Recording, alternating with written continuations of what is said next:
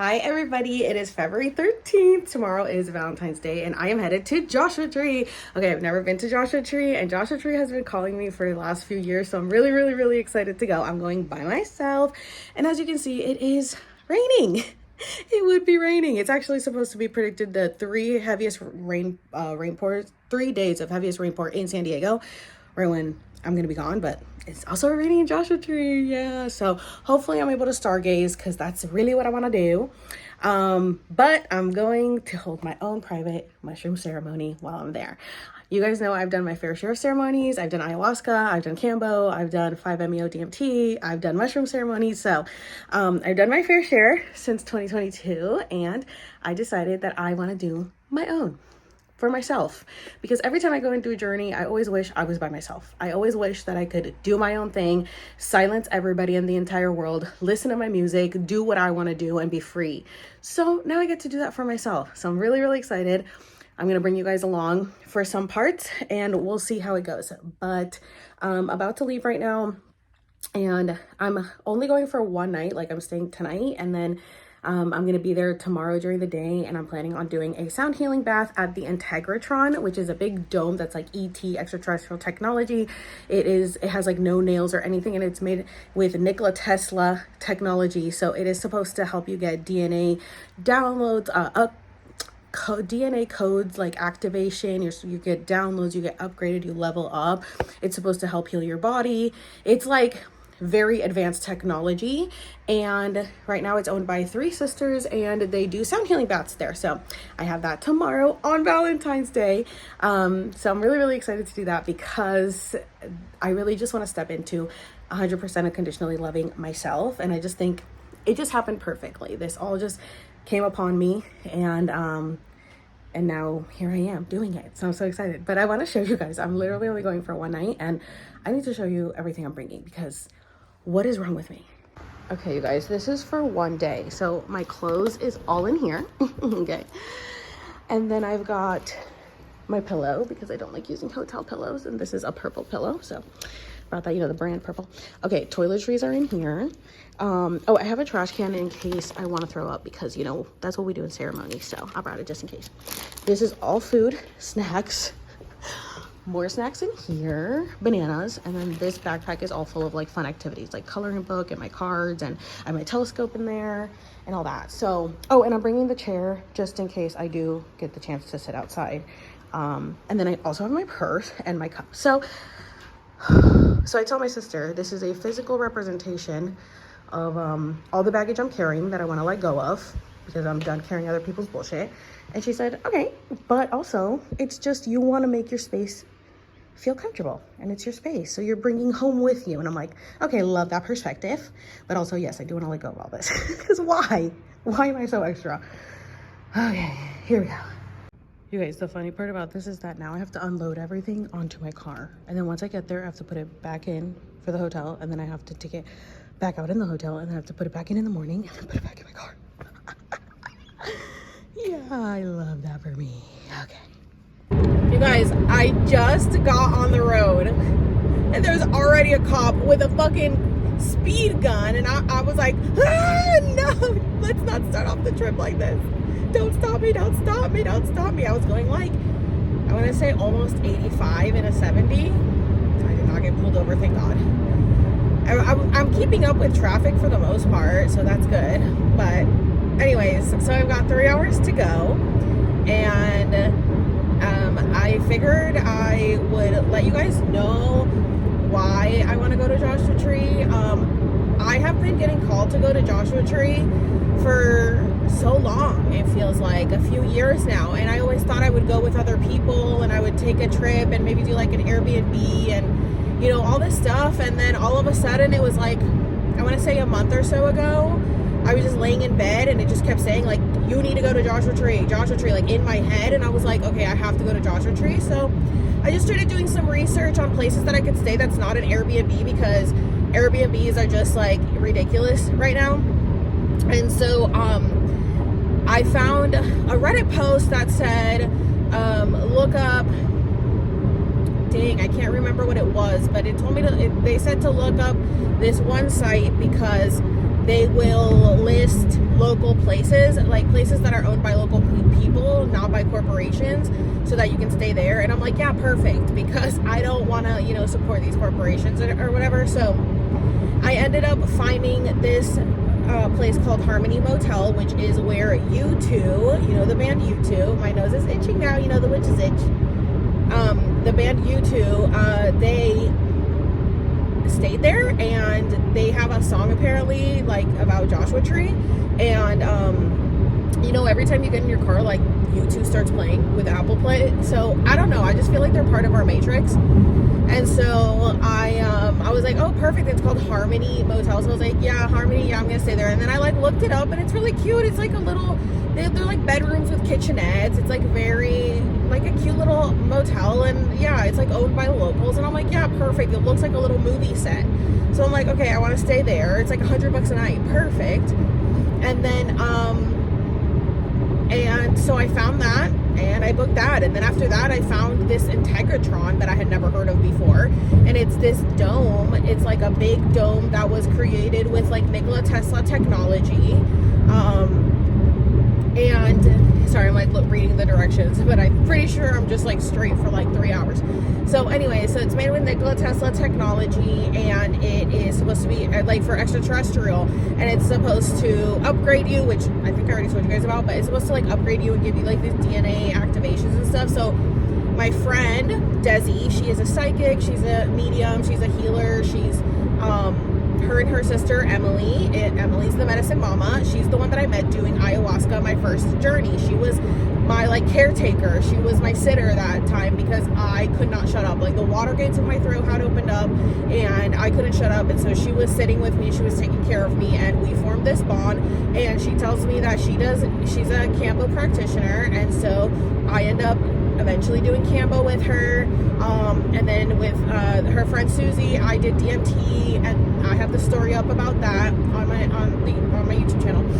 And then I went back and did ayahuasca again. So I started in May of 2022. I did ayahuasca again, and I did Kambo and Bufo in June, and then I did ayahuasca again in August of 2022, and then I like took this big break. But I ended up meeting Emily's sister Desi, and she's amazing, and she she lives in this house with like chickens and a garden, and she grows all her own stuff, and she grows her own like sage and her mushrooms and everything. And so when I went to do my last mushroom ceremony, which was with Emily, and that's also up, I went and stayed at Desi's house because I wanted to check it out because it was so beautiful.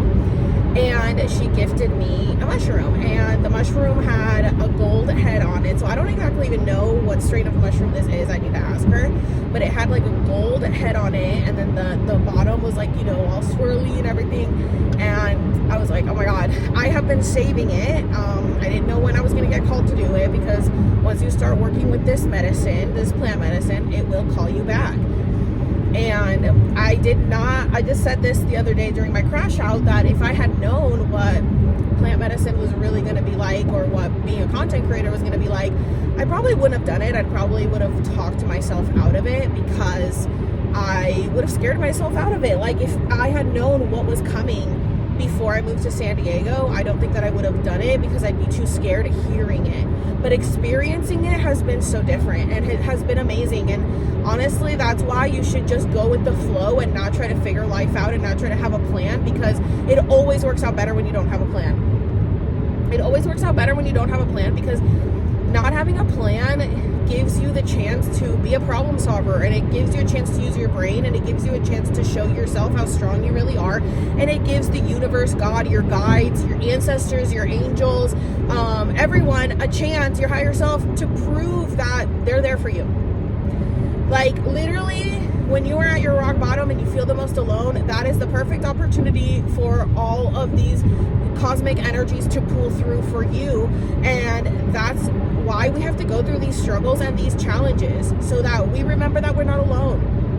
Because in this world, we try so hard to do everything by ourselves, and we think we're so alone, and it's like a competition all the time, and you don't feel safe anywhere you go because you can't trust people because everybody's in it for themselves, and you feel like you have no one, and everyone betrays you and hurts you, and you know, there's just so much that you really feel like you can't count on people. And so when you feel the most alone and you're going through that dark night of the soul, that's when they have the opportunity to come in and really show you, hey, you're not alone, we're here. No matter what situation, you will always be taken care of. An angel will always pop up to help you. Like, literally, miracles happen daily because reality is not fixed, it is fluid. So it's so much better when you don't have a plan. And going into doing all of this plant medicine, I had no idea what I was getting myself into. I was so naive, and I went in head first, and damn, it took me on a wild journey, and I loved it. It was so wild and crazy at first, and then the more that I went through it, the less I wanted to do it because it was taking a toll on my body. It was so painful because I was purging so much of that toxic shit that I was holding in inside me. And that's why I was always in pain, or I am still, because I still have more stuff to let go of, but I was always sick and in pain, and you know, all these issues because I'm holding in so much, and illness stems from trauma in the body. So yeah, it wasn't easy to go through this. And though at first I had a ton of fun when I was doing it just to like have a good time, once I started doing it with intention, it gets rough.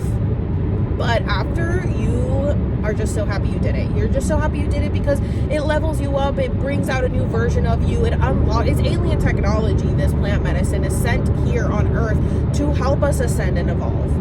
And when you do it with the right intention, and you're not overdoing it, and you're not, using it to just trip or whatever, and you really do want to heal and you want to unlock more parts of yourself, then it'll work in that way. And so, it's interesting how I'm sure people wonder, like, what does she mean the medicine calls her back? And it's just like a feeling.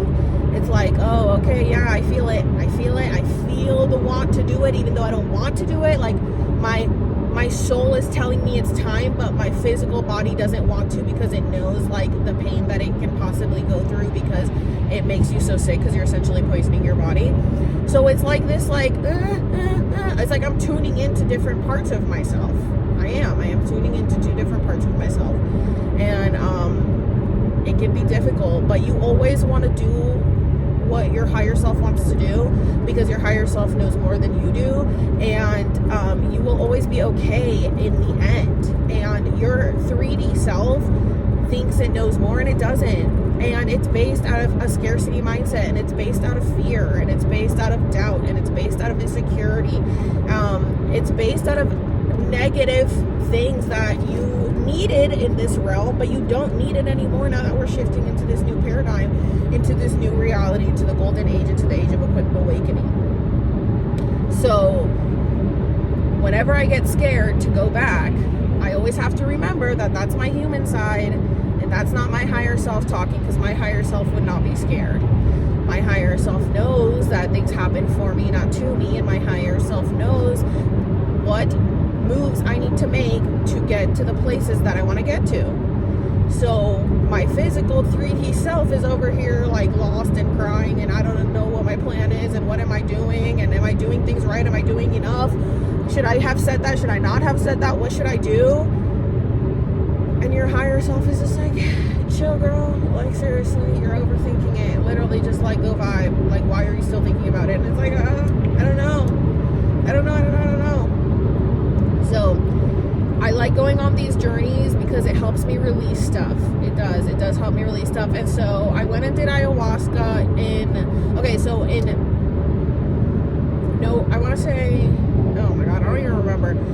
I did a mushroom ceremony, I want to say like May of 2023. It was like my first ceremony back. So in August of 2022 I did ayahuasca. Both were in LA area, between San Diego and LA. And then I didn't go back to like plant medicine for so long because I was just like ceremonies and stuff, because I was just like, okay, that's enough, like I need a break. And my guides told me to take a break because I was doing a lot. And then finally in like May, so like almost a year later, in May of 2023, Emily invited me to her mushroom ceremony. And that was the first time I did mushrooms at a ceremony. I've always done mushrooms by myself at home. And though I did set intentions and I would use it to shed and to let go of stuff, I wasn't like setting it up like a ceremony like I'm gonna do with this one. I just, you know, did it by myself, and I would put on some like binaural beats and some music and just try to like really feel it and cry and shed and let out whatever came through, and just pay attention to like, yeah, like what was happening, you know, what was coming through kind of thing. And that's how I've done it, and it's been great. It has been like a therapy and healing journey for me. But then I went and did it with Emily for a ceremony, and I was really scared because I know like how mushrooms are with me, and I always throw up and I always go through so much trauma, and I didn't want to have that experience, and I didn't. I didn't have that experience. I didn't even throw up at all, and I just journaled the whole time. I was pretty chill, so I was like, oh my god, that's amazing. Like, have I let go of all that shit, you know? And to be honest, I've done some shrooms since. Emily's sister Desi, her husband, he has products that he sells, and he makes it into a powder to put it in your drink. And I did that, and I was fine. I didn't throw up on that. And yeah, I honestly don't think I've thrown up since I've done shrooms, like before that ceremony. So I don't really know why I'm so scared to do it this time and thinking that I'm gonna throw up. For some reason, it feels like it, because I still have some shit to let go of, maybe, and because I'm doing 6 grams. I've done a lot of shrooms before, like more than an eighth.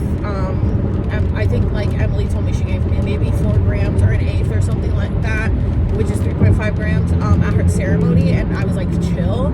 So my friend tells me that I've done 7 grams before and been chill, but I was spacing it out.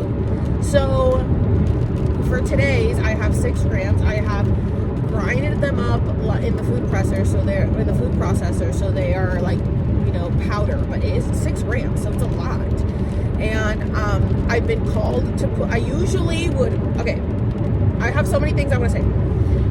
When I started off doing shrooms, I started just doing like the candy chocolate bar, and I've always had a high tolerance, so it would take me a lot more than everyone else to trip. But I think it's just either I was really blocked, or maybe I wasn't as blocked as I thought. One of the two, I don't know, but it takes a lot for it to go through. And same thing happened with ayahuasca. If you guys watch the ayahuasca story, the same thing happened where I wasn't tripping. I took 4 cups, nothing happened. I took my, first cup, the second night, nothing happened, and then the shaman had opened my third eye.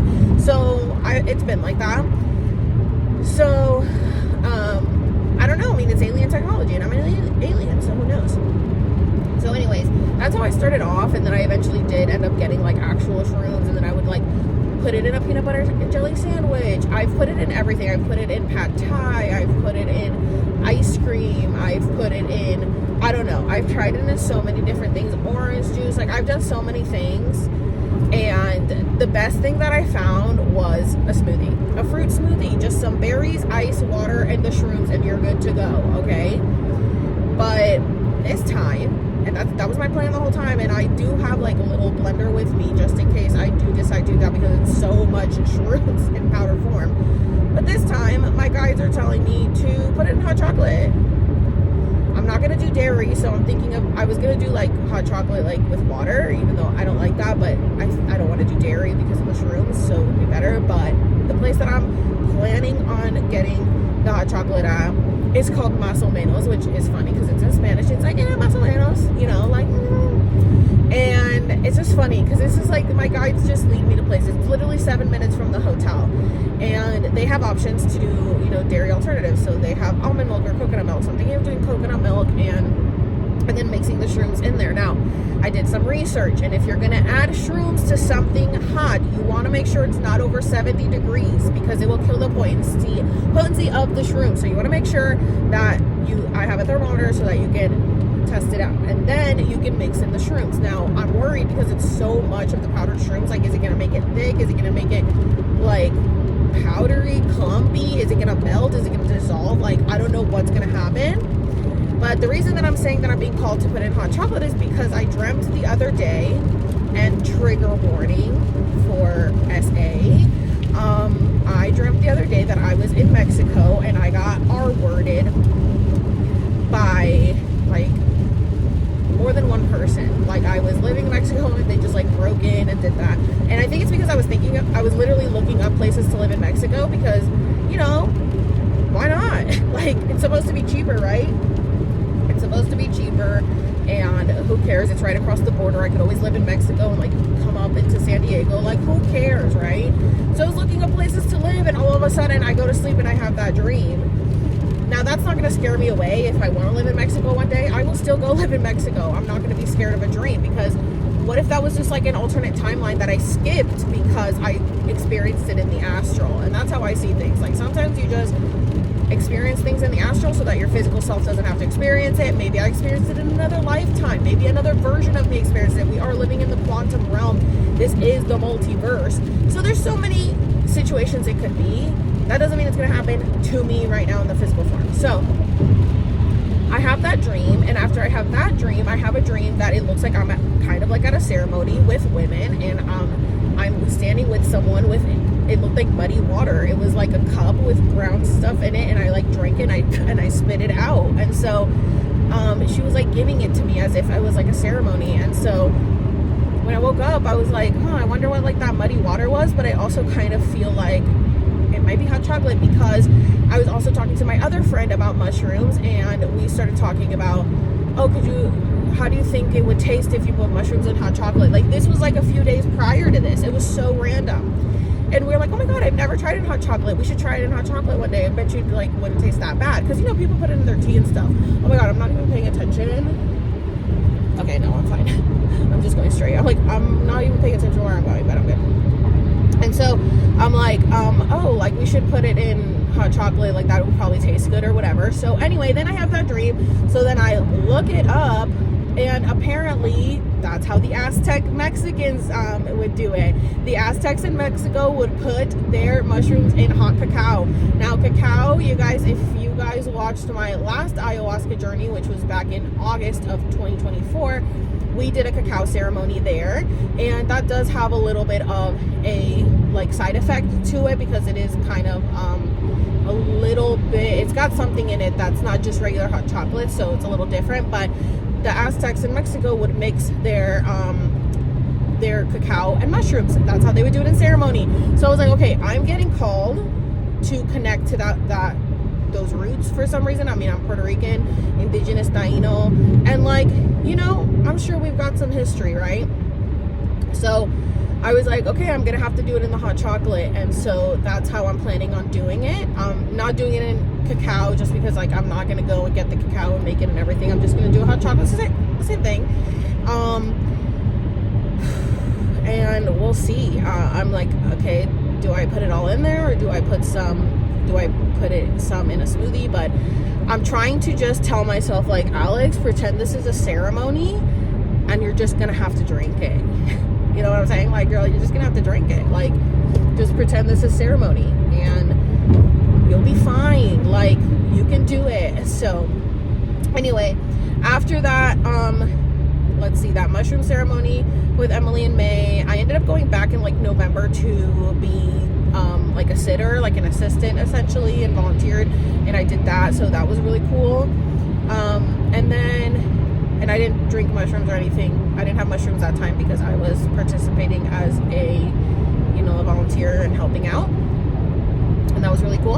And then I hadn't done anything until I did mushrooms again with the powder form that Desi's husband had given me for my birthday in May of 2024. And the shrooms were like, you need to go back to ayahuasca. And I was like, I don't want to. I didn't want to because it was just like too intense last time. It was just too intense and I just didn't want to do it. And they said, you need to go back. And I kind of like ignored it. But then the shaman, she messages me and she says, hi, the medicine is calling you back. And she's not the shaman that I've used before. She did train under the shaman, Taita Pedro, the one that I did the ayahuasca journeys with. She did train under him, but we've never met. We only know each other through social media. And if you guys watch my last ayahuasca video, then you guys will know. I think I talked about that story in there. So when I went back and I did it, and that was in Florida, so it was where I grew up. It was an all women's retreat, which I loved because the last ones were co-ed, so I love doing all women's retreat. I have trauma with women, as you guys know, and so it was really nice to just be around women and who really care and want to heal and want to help heal. And it was beautiful. I was so grateful. And I only threw up once, drinking 3 cups of ayahuasca. Wait, it was 2 nights, and I drank 3 cups each night, and I only threw up once, real quick, not even that bad.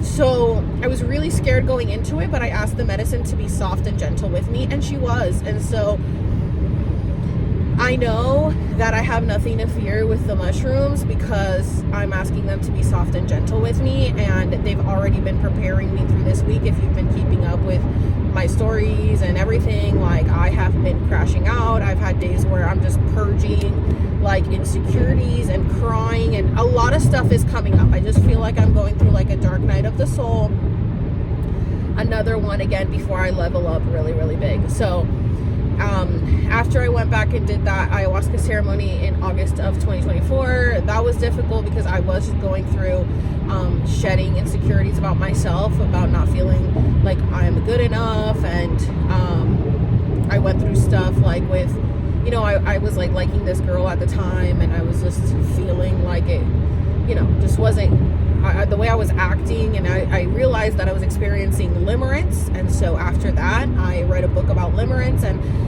I've been just keeping to myself since then because I want to make sure that I am really working on myself and being level-headed with things and not basing things off emotions, and really focusing on the fact that I am in control. My emotions and my thoughts do not control me. I have the option to choose how do I react to things, and how I handle situations, and what boundaries I want to set, and I have the power. And so that's really what I've been. The van in front of me says Masters Pro. Yeah, I have the power to master my reality. I am in charge of my reality, and I'm in charge of my reality, and I don't have to give the power away to anybody. I don't have to give that power away to anyone. And this morning I woke up thinking, 5 years ago you couldn't have told me that I would be driving myself to Joshua Tree to do a mushroom ceremony by myself. 5 years ago, like, what's today? 5 years ago today, February 13th, I was still in Florida, already planning to move to San Diego. COVID had almost just started. I had already started my Alex Surf's TikTok account. In 4 days, February 17th is when I went not mega viral. I went mega viral with Alex Surf's tea with the 36 million video. No, I went viral on Alex Surf's with my serving skits, and I just started, going viral from there, and my whole journey started. So 5 years ago today, though, I thought that I was just serving at Chili's. I was not thinking of myself as a content creator. I was just starting to post serving skits, just having fun. And I was planning on moving to San Diego with my sister, but things were still being figured out. It's not like we had started planning anything because we still had, my lease didn't end until June. And I was just working my regular life. You could have told me, hey, in 5 years, this is all that's going to happen. You're going to go through this vortex and you're going to end up on this other side. So I think my problem that I have to let go of is the imposter syndrome that may still come up and linger sometimes, because 5 years ago today, I was just like a server at Chili's, like living my regular Christian religious life, like, chilling with my family and like masking and being depressed and not enjoying life because it wasn't enjoyable. I wasn't happy. I was in bad relationships. I was hooking up with guys that weren't good for me. I was drinking, smoking. Like, I just didn't care because I was depressed, because I wasn't living a happy life. But I looked like I was fine on the outside, and nobody knew because nobody cared to listen to me. when I did say that I wasn't happy and that I'd rather not live, I'd rather not be alive, I never thought that like I would actually go through with anything with myself, but I always thought about like, please, if today's my last day on earth, I would be very happy about it. And that's sad, and people who have never experienced those thoughts don't get it, and it's sad because then they just don't take it seriously. And then it's like, I told my friend last night that being in your comfort zone, like, it's nice because you're comfortable and it feels good, but sometimes you feel like, would it even matter if I wasn't here? Because it's like, I'm here and no one pays attention to me anyway. I'm here and no one listens to me anyway. I'm here and no one really cares about my feelings anyway. So why am I here? And that's how I felt. That's how I felt, because like I would voice my feelings and my opinions and my wants and my needs to people, and they didn't care. They didn't care. They only cared about their wants and needs. Their wants and needs, and how can I service them? It was always them. And then me being a server, I got used to serving others and being in relationships that I got used to serving others because I grew up in a household that told me, like, if you do what I want you to do, then I will love you. So it wasn't unconditional love, it was very conditional, and they may say otherwise now, but I can see that it's conditional because you didn't like me when I wanted to be myself. You wanted to judge me. You wanted to put me down. We were called names, my sister and I. We were berated. We were yelled at. We were hit. And all these things, my parents don't see anything wrong. They don't think that it was abuse. They think that we're just disrespectful, ungrateful little brats. And I'm about to hit 40 in a couple years, and they still like it doesn't click. So I think there's just something in that generation, like they just stopped evolving. They just got stuck. And I'm not gonna let myself get stuck, and I'm not gonna get stuck for my parents, and I'm not gonna get stuck for the boomer generation or my grandparents or my aunts or my uncles or my cousins or anyone. I'm not getting stuck just because you want to stay in that boring loop. Like, I'm not doing it. I have every right to live the life that I want to live without giving a fuck about your opinion. I have every right to live my life as freely as I want and do whatever I want without giving a fuck about anybody's opinion on how they think I'm living my life.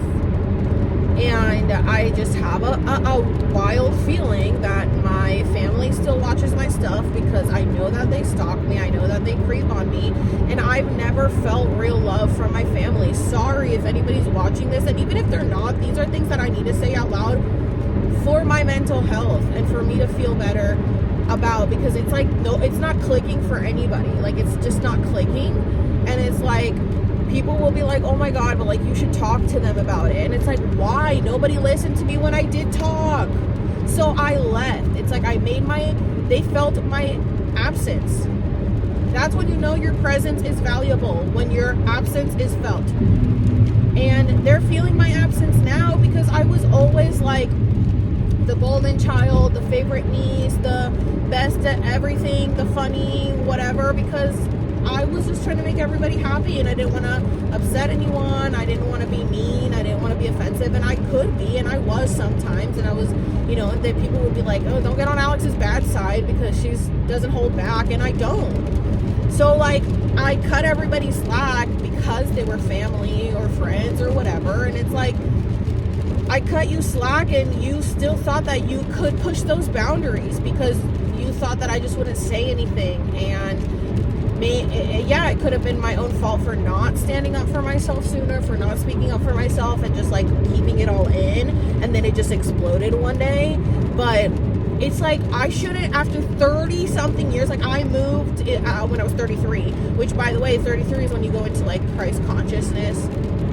And I think that society wants women to feel like they're spinsters by 33, and they need to get married, and like, oh my God, they're geriatric pregnancy if they get at this age, because they know that at 33 we all go into our Kundalini awakening in our Christ consciousness naturally.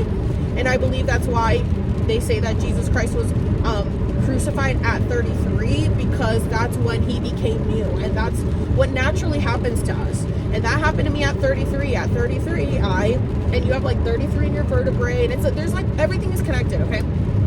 So at 33 was when I moved.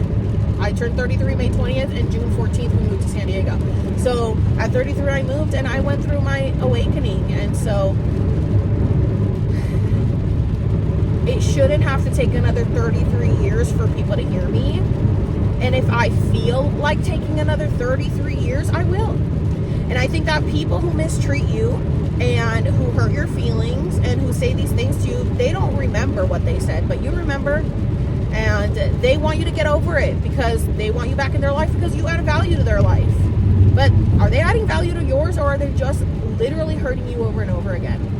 Because a lot of people think that just because they were there physically or financially, that's enough, and it's not. And my parents did a great job raising us when we were kids, 100%. We were very well behaved. We were very respectful. We were great kids. Like, that's why I don't cut parents slack when they act like they can't handle their kids, because I'm like, my parents did it just fine.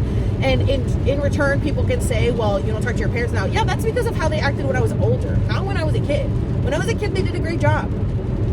They were great parents as a kid, and so that's why it was hard for me to come to terms with the fact that they were abusing me. Sorry, I have to say it. I know they don't like to hear the word that it's abuse, because they think that abuse can be one or the other, physical or sexual, and it's like, no, there's more.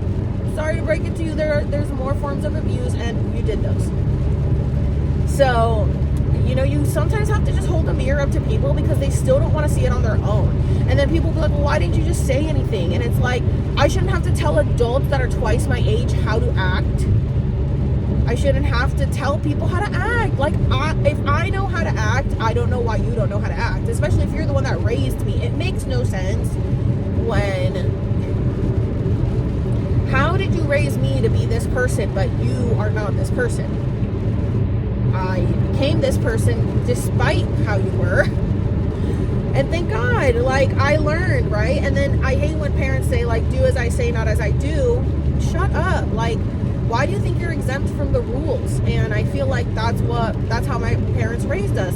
They were exempt from the rules, specifically my mom. And if we ever, like, my sister, or my dad, my mom would fight with everybody in the house, and if anybody tried to defend the other, she would literally say, cállate, nadie está hablando contigo, cállate. And it wouldn't even be like okay, shut up, like in a nice way, like, okay, shut up, like, no, it was like a demon took over her body and was screaming out with so much rage and anger.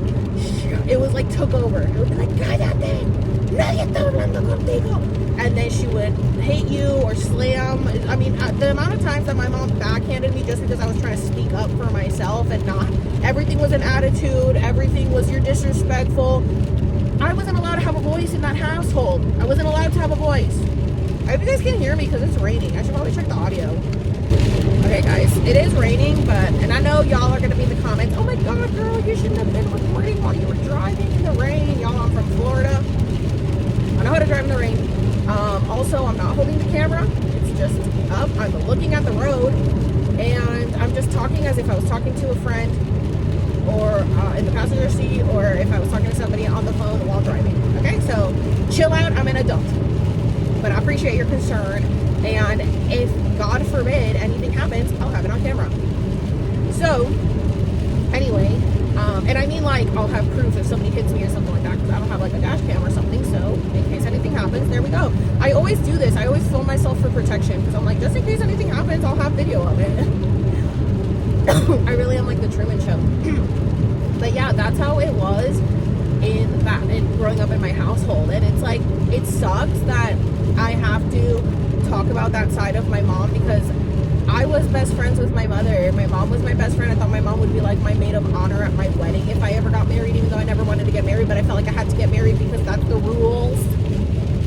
At over 30 years old, my mom was asking me if I was having sex. Are you having sex? You're not married. I'm literally 30.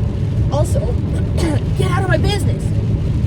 Why are you asking about my love life, my sex life in that way? Like, shut up.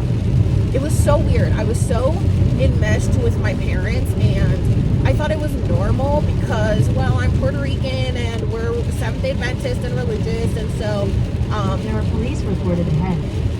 Did you guys hear that? It says there are police reported ahead. Thank you. I just thought that was all normal, and even though I've had like people tell me, hey, that's not normal, like your relationship with your parents isn't normal. And it was mostly more with my mom. My mom was like my biggest frenemy. She'd be like my bully. She'd be like my bully, and then she would also like, love bomb me and gaslight me, and that's why I dated narcissists. That's why then I dated these type of people and didn't understand, because I'm like, why am I like falling for this shit, and why am I allowing this type of behavior from men, and it felt like a drug. Like I needed their approval and their validation, and I would do anything to get it. And I'm like, what? I didn't understand where it was coming from. Well, it was stemming from the fact that I had to do the same thing for my own parents. Sorry, gotta say it. I had to do the same thing for my parents. I had to make sure that I was earning. There's a stalled vehicle ahead. I had to make sure that I was earning their love and affection. And if I wasn't good enough, they wouldn't give it to me. So, yeah. Take a good look. Take a good look at where the trauma is coming from, and why do you think that you are ending up in these situations? It's because of your trauma. And instead of sitting here and blaming my parents and continuing the cycle and being like, well, it's their fault, and if they hadn't done this, then I wouldn't have done this. Okay, it happened. I did it. They did it. Guess what? We can now change the story, and I can move forward and I'm not angry. And I think they think that my mom says it all the time, like to my sister, like, I know your sister hates me. I don't like you as a person. That doesn't mean I hate you. I just don't like who you are as a person. You're a mean person. You're a bully. You have demons that you have to fight, even though she told me that I had demons inside me. And she's like, you have demons. I literally told her, like, you have demons you need to fight. Which, like, everybody has their own demons to fight, right? And she said, you're the one who's full of demons. They came out on ayahuasca. My mom is the type of person who will just, like, she loves to be mean to people. She loves to hurt people. But she thrives off of it. She loves to fight.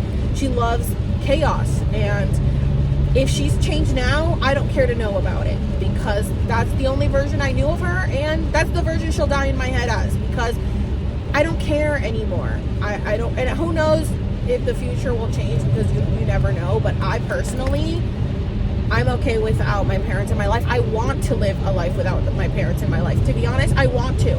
I will actually not be very happy if I have to welcome them back in. And a fear of mine is feeling like I have to welcome them back in. And I always think like, oh my God, I hope there's not like a funeral that happens or something, because I just won't go. There's a slowdown ahead. I just won't go. I just won't go to the funeral. And sorry, like it's just not going to happen. So I just don't want to see them, because, and if I do end up being in the same room with them at some point, they better not try to talk to me or anything. Like, I just don't want to deal with them, because it's just fake. It's always fake until they get what they want, and then they go back to the same person. That's how it is. Like, these people who just want to live in their fantasy land, which I'm literally wearing a shirt that says, like, fantasy. What did it say? Off in Fantasyland. Like, that's what they're doing, is living in Fantasyland, thinking that, like, they did nothing wrong. And even if they acknowledge that they did something wrong, they're like, okay, but, like, get over it now. Because it's like, who cares? But it's like, no, you still to this day were treating me like shit. You were still, my mom was blowing up my phone, sending me 500 million messages a day to berate me and to tell me all these things. It's like, the shit that I went through online with all these people that were bullying me was the same energy that my mom had. It's like the energy just jumps from person to person. If it's not my mom, it's fucking all these girls online that are obsessed with me and harass me and bully me all the time and make videos about me. And if it's not them, then it's men online making videos and bullying me. If it's not them, then it's the comments bullying and harassing me. I mean, this is just an energy because they want me to shut up. This energy wants me to shut up because I have a big mission. I have a very big mission on earth. And so I was literally born with my umbilical cord around my neck. And I think they tried to literally get me at birth. They tried to kill me at birth. I think, like, I mean, I've seen, if you guys have watched my hypnotherapy, my QHHC session, you guys have seen that a reptilian killed me, like choked me to death and killed me in a past life where I was like a water creature like Luca. So this has been like lifetimes in the making that these entities have tried to shut me up. And so I try not to take it like too personal coming from these people, because I know that they are just an energy, and they're allowing themselves to be the host. They're allowing themselves to like let these parasitic energies take over them, and they're allowing it. They're allowed to spew that hate. They're allowing to spew all that shit that they do on me. They're okay with that. And I have to get over the fact that like that may just happen for the rest of my life, and I will always be hated. And okay, and that's what I have to get over. Okay, and so what if the entire world hates you? What are you gonna do? Not live? Who cares? Have fun on your own. Live your best life. And that's why I'm like, I'm sorry to the people who think that I'm gonna like shut up, or that they're gonna win in some type of way by like saying these things to me, because I'm going to keep going. I'm not gonna stop. You're not gonna win, because I'm the one actually making a change, and you're just spewing hate. And you know, when I was born with the umbilical cord around my neck, I don't think that I had skin to skin contact, because my mom said that like I was born like blue, and she didn't have to push me out. I just slid out because I was just like, and they had to like go take me away and like revive me pretty much. I think that's why I'm so connected to the other side, is because like once you have a near-death experience, you connect to the other side. And so my mom like took that, they told her like, oh, she's gonna have developmental issues because she lost so much oxygen to the brain. So my mom took that and ran with it. So she used to tell me all the time like, well, you make the wrong decisions, because she was always trying to tell me like her decisions were the right decisions and everybody else's were wrong. She thought she was like a physical representation of God, and she'll tell you she doesn't, but she sure acts like it. And when you argue with her, she likes to pull the Bible out and then like quote the Bible, where like, if you don't believe in the Bible, like this is null and void. But yet to her, the Bible was the end all be all. So like you had to shut up, and we'd all be like, okay, you can't keep using God and the Bible as your weapon. And she was like, I'm not saying it, God is saying it. And so she's got a God complex. You know how narcissists are. So anyway, I understand that she thought she was doing the best, but girl, you need to take a hard, good look in the mirror. And she would always get mad. She would tell me I wasn't allowed to talk about her. I wasn't allowed to talk about her with my friends. I wasn't allowed to talk to my family. I wasn't allowed to talk to anybody.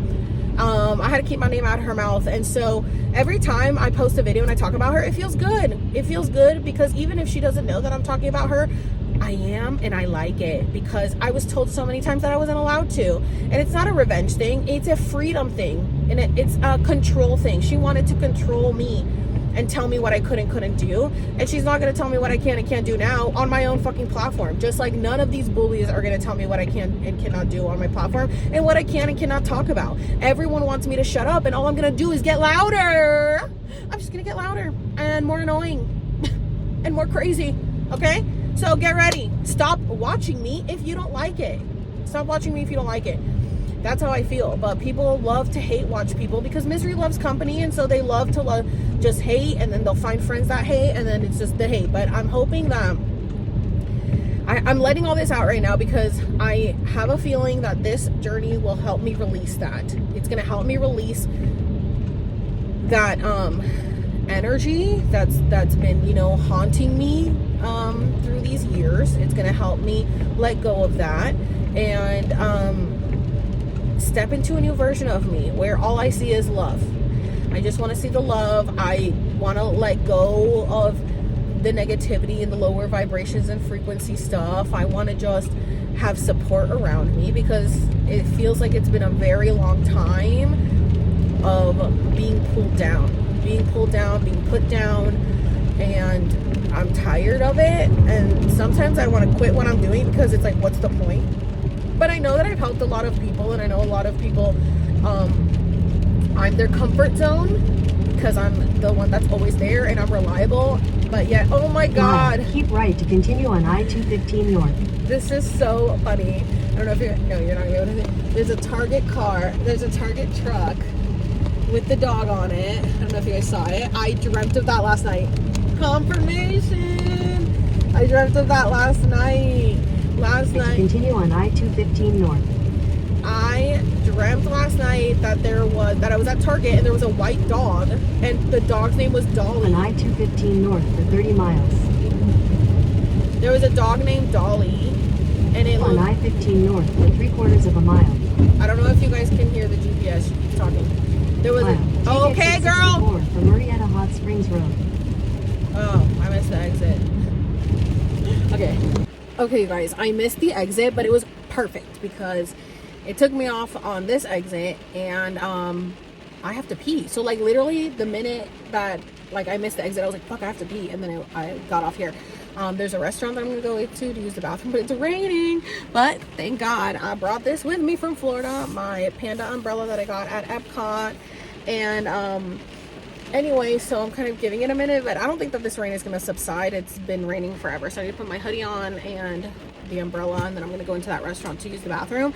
But I'm in a medical center. Like, this is restaurants, there's a restaurant, salon, and it's a hospital and a medical center, and I'm like, this is so symbolic. Like, literally the street I'm on is called Medical Center Road. Like, this is healing that I'm doing, new type of healing. Now I was doing pre-med. Like, I wanted to be a plastic surgeon first. I wanted to be a reconstructive surgeon, like in the ER. There's an ER right across the street. And then I wanted to be a cosmetic surgeon, which I'm so happy I didn't, because like now, yeah, no. Anyway, I was going to school for pre-med. I was in health academy in high school. But what I was saying was that my mom took that and ran with it. Like, oh, you're supposed to be dumb because you always make the wrong decision. She would always say, like, you make the wrong decision because, like, she wouldn't say you're supposed to be dumb. But she was like, well, you're supposed to have, like, developmental issues. So I think that's why you, like, don't kind of really think things through and just kind of do this shit. And I'm just like, my sister used to get so mad, and she'd be like, stop telling her that. She's fine.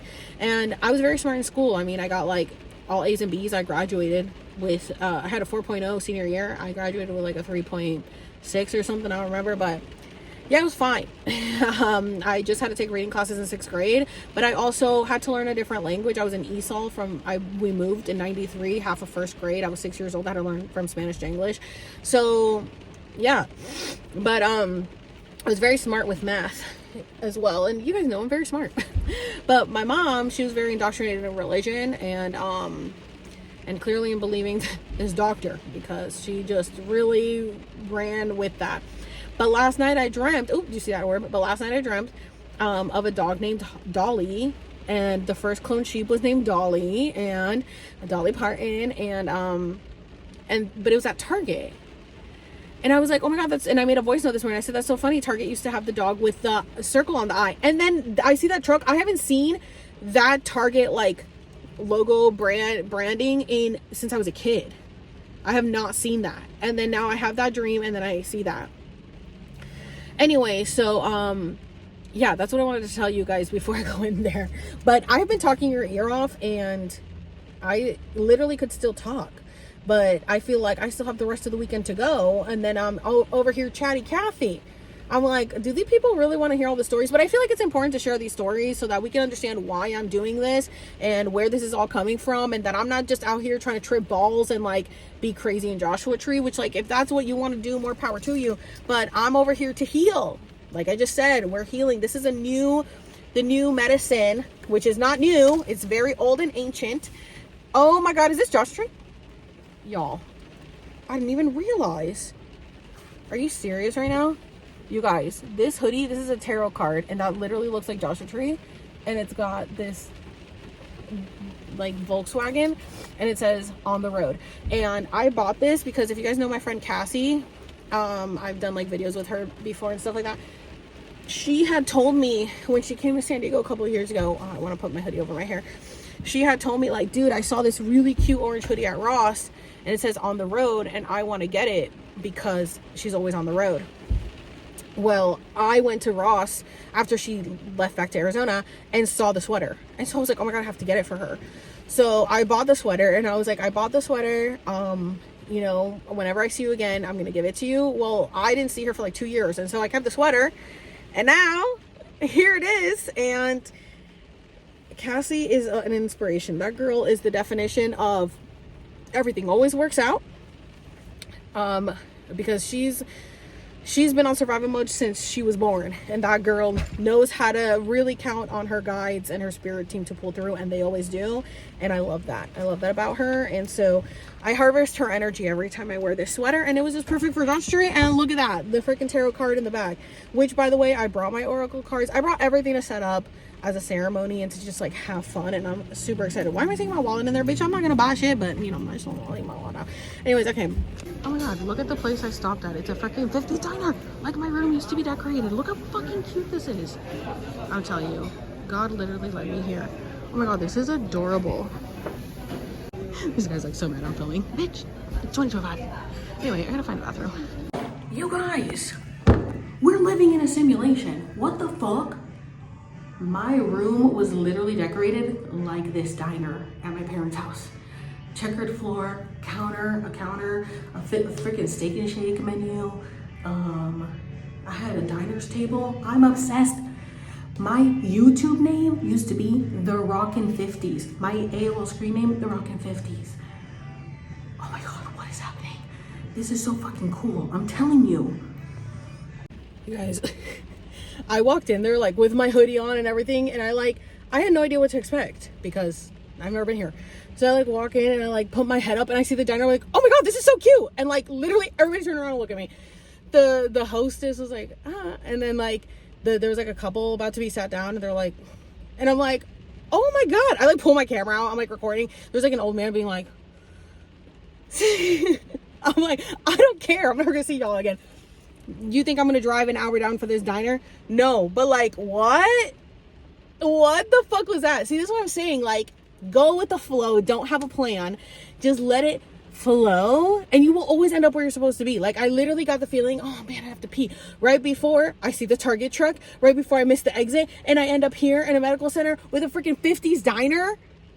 That was like how my room was decorated. This is why I like going on adventures and filming it, because it allows the universe to show it in real time and for you guys to be able to see it and for me to document it. So, I'm so excited. Like, it's already coming together. It's all the pieces are already coming together because duh, it's already been written. You guys, it took me on back roads, and this road that I'm turning on is called the Nuevo Road, which means new road. Also, look at that sky. Like, look at that cloud. Oh, and look at this guy in a freaking raincoat, like my drawing, if you guys are paying attention to my colorings. Not drawing, my coloring. Okay, look, so it took me through back roads right now, and like, I'm just going through these fields, but like, look at that. Like, look at, it feels like Florida, it really does. Like, it never rains in California until my sister and I moved out here, and now it's just always raining out here. Okay guys, we still have like another hour to go, and I just stopped to pee again. It's just been raining the whole freaking way, y'all. So as you can see, it's still raining. I just stopped at a gas station because I was going through back roads and I'm about to get on the highway again, and I'm like, let me go ahead and stop to pee. So one more hour to go. We are projected to get there around 4 o'clock. I'm hungry because I ate breakfast at like 10 o'clock. And I can't eat anything until I do this. I eat a banana, which is good for my stomach. And I see the Grinch.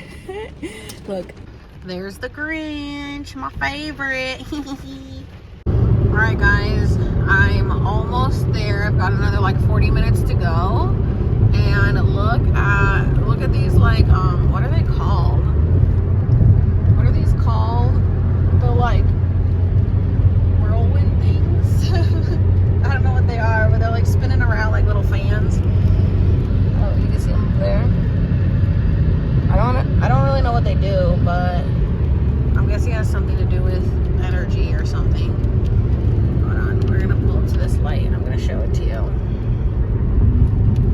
You guys can see them like that. Yeah, there's a ton of those. We're officially in the Joshua Tree area. Like the look at that. Like the signs were saying Joshua Tree, so we're almost there. We're almost there. Look at the skies, y'all. Oh my god, they look wild. Oh my god, the skies look crazy. Oh my god. Okay, since I'm gonna be on this road for like 40 minutes, I want to say I think they're called windmills. I was like whirlwinds. Okay, I've seen a ton of like clues on the way here, just like that I'm on the right path. You know, I like to look for little clues everywhere, connect all the dots. You guys know this is a whole matrix, and sometimes I think like we're just playing in a video game and this is like my simulated reality, and like you guys think you're it, or I think you're a part of this reality, but really you're just like not even really here, and you guys are playing in your own reality. Anyway, we're all playing in our own game in this simulation. Okay, so I just wanted to say that like I know it seems like I don't like my parents, or that I'm angry, or I have resentment or bitterness. No, I understand. We all played our roles. We all did, what we came here to do. But that doesn't mean that like I have to still allow that behavior. And they're just the type of people that aren't going to learn by me just saying something. And I have to show them with my actions. And even with my actions, they still don't get it. So it's like, why am I going to bother? You know what I'm saying? And I think family is overrated. I think that people think that just because they're family, they get to treat you like shit. And that's actually insane. That actually should be the opposite. Because if your own family can't treat you well, like what are you going to expect from the rest of the world? You're going to expect that the world sucks and that everyone is just mean and that no one really cares about each other and that love doesn't really exist. And so it's sad when you have to separate yourself from that environment to like figure out who you really are and really love yourself, and then you will start welcoming in real love. And honestly, for me, it's hard to really let people in, and it's hard for me to believe that like there is really genuine loving people out there, only because of my experiences. I've experienced people who tell me they love me, and it's very transactional. People always expect something from me. It's not like they genuinely unconditionally love me, and I genuinely unconditionally love people, and I don't expect things back from them, but people always expect something from me. And so I understand that that's just the paradigm and the story that I was in, and I don't have to be in it anymore. And I had wonderful years with my family, wonderful years with my parents, where I suppressed everything and I pretended like these things just weren't that serious, or I didn't even see that they were serious. I didn't see that it was narcissism. I didn't see that it was any type of abuse. I just didn't see it because I wasn't aware, because I didn't know. So to now be aware, you can't just ignore it. And of course, everybody has the opportunity to change. Everybody has the ability to change. I mean, look at me. Like I said, 5 years ago, you couldn't have told me I've been here today. So everybody has the capacity to change. It's just whether they choose to change or not. And some people aren't meant to change in this lifetime. And sometimes you don't want to just stick around to find out. You don't want to stick around for the potential. You don't want to stick around for like, well, let me see if they change. No, I'm going to leave and I'm going to do my own thing. And if they change, good. I hope they change for themselves. I hope they didn't change for me. I hope they changed for them. Because a lot of times people will make changes because they want you back. And so they will do what they need to do to get you back. And then they get you back and then they go back to their old ways. And I'm not doing that anymore. I have every right to distance myself from people who I don't feel are treating me the way that I want to be treated, whether they think that their behavior is okay or not. I get to decide if their behavior is okay. I get to decide if they're being disrespectful. I get to decide what my boundaries are. I get to decide, not anybody else. And my whole life, everything else was picked for me. Everything else was chosen for me. Everything else was laid out for me. And I didn't have autonomy over my own life. I had to just do what others wanted. I mean, I had autonomy. When I would date people, I would not pick the best people. So it's not, obviously I was going against like what my parents wanted, but that was just putting me in bad situations, which obviously they were trying to tell me like, you're not a good situation, but I was, enmeshed in that relationship, and I had to go through that shit for my growth. I understand that every path that I've been on has been for my betterment and has been for my growth. So I'm not angry about anything. I'm not angry. I'm not hateful. I'm not resentful. I'm not being a spoiled brat. I'm not being disrespectful. I mean, if the shoe fits, wear it. And I'm not saying any lies about anything that happened. It's just that people want you to keep the negative things to yourself and only praise them. And don't mention any of the negative things that they did to you. And then if you do mention those things, they want you to just get over it and move on. And it was like, I tried to voice these concerns. I mean, there was points in my life where my dad told my mom, like, you're going to lose your relationship with your daughter because you refuse to listen to her. And my mom didn't listen to him, and I didn't think that that would ever happen because I never thought that that was even a possibility. I was so enmeshed with my parents. I would only do things that, like, if they approved, and even sometimes I did things that they didn't approve, and, you know, I was the worst daughter ever, and I clearly had, you know, like, any time that there were issues in the family, it was like, oh, you know, the enemy is coming between us. Instead of just like, maybe you're the enemy.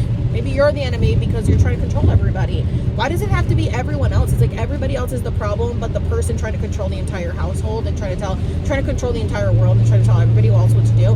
And I understand that they are hurt people. I understand that they haven't healed their trauma. I understand that they have gone through their own shit, and that they're emotionally immature. I understand that now. And oh my god, I don't know what's going on with my phone. It keeps, oh my god, it keeps just like closing out my apps. Like I was just recording and it just closed it out. What the heck? And it closes out my GPS too. I don't understand what's going on with it. But anyway, I'm like, I wonder if it's because I'm driving and it's like maybe it shakes the phone and it closes it out. I don't know. But anyways, I understand that my parents are just, you know, emotionally immature, and I didn't get that before, and it's just really disheartening and heartbreaking to know that the people that you looked up to just stopped growing, and they're okay with where they are. And I don't like being around people who are okay being complacent. I don't like being around people who act helpless when they're clearly not helpless. I don't like being around people who can't just like act, they act like they can't just change when they can. I don't like being around people who are just going to make excuses for themselves, because if I can do it, you can do it.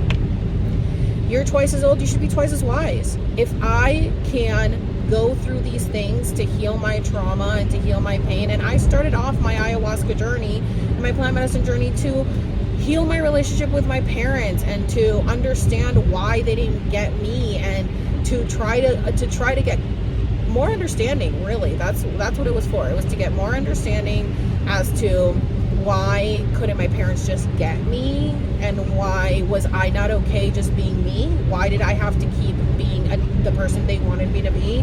Which I say they, but it was mostly my mother, but my dad is an accessory. My dad allowed it. My dad, he used to stand up for me and he used to defend me, and my mom would yell at him, like I said. So he eventually stepped away, and yeah, like, they think that just because they provided financially, they provided food, they provided a roof over our heads, and that they, you know, raised us and they took us to church, that's enough. They were like, but I did all those things that I'm supposed to do as a parent. I don't understand why our daughters are so ungrateful for the fact that we chose to have them, and then we provided the necessities that we're supposed to provide as parents, and now, but emotionally, we did not fulfill their needs, and so now they're mad at us for that. Or not mad, but that's how they think. They think that we're mad at them.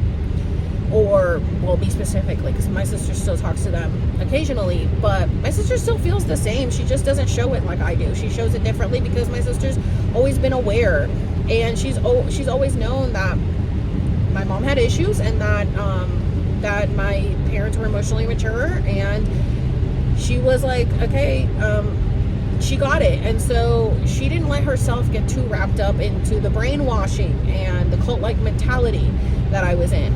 So, oh my god, that sign says this is the day truth wins, and then this sign says bite me. Oh my god, that is so funny. Pioneer Town. This is what I'm telling you, there's so many signs that just will like literally confirm what I'm saying. So yeah, like, they don't get it, and it breaks my heart, because I love my parents, and I wish I could go back to the naive Alex, to the blind Alex that didn't see. And my mom used to tell me, you're just so naive, people take advantage of you. And she was the number one. The reason that my mom could see those things and was always scared of people taking advantage of me was because she was taking advantage of me, of my kindness. The reason that she was scared that people were, you know, that I was going to leave, or that she was going to lose control, was because she knew that what she was doing was not right, and that she should stop, but she couldn't help herself because she's like addicted to the control control and the drama and the chaos. And the reason that she would accuse me of lying all the time was because she was a liar. And I don't even know, intelligent energy. Hot purple, that's so funny. Hot purple energy, wow. She was the liar.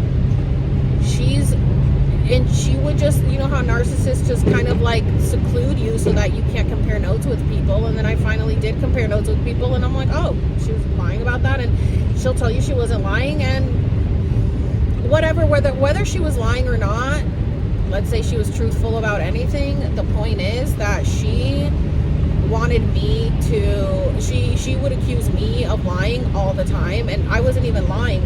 And then I did end up starting to lie because she didn't trust me, and even when I was telling the truth, she didn't trust me. So it's like, okay, well then I might as well lie. It's kind of like, well, you're already accusing me of doing these things, so I might as well just do it. It finally got to that point. It's like, okay, well, you're just going to keep accusing me of lying and of doing these things, so I'm just going to go ahead and do it at that point, because who cares? You don't trust me. I can't keep proving myself to you. I don't know why you want me to move over. You could move over. He like flashes lights at me. I'm going 70 in like not a residential area, but there are homes. Yeah, fucking assholes. Anyway, like, you could have moved over. I can't stand people, but the left is considered the fast lane, even though I was going fast. Anyways,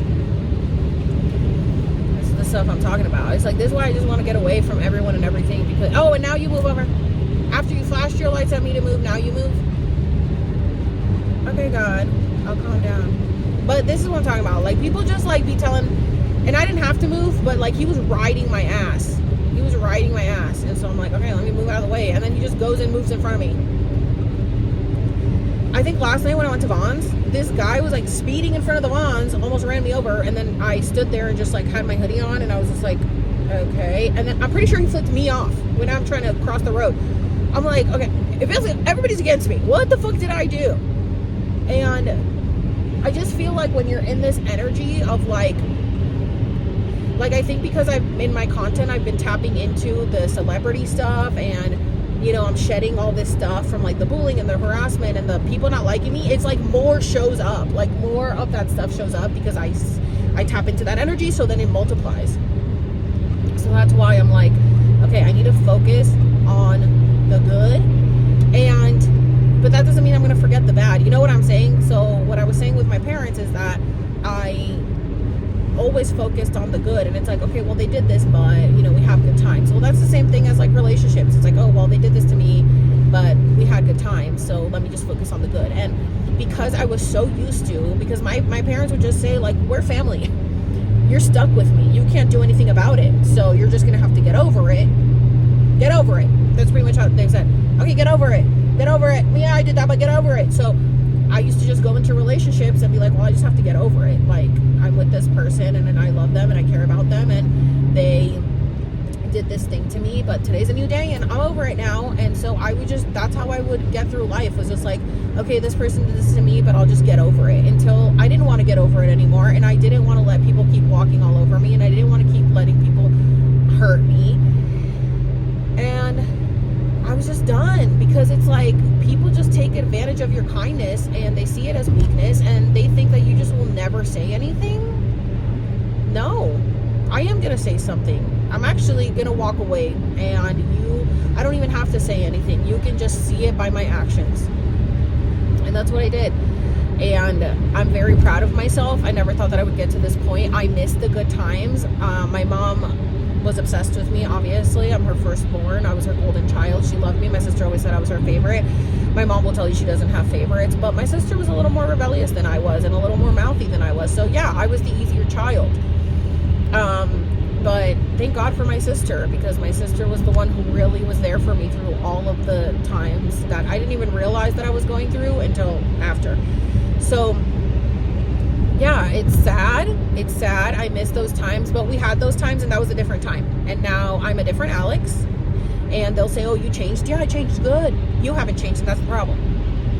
I changed, and I don't hang around people who don't want to grow and who don't want to change. So I left, and I'm going to stay gone, and I'm going to live my life freely, and I'm gonna live my life without fear of having to like re-encounter with them or having to see them again, or in fear of them showing up or something. Because I mean, the reason I went no contact 100% was because my mom was telling her sisters that she was gonna show up at our apartment right after I did my ayahuasca in 2022 in August. My mom was telling was telling her sisters, oh, God is telling me to, go over there and talk to Alex, because I refused to talk to her. And I wasn't even 100% no contact. I was just like setting boundaries. And she's just the type of person that it's like, boundaries don't apply to her. You don't get to say no to her because she's who she is. And that pissed me off. So I finally told like my family about my mom. Oh my God, this closed out again. I ended up telling my family, like her sisters, like how my mom really is. And even through that, they still, oh my God, we're so sorry. But they're sisters and they're still gonna back each other up. And so I'm gonna keep it all over there, because here's the thing. I grew up with my mom being the head of the household, not my dad. My dad was just there financially. And my mom being the head of the household, and my mom controlling everyone and everything. And I mean, my mom was the first one to become Seventh-day Adventist and then converted her entire family when I was 2 years old. And then converted her entire family. We're the ones who moved to Florida. Then the whole family moved to Florida from my mom's side. My mom made sure that we had a relationship with her family and didn't care about us having a relationship with my dad's family. I mean, sure, a little bit, like, oh, make sure you say hi to her on the phone. Like, they pass you the phone and you like say hi. And we had a relationship with like my dad's sister who lived in New York, because we would visit New York all the time. But I only went back to Puerto Rico like a couple times after we moved, and yeah, we visited them, but I didn't have a relationship with them. And it's like, I just think it's so funny how my mom thinks she's exempt from everything. Like, it always has to revolve around her and her needs and her wants and her family and her life, and it's her. And I understand that she gives a lot, and she did give a lot as a mom. And I don't even know, like, she says that she did plan us and she did want to have kids, but she didn't really want to have kids until she got married and had us. So it just feels like she kind of just got trapped into what society wanted of like her being a mother, and even though she didn't really want to be a mother, because I don't know, maybe she did want to be a mother, and I know that we were made out of love and they planned us, but it's like once we were there, she was like angry about it, and then the anger just like would build up inside her, and I'm sure maybe she had postpartum or something, but she was fine when we were kids, I'm saying, but like it just feels like there were things like built up, hope and healing, things were just built up that she just like never addressed. And so she just felt like if she could control the entire world, then everything would be okay. But you can't control the entire world. You can only control you internally. And she didn't want to have to look internally, and she still doesn't want to look internally, as far as I know. So it sucks that I talk about my mom so much, but it's because she was the person that I looked up to the most. She's the person I loved the most. She's the person that was my best friend. She's the person that I always went to. She was everything to me. And I ignored all of the things that she was doing because she was my mom. And now I see us both as separate people, and we're adults, and I realize that parents don't always have it figured out. Look, you guys, I'm in Joshua Tree, and now it's like sprinkling, not even raining. I'm hoping that it's not raining when I actually get there, because I have to unload everything. Parents don't have all the answers, but they wanted to act like they did.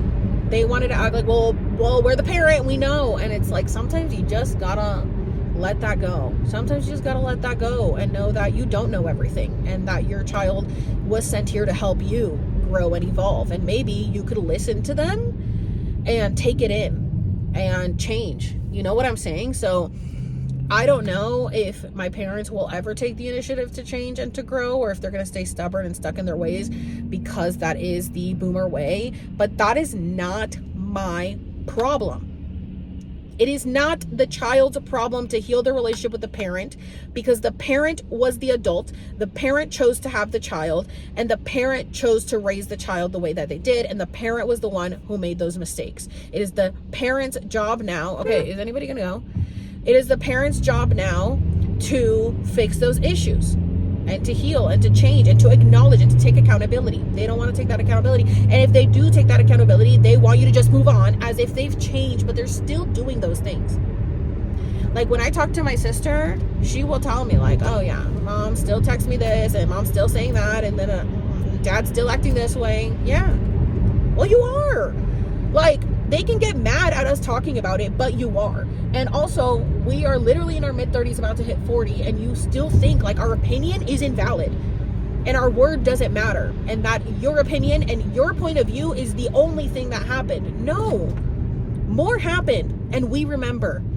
We remember, and you want us to forget, and you want us to act like it didn't happen because it would make you feel better if we just ignored it. And we're not ignoring it anymore. We see it. We see it, and we're calling it out, and we're going to move on from it. So move away from it. So that's what this journey is really all about for me.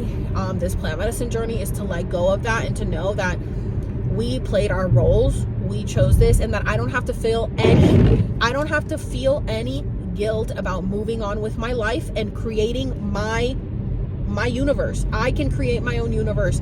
I don't have to think about, well, my mom taught me this, so no. I get to choose. I get to choose. I get to choose. What do I want to believe in? What do I want to do? What do I want to follow? Well, the Bible says, I don't care. I don't care what the Bible says. I don't care. I don't care. Because I've done my research. Because I have expanded my knowledge. And I know what happened with the Bible. I know that it's a bunch of bullshit. Yeah, there's some things that are important. There are some things that are parables. There are some things that it's just really a metaphor. It was a book written to like help us through this time. And it did. It helped us in the age of Pisces. But it's not going to move forward with us in the age of Aquarius. It's just not. We are a new story. We are the new Adam and Eve of this story, of this age. And there will be a new Bible. There will be a new story. There will be something new. And everyone's got to stop praising religion, praising Jesus, because we have everything inside us. We have everything inside us, and we don't have to look to the outside world to validate us or to help us or whatever. You can find the guidance within yourself. You can use the tools that you have at your disposal to help you, instead of being in a brainwashed cult-like mindset that religion is. And it doesn't matter what religion it is. It's all a cult. And it's all control, and it's all fear-based. And my mother doesn't spend a day does not go by that my mother is not in fear of something. A day does not go by that my mom is not scared of something. Every single day she's in fear. And it's been like that my whole life. And so because of that, I never wanted to really, I didn't aspire to be anything. I didn't really want to do anything because I thought the world was going to end. Well, the apocalypse is coming in my lifetime. So why would I sit here and try to really like do something for myself? For what? The world's going to end. And I finally just had to be like, well, if the world is ending, then I've got to figure something out and do something before it does, instead of just watching life pass me by and being depressed and hating everything because I'm just doing what I think. Like, literally, I was more scared of my mom than I was of God, because I was like, God's cool. I feel like my mom's insane. And I was always making every decision based off, well, what would my mom think? Except for, when I, like I said, like if I would like date a guy, and I was just like, yeah, whatever. But yeah, I was always worried about what my mom would think, because she always made me feel like shit because my decisions weren't good enough for her. I was working in restaurants because it was good, easy money. I was good as a server because when I got out of makeup school, the market crashed in 2008 and I couldn't go off and do my makeup stuff that I was gonna do. I was planning on going to New York to open up a new makeup school from this makeup school. I went to Joe Bosco Makeup Center in Orlando. They have one in LA. They were gonna build one in New York. And my teacher asked me to be his assistant. So I was gonna move to New York to be my teacher's assistant because I was that good. Welcome to Joshua Tree! I was that good, and then the market crashed, and then that was that, and that went out the window. They never built the school, and I got into restaurants because I had a loan to pay. That was $500 a month, a student loan. And what was I gonna do? I graduated college, I went to makeup school, and then everything went to shit, and I just got into restaurants, and I'm very happy. I love that, but I wasn't working Friday nights or Saturdays because of my religion, and I was just living this life, and I used to cry, sitting on the toilet crying, is life ever going to get better? Am I ever going to do anything else? Because I also couldn't pursue my makeup career because I always had to say no to things on Friday nights or Saturdays. And so it was very hard. My life was very difficult. We weren't allowed to like do anything secular, like any homework, or we weren't allowed to go eat. We weren't allowed to go hang out with friends. Like, we weren't allowed to go to dances or games or anything. If it was a Friday night or Saturday night, we could, because the Sabbath was Friday night sundown to Saturday night sundown, so like Jewish people do. So we could on Saturday night, and like I was okay with it. I thought, this is what God wants from me, then I'm gonna do it. I'm just gonna do whatever God wants me to do to make him happy. But I was always so confused because nothing made sense to me. Like, it didn't make sense in my head, but my mom kept telling me this is the right way. So I kept thinking, okay, so I guess this is what I'm supposed to be doing. But I'm miserable and it doesn't make sense to me. But I'm gonna pretend like I'm fine, and I'm gonna keep going through the motions, and I'm gonna keep masking. But at the end of the day, I was depressed. At the end of the day, I was depressed, and I was all up in another cop, and I was going really fast. God, the cops are like everywhere. Oh, I don't think he's paying attention. At the end of the day, like, I was miserable, and I would cry myself to sleep, and I was just not happy. And so it's crazy to me that my mom would rather be right and have her religion be right and me be miserable and want to die than me be happy. That's what my mom would rather, me be miserable and depressed and not like my life and not enjoy life, so that, you know, I could please her and her religion, because she thinks that that's eternal salvation, and she thinks that she's failed as a parent because you know, I've steered away from religion and I'm doing my own thing, and I'm doing witchy things and whatever, because I'm into more of the spiritual stuff. And because of that, I'm going to hell, I'm sure. And she feels like she's failed as a parent. You did your job. You did your job. You gotta let it go. Let me do my own thing. And if she watches this, she'll be like, well, you need to let it go and stop talking about me. No, I'm gonna talk about it as much as I want, because I have every right to share my story. I have every right to share my experience. And I do this because I want to help other people. I know that my story is helping people. I know that I'm not the only person that's gone through things like this, and I have every right to share it. And I'm going to keep continuing to share my story if I feel like sharing it. Whenever it comes up, I will share it. And I think that everything is happening in divine timing. I'm sharing it at the right time, when I'm ready to share it, and when it's not going to be as emotional and as painful, because I've been going through these journeys to get to that point where I can detach myself from it, and I can just tell the story without it being like super painful like it used to be. So I know that this first part of the video has been quite lengthy, and I don't know what the rest of the video is going to be like, you know, with finally getting to Joshua Tree. So I'm really sorry if this video ends up being like 6 hours long. Who knows? My ayahuasca video was 4 hours, and people sat through it somehow. It's got like over 30,000 views on it, so thank you guys. But I am a chatty Cathy, and I do like to document everything, and it's very therapeutic for me to tell my story. And I'm trying not to share everything in one video, because obviously I want people to watch more videos if I do decide. But right now, this is just what I felt compelled to share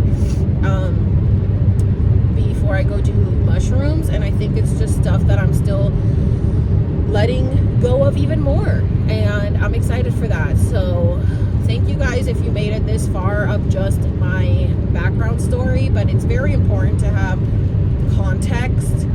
It's important to have you know, the history, so that you can understand, like, why is she doing this? This is why I'm doing this, because I want to heal, I want to overcome it, and I want to be okay with sharing my story without fear. I want to know that I want to feel that, like, it's okay for me to speak up. My voice will be heard. I will be seen, and I will be heard, and I will get louder. And that doesn't just have to do with my stories about my personal life. It also has to do with whatever channelings come through, whatever mission I get sent on, whatever comes next. I will get louder, and I will be seen more, and I will be heard more, and good, because that's my mission. That's why I came here. I am a voice box. I am here representing the ethers, representing the cosmos, representing the universe, representing God, representing the angels, representing my ancestors, representing my higher self, representing the Galactic Federation. I'm everything inside me, and you are too. You just gotta unlock that and tap into it. I've tapped into it, and that's why I do what I do, because I want everyone to know that it is possible. It is possible for you to change your life. It is possible for you to become the person you've always imagined yourself to be. You're not stuck in your timeline. You're not stuck in your reality. You're not stuck in whatever circumstance you're in. You're not stuck. We live in the multiverse, and there are multiple possibilities. You can do whatever you want to do, and you can be whoever you want to be. The only person stopping you is you, and I know from experience. So break through those blockages, break through those barriers and those walls that are keeping you trapped and keeping you thinking that you're not allowed to be yourself. You are.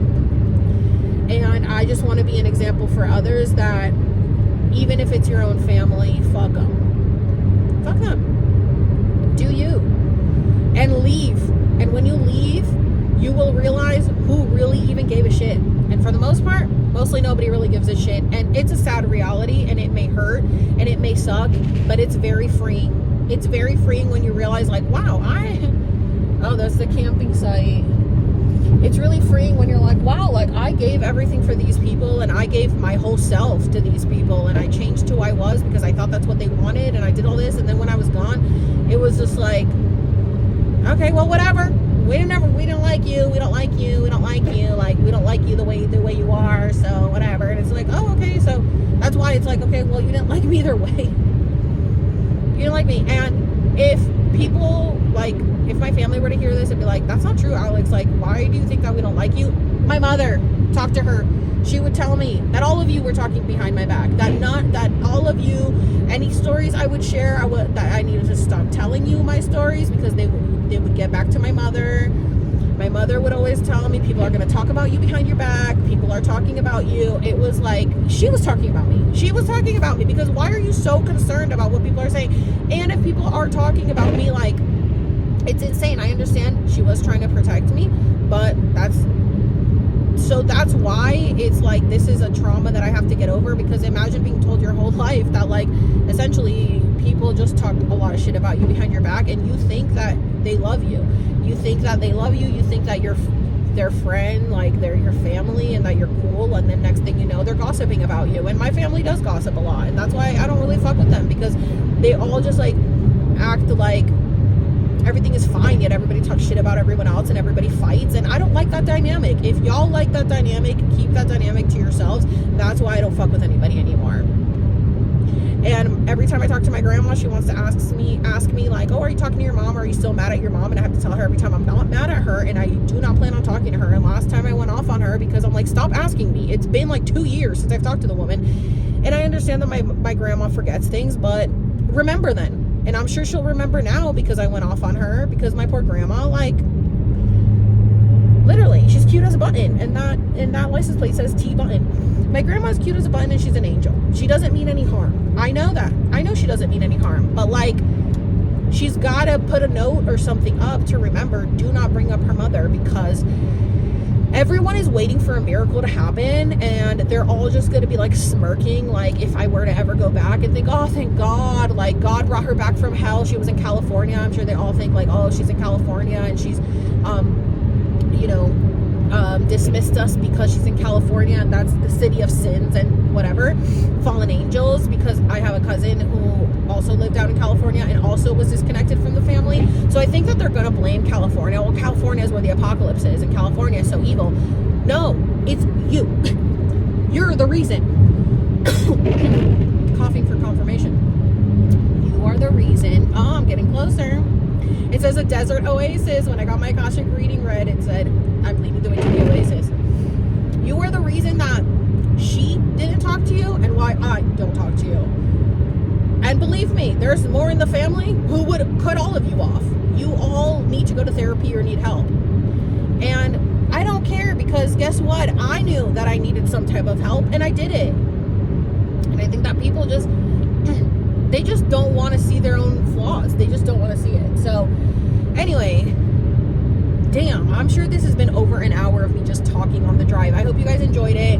I'm getting closer, so let me shut up, because I can talk for literally an eternity, which is why I have 5 years worth of content. And The stories are gonna keep coming, baby.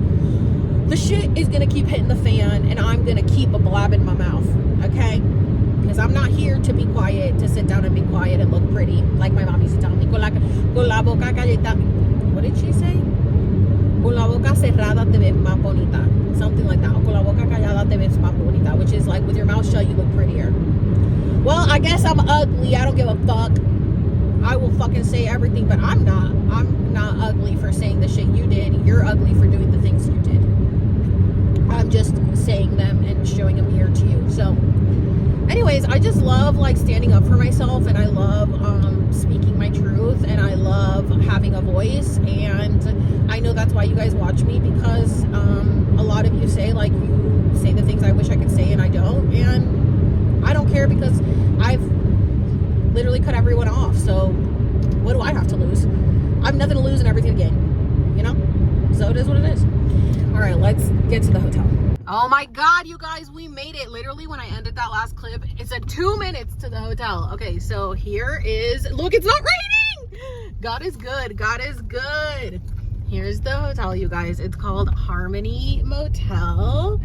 Like, it's like so creepy and cute at the same time. Okay, so I pulled in here and I'm like, ah, I think I came in through the wrong side. So, okay. Oh my gosh, look. All right, here we go. Okay, there's the office. Look, Harmony Hotel. Let me park. Oh my God, you guys. Okay, so I just went to check in. It's very windy and cold, but it is not raining yet. It's sprinkling though. So I gotta go and unload. I'm trying to put you guys down. I have to go and unload my stuff. Now here's the thing. I asked her, I was like, she showed me my room. I can't wait to show you guys my view. And I was like, oh, do I have to park like out in the parking lot and then come back up here? And she's like, no, since your room is so far away, you get to park right by your room because I have a corner room. I was like, VIP, VIP. Anyway, her name is Ash. She owns this hotel. She did it when she was 37 years old. I'm 37. She literally bought it when she was 37 years old. She said she was a big city girl. She moved out here and has been owning this for 20 years. And now she's ready to retire and move on. And oh my God, I want to like show you guys. Look at this. Look at this. This is my view. Like, I'm driving up to my spot. So she's like ready to move on and retire. There's my room right there, the corner room. And then I get to park. Look, let me show you where I get to park. She said, I get to park right here, right by my room. God is good. Look, oh, look at me. I meant to record the other side, not me. But you guys, I get to park right by my room. Excuse me, look at my freckles. Look at this view. Like, this is exactly what I have, this corner right here that if I want to come out here tonight while I'm on freaking tripping on shrooms, I get to come out here. This is exactly what I wanted. I just hope it doesn't rain, but this is exactly what I wanted. Like, I just wanted to be away. And look, there's a little area to sit. They have a pool and a hot tub. Like, you guys, this is adorable. Okay, here's the room. Here's the room, you guys. Oh my God, there's bees. There's bees. And this is my grandma's favorite color is yellow. And yeah, every room has a different color. I'll put it back on 0.5. Every room has a different color. And they have a heater. They have AC. They have a fan. They have a kitchen in there, which I don't need, so I didn't get. Here's the bathroom. She said they use a septic tank, so obviously don't clog the toilet. So hopefully I won't throw up too much. Where's the light? Oh, this one. There we go. And here's the shower. She said this one's hot. Let it warm up. Super cute. It's like just like a freaking, you know, she owns it. She said she's ready to retire. Look at me. Yeah, she says she's ready to look. Did you guys see this? Look how cute this is. Oh my God. Yeah, she said it was great at first for the first 5 years, but she was like, but you know, it is a business. And she said the summers drain your energy and it's a lot. But anyways, let me go unload the car because I gotta get this show on the road. I'm starving. Okay, before if it starts raining, I want to give you guys like a little tour because this is just so cute. Like, this is the mountain view room. Every room has a different name. This is the mountain view room, okay? Look at this. She said, yeah. I was like, I was gonna get the quail room, but then I got the mountain view. She's like, oh no, you got a great room and a great view and at a great rate. So I want to show you guys how freaking adorable this is. So they've got the pool and the hot tub. It was super windy when we were talking, and now it's like not as windy.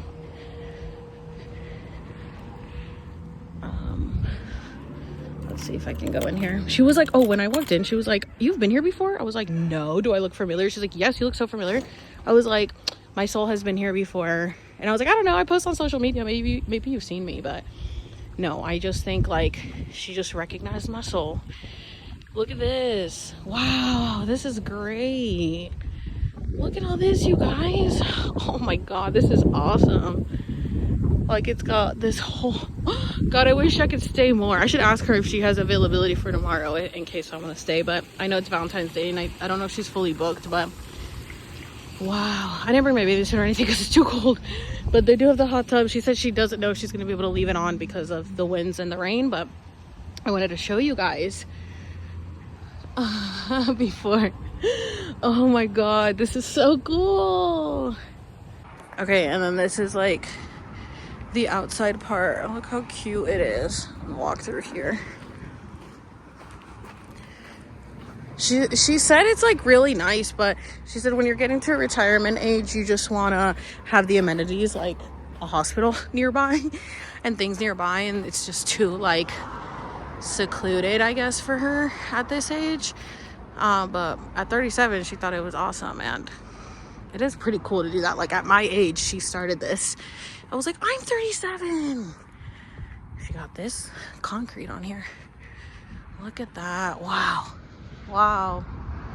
Oh, gorgeous. Oh my gosh. So cool. So cool. If you guys come to Joshua Tree, you guys need to stay here. She might sell it in the next couple of years, so you got to check it out. Okay, you guys, it's starting to rain a little bit. I am at the little coffee shop. It's called Más o Menos. Let me show you. I said that's so white. Más o Menos. This is the outside. Look how cute this is. Adorable. So cute. Yeah, girl, take a picture. This is so cute. And they do alcohol and coffee here. Adorable. Super cute. They have a little patio. You guys, my total was $666. Look how cute this is. Adorable little shop. Okay, we got it, y'all. We've got the hot chocolate. I was like talking to the girl. Okay, it's full to the top, so I'm gonna have to drink some because I'm not gonna be able to put the mushrooms in here. It's full to the top. I was gonna tell her not to fill it to the top, but I was like, I'll just drink some and then I'll add the mushies. That's hot. I asked her, I was like asking her what kind of chocolate they use, and she told me, and I was like, okay, here's the thing. And I tell her like my whole story. She's like, I'm like, I don't know if you've ever done mushrooms before. She's like, oh yeah. I was like, okay, here's the thing. My guides are telling me that I have to do it in hot chocolate, even though I want to do it in smoothie. She's like, okay. And I'm like, it's like a whole ancestor thing. It's like it connects me to the Aztecs. Anyway, she's like, you need a certain type of chocolate. I was like, no, but listen, do you think it'll melt? And she's like, oh yeah, girl, we do that shit all the time. We always mix it in there. Oh my God, my car's getting dirty. We always mix it in there with hot chocolate. I'm like, okay, cool. So I did it. What a cute little shop. It's starting to rain, but we're gonna head back to the hotel and we're gonna go on this little journey. Okay guys, I went ahead and set up my area. So here we've got the mushies. This is a lot that I'm gonna be putting in the hot chocolate. I've got the thermometer. We're gonna see how hot that is, because you want it no higher than 70 degrees so it doesn't kill the potency of the shrooms. I lit my candle. This is my little ring light. I lit my candle. It says, let's all agree that I'm right, because I am. We love that. Got my little tripod, and I've got all my cards laid out and my crystals. Of course, I brought my matches from the medicine mama because you are the medicine, and I wanted to have her with me. This is from my first not my first, my second ayahuasca journey in August of 2022. Never stop looking up. And I have some notes in here that I took August 19th of what I was feeling through my journey. I don't really have much, but I wanted to bring it with me so that I could, that's pretty much it, so that I could journal if there's anything that I wanted to write down. I've got all my cards with me just in case I want to do some readings, and obviously I want my upgrades, you know, my gifts more unlocked. I have crystals with me. This is, I think it's like an Egyptian one. I wanted this because I want to love myself and my body and step into more of my feminine energy, and just be like a goddess. This I brought because of Egypt and pyramids and ancestors and all that. I brought a little heart. It looks like clear or rose quartz. I brought that one with me because working on the heart space. I brought this because I always have Oliver with me. That's my little baby. I brought this one because it's an angel wing and the angels are with me. I am an earth angel. I want to tap into that. I brought this because of my potions and my spells and my little witchiness, and my magic that I'm conjuring. And of course I bought, this is the one Cassie gave me. That's so funny. I didn't even remember. With a praying mantis on it. Cassie gave this to me from, it was like an alien exhibit thing that she went to in Arizona. So funny. So the lady that checked me in, Ash, she was like, you came from Phoenix? I was like, no, I came from San Diego. I don't know where she got Phoenix from because my ID says Florida, so I don't know where she got that. So that's really funny. This is from Arizona, I believe. And yeah, so I've got all the goods here. Everything's set up. We're gonna set some intentions and we're gonna get this show on the road. We've got perfect timing because the sun is starting to set. Oh, you guys can't really see.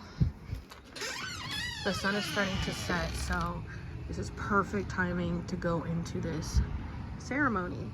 Yay. Oh wait, you guys, I didn't show you.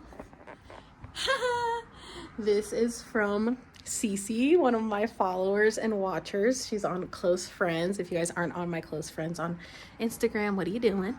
It is like a little subscription service. If y'all want to join, you guys get all the insights into my life. Every time I crash out, you guys get to see it. Anytime I like someone, you guys get to see it. You guys get to hear everything, okay? Here is the blanket that she gave me. And tomorrow I'm going to the Integratron and I have to bring a blanket. And I was bringing a different blanket and I heard in my head, bring this one. So thank you, Cece. I brought it with me. It's got, look, the constellations and everything. It's perfect. So I brought this as well with me. And yeah, I want to show you guys. Okay, let me set you down. Look at my shirt. I got it at Spencer's. It says Off in Fantasyland. He's got the wizard, he's got mushrooms, and the Mary J, which I have some with me. Okay, I'm gonna test this first to see how, I love that you can see the window in the back. Let's see how hot this is.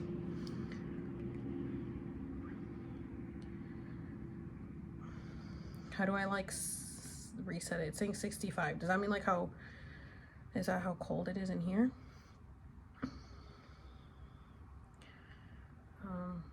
Do I just put it in here?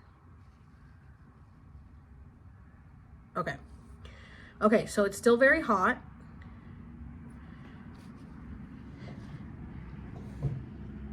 All right, so we've got it at 110. It's still going up. 111. 115. Wow. This is a hot coffee, hot chocolate, hot chocolate. Okay, so it's still too hot to put the mushies in. So I'm gonna sip on it a little bit. Perfect, because that gives me time to set my intentions, to do a little meditation. Did a meditation this morning, but we're gonna do another one to set my intentions. I'm gonna light some, let me set this down. I'm gonna leave it open since I want it to cool down. You guys, why am I like this? I thought I wanted to come and be alone and not film and not document, but I can't help it. Now, I'm not saying I'm going to document my whole journey. I want to disconnect, and I want to connect away from the phone and connect to the beyond. So I'm not going to be filming my whole journey, but I'm like taking the foam off the top. But I feel like I should go out there and look at the sunset. Fuck, what was I saying? Oh, when I first started on my plant medicine journey, I was like, oh my God, I want to have like a travel channel. And it wasn't like a YouTube. Like I wanted to be on like Discovery and be like travel discovery type of thing. I want to be on a travel channel, and I want to be doing these plant medicine journeys and documenting them and having like a documentary or my own show where I do this, something like that. And I'm glad that I haven't, because like it's a lot to take in and a lot to do. And sometimes you don't want to be that vulnerable. You don't want to be on camera through everything, because you know, you just lose all control. So this is like my own way of doing that. And look at that orb. And I get to be in control of like how it's presented to the world, instead of a company and producers and an editing team and a channel and production telling the story for me. Essentially, I get to tell my story. And every time I think like, I want to just like have my own show. Girl, you haven't even tried to put it on YouTube. Like, why don't you try to have your own show on YouTube? You have the liberty to do that. You can make your own schedule. You can edit your own videos. You can post them. You've had a YouTube channel forever. Why don't you try to do your own show on YouTube? So here we are. I really want to focus on YouTube. I want to cut back from TikTok and Instagram and really just focus on my YouTube, because those are not paying me. And even though YouTube hasn't really taken off, you never know. I'm putting a lot of effort into it, and I've always wanted to be a YouTuber, and maybe this is a portal into that world. I would love to go on adventures and document them. And yeah, it would be really cool. It would be really cool to do that. So you guys know I have vlogs up. I have so much up on my YouTube channel. Like, you guys can go on my shorts and see old videos that I've been recently uploading old videos on here. I mean, you can go back. I started this, I don't know, so many years ago. I've had this channel for like 15 years. So there's a lot. But yeah, I'm super excited. Let's begin. And I'll probably film again once I'm actually gonna drink the hot chocolate with the mushies in it. But as of right now,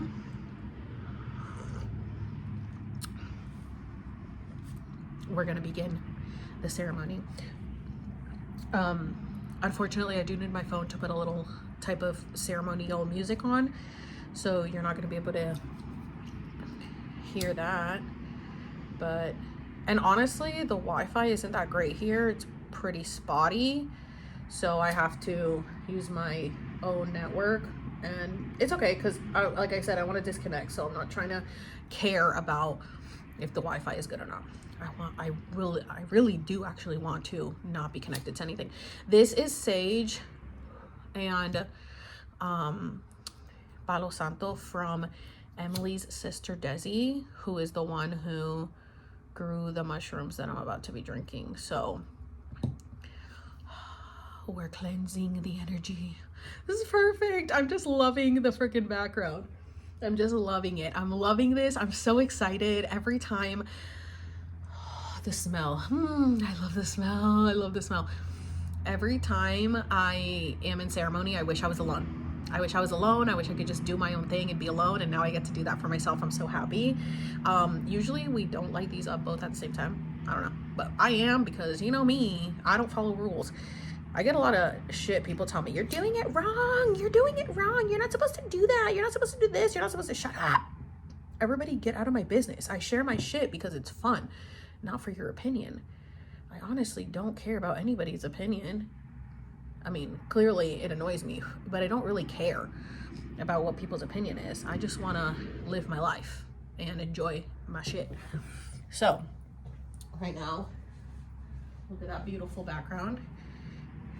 We're going to, who knows, maybe one day I'll end up having my own ceremonies, my own plant medicine ceremony, and this is just me doing it for myself, and getting it started, you know, so.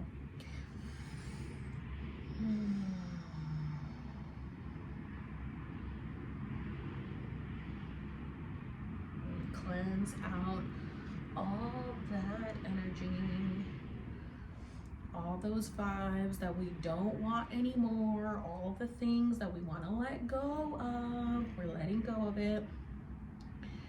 We're letting go of things that do not serve us anymore. We're not carrying that baggage anymore. We're not going to carry that guilt anymore. We're not going to carry that shame anymore. We're done with that. We're going to let it go. This is going to be a beautiful experience. It's going to be a beautiful journey. We have nothing to fear, nothing to worry about, because we are the cosmos. We are the universe. Everything is within us and inside of us. And there's no reason that we should be fearing anything. We shouldn't be fearing anything. There's no reason. I'm using both. And I don't care. I want to be as cleansed as possible. Beautiful. I'm gonna just, thank God I brought the lid for the candle. I'm gonna set these down here because they're like ashing on the floor. Ash. That's the name of the owner, Ash. They're ashing on the floor. Let's see how this is. If it's gone down at all. Okay, still above 70. It was showing 50 something because the room is cold. It's still pretty up there. Yeah, it's going up. So anyways, it's going up to like past 90. So it hasn't cooled down enough yet, which like kind of worries me because I'm like, oh God, I'm gonna be drinking like cold hot chocolate with mushrooms in it. See, like right now it's perfect. 70 degrees is like kind of cold to be drinking, you know what I'm saying? Anyway, I also brought cinnamon just in case if the taste gets overwhelming or something. But I'm pretty much just gonna chug this like I really am in ceremony. Like, because I am in ceremony. I'm in my own ceremony. And I'm gonna chug this like I gotta drink a cup of ayahuasca. Okay? There's no reason for me to be scared. I've done ayahuasca plenty of times and it's been great. Oh, look at this. I love this for me. I'm so freaking excited. You guys, I think I'm gonna go sit outside for a little bit. Well, I'm gonna write down my intention, and then I want to sit outside and watch the sunset. So today is February 13th, and I just want to say that in 2012, on February 14th of 2012, I was flying back to Orlando from LA. I was out there for a month and I was like, I'm moving out here. It was always my dream to live in California. It was always my dream to live in California. I was always called to California. I always wanted to be an actress. I always wanted to be in Hollywood. I'm grateful to my parents that didn't happen. Specifically my mom. She's the one who kept me away from Hollywood, so I do appreciate that. And thank God she protected us from that. But I've always been called out here, and I thought it was to be a part of Hollywood in that way and be acting or doing makeup since I'm a makeup artist.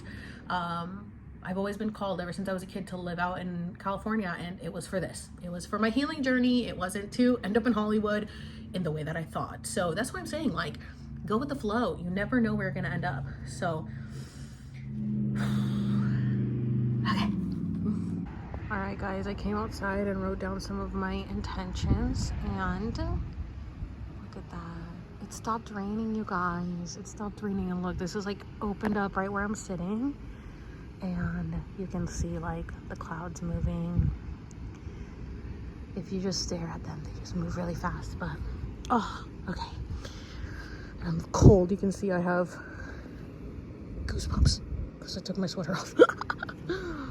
Okay, I'm gonna check the temp again on this because it's been sitting here for a minute. And it's pretty cold.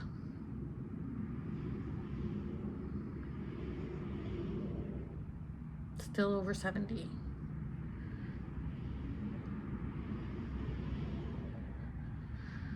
Try to see how high it goes.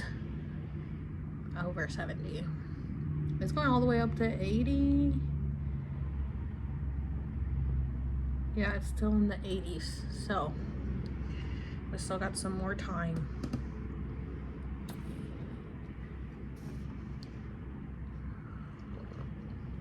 I'm gonna try to drink as much as possible before putting the mushrooms in because I feel like it's gonna be probably thick. If it's too thick, I have water that I can add to it. I feel like it's gonna be pretty thick. But that way I just like swallow it and chug it. Like if it's ayahuasca. And I don't have to like sip on it for a long time, you know what I'm saying? That's the plan.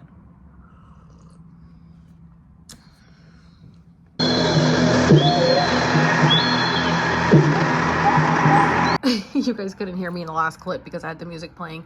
I thought you could still hear me, but I added some ice cubes to try to get it to go down, and it did. It went down, see? It went down a few degrees, but damn, 70 is gonna be like cold. It's gonna be drinking it cold. So I don't think it's gonna melt. I think I'm gonna have to chug that thick ass powder, y'all. Oh God, I'm already like gagging. I'm already like, my stomach is already like thinking about it. But it's like taking so long. It's about to be 6 o'clock, and mushrooms keep me up. So I usually like to do mushrooms during the day so that I'm not like tripping during the night, but this is what I was called to do. It's dark out now. So this is going to be interesting. This is what I dreamt of though. I dreamt that I was drinking like muddy water while I was drinking hot chocolate. But I drink a lot already. And then I'm just going to add this. Oh, you guys, this is so much. Like this is thick, you guys. I'm going to literally chug it like there's no tomorrow. What's it at now? 87. Oh, we're getting there, y'all. We're getting there. I'm gonna have to add some more ice cubes. Thank God. People have told me to like split it up, and I have some ice cubes in here. People told me to split it up and like do it in a smoothie as well, but I'm gonna try to just get it over with this. Look, I put the ice cube in there, and you can watch the temp go down.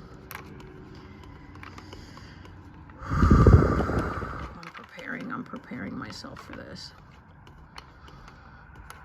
I want to just chug it and be done. Thank God I brought some ice in here because I didn't know if I was going to be able to find ice on property, and they don't have an ice machine on property. It's $1.50 for ice. But I put that in there this morning and it's kept it cold. So we're getting there, guys. We're almost there. Oh my God, you guys, we're lower than 70. I added a few more ice cubes. Huh?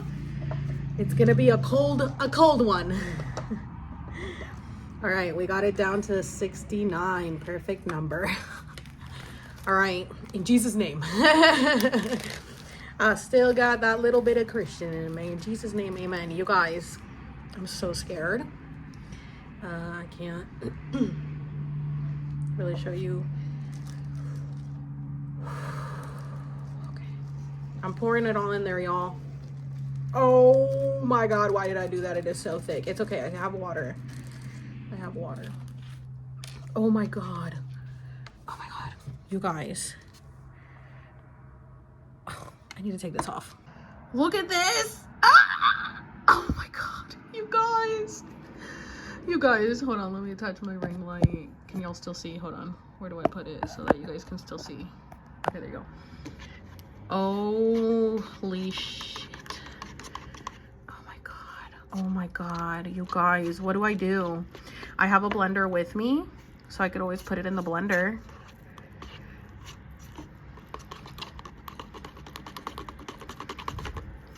Oh shit. Yo, this is gross. That is Columbia. Maybe I should have drank more of the hot chocolate, you guys, because that is gonna be tough to swallow, that's for sure. I can probably put it in the blender and that'll help dissolve. Okay, you guys, I'm gonna pour it in here. Oof, that is clumpy.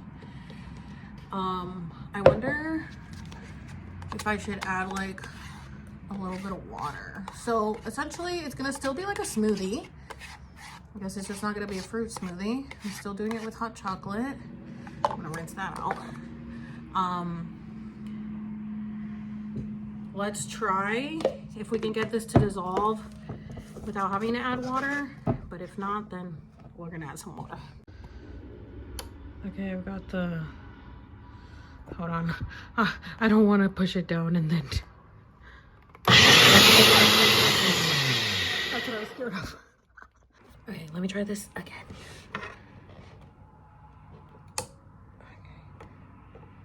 I don't know why it's like counting down. There's like a countdown. I don't know why. You guys, I don't know what's happening to it. Look. What the heck? This is Ryan's. But I'm not doing anything. It's like not turning on or off. What the heck is happening? It's saying E2 as in error. I haven't done shit, so I literally, you all saw me. Unplug it and plug it back in. And let's see if we can get this to work. Okay. Please work. It looks like it'll help for sure. I just don't understand why there's a countdown.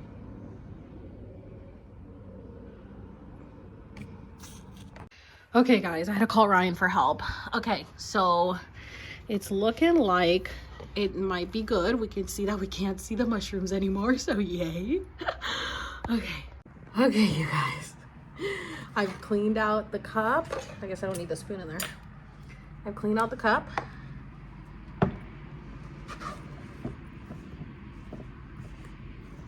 You guys can't see me, like my arm right in front of the camera.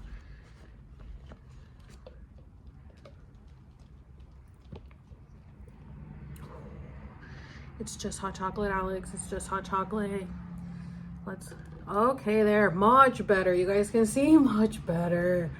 Thank you, Ryan. Thank you, Ryan, for your blender. Okay, don't think about it. It's the thought. Girl, you're just drinking hot chocolate. You're just drinking hot chocolate. Stop. But I do have some cinnamon. So I'm gonna add some cinnamon because cinnamon will mask the flavor also. Thank you to Ryan who suggested that. Let's add some cinnamon.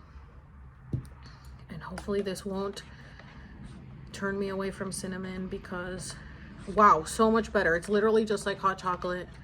It's not like clumpy at all. Oh, thank God I brought the blender. Thank you, God, because I wouldn't have been able to do it. I would have been throwing up already. Okay, guys. Cheers. Here we go. Oh, I want to know what time it is. Let me check the time. I'm always so obsessed with checking the time. It's 6:20. Okay, it smells like cinnamon. Good. It's gonna be okay. My heart is pounding so fast.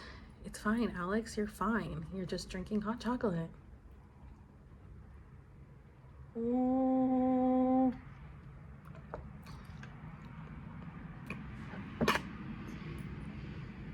I'm fine. I'm gonna grab the trash can just in case.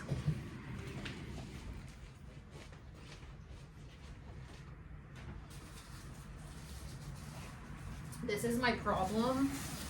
Grab the trash can. This is my problem with oh, I have mouthwash too. Let me grab that.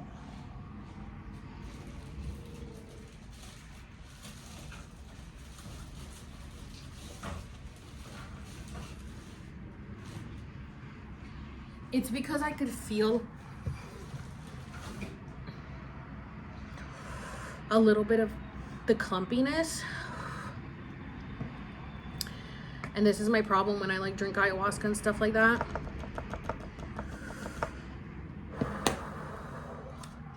When I drink ayahuasca and stuff, like just the thought of it makes me gag.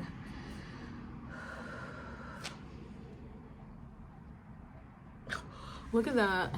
I thought that, look at that. It looks like the Joshua trees.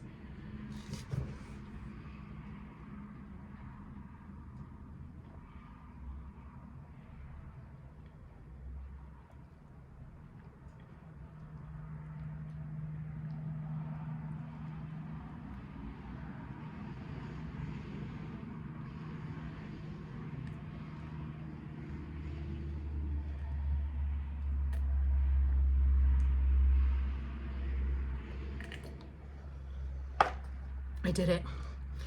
Thank you, Ryan. Thank you, Ryan, for the cinnamon idea and for the blender. Thank you, God. Okay, guys.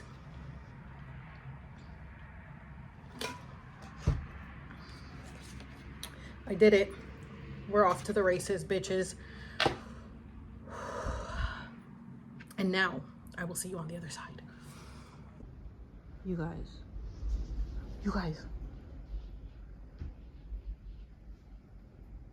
I can legit hear pounding on my door. Like, it's so crazy out here. Look at that. That's where I have everything set up. I can legit hear pounding on the door right now. Like, listen.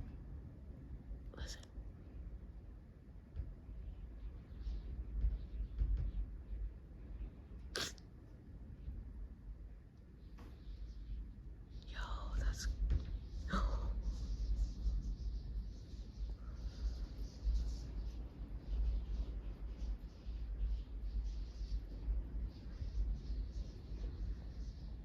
That's crazy.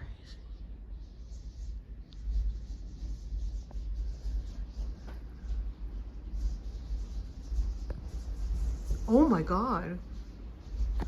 You guys.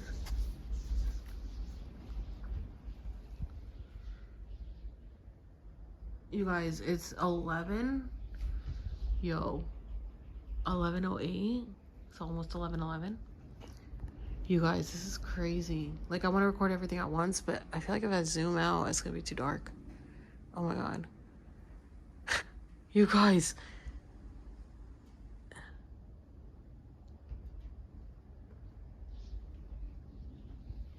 Oh my God, I'm sorry. I keep going back and forth because this is wild to me. I was messaging my friend who gave me the mushrooms. I was sending her a voice message, and then this started happening, and she's literally like an alien. And so I was like, girl, the aliens are communicating. I was like, girl, I gotta go. I have to film this. Dude. I can't wait to tell you guys about my trip, but oh. Tell me they're not knocking. They're knocking on the door. Yo, I'm so happy that I'm getting this on camera. I feel like they're telling me to open the door. They're like legit telling me like, girl, open the door for us. Oh, I just don't want to get up, but I do have to pee, so let me get up. Oh my gosh, you guys. It's wild. Look, there I have all my stuff. I'm just gonna open it real quick because they're obviously asking me to.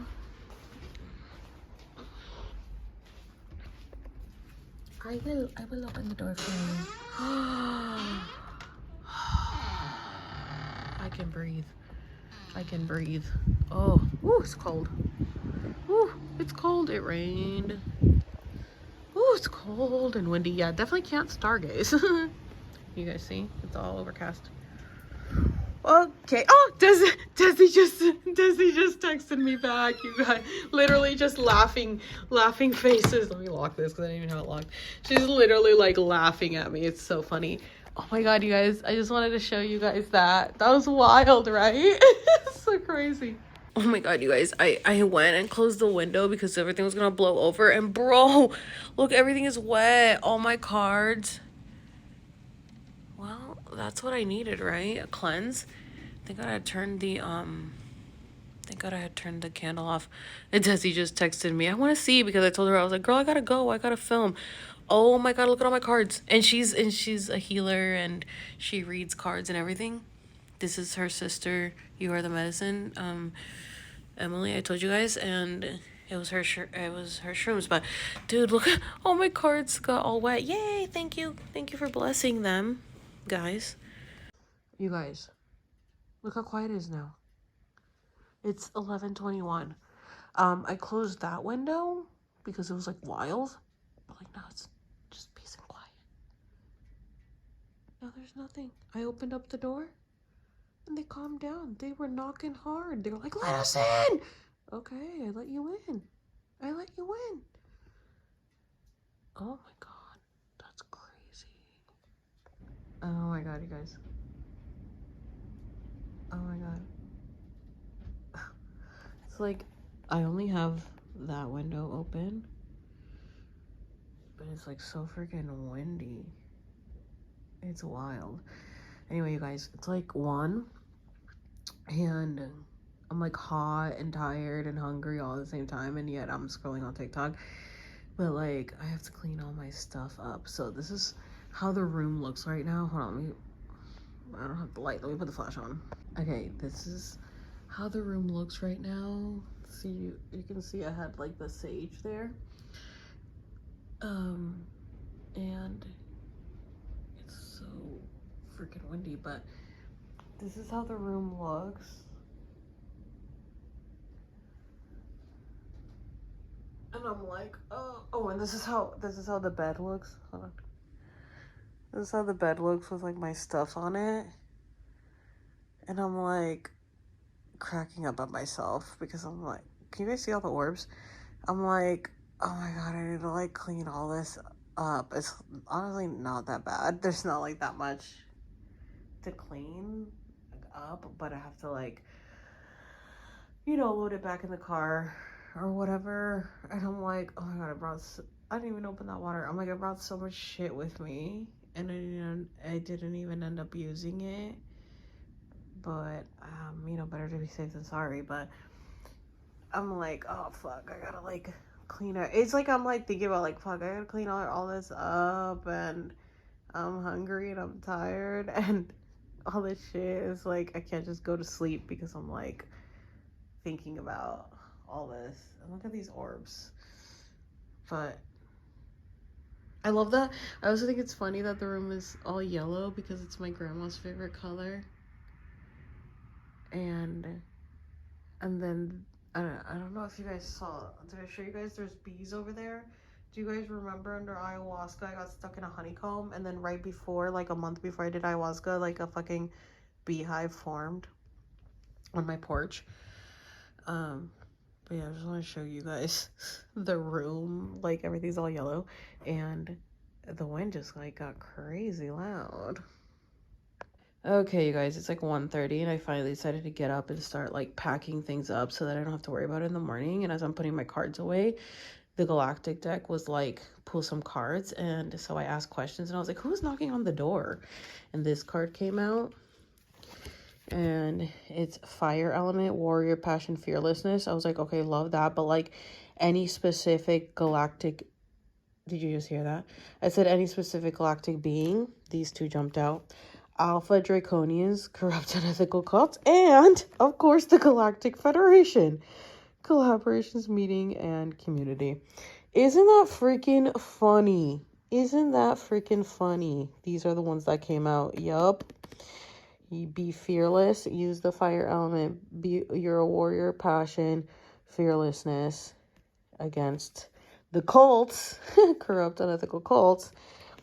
The Galactic Federation is backing me up. Wow. I love that. That was the only deck that was like pull from me. Thank you guys. Oh my god, I was just putting the deck away, and this is on the bottom, which I've like, I don't think I've ever pulled this card. I didn't even know this card was in here. Anunnaki, controlling, drama, conflict of interest. Look at it. Look at it though. It's like a balance. Day and night, red and blue, politics, red pill, blue pill. Look at the background. We've got like a pyramid, and then we've got UFO, white, black. Like, talk about a story, huh? Wow. You guys, like, this is too coincidental, too freaking funny that I brought this with me. And that's the back of it. Also, I want to show you guys, this is my bucket that I brought, my trash can. Oh my god, you guys, you keep scaring me. I'm so happy that I brought it because I purged in that. Like when I was in bed, I was like, oh my god, I had to like grab the trash can and throw up. And so I'm just so happy that I brought that. Anyway, I ended up throwing the berries out because they were like all melted and shit, and so I threw that out. But oh my god, this is Joshua Tree. So freaking funny. Trigger warning, I'm gonna show you the outside of the bag where I threw up.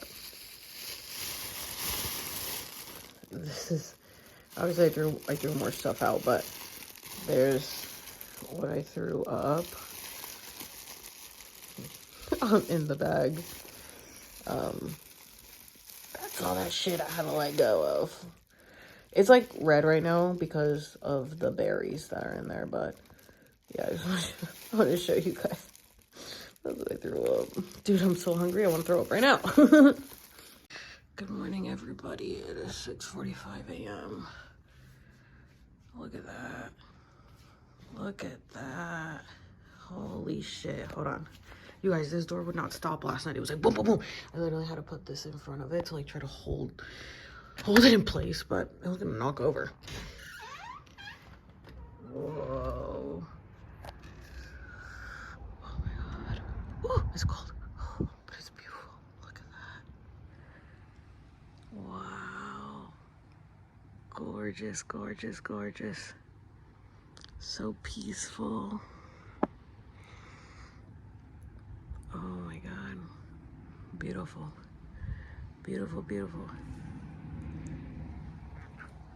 All right, you guys, it is 10:11. I gotta check out by 11. So I cleaned everything up. The book says to take the linen off and like throw it on the floor. Yo, this is what I have on my bed. This is like a cooling cover. Because I'm sure like the summers get really, really hot here. This is a cooling mattress cover, and this is what I have. And I was like sleeping, except for the fact that they kept pounding on the door. I slept good. Like I didn't get like too hot, you know? And now I understand why. Because usually mattresses like fucking absorb body heat. But this is why I was like, smart girl. Anyway, let me show you guys the beautiful day. And look at that. Whoa, y'all. Look at that. Wow. Wow. It's so windy. It's so windy, but it's honestly not as cold as I thought it was gonna be. But wow.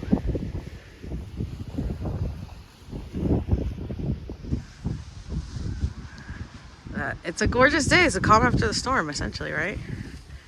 The calm after the storm. Ah, I'm so happy. I'm so happy. Beautiful. Oh my god, you guys. It got so freaking windy. And I'm sitting out here. I was wearing, this is my like Merkaba Galactic Federation shirt.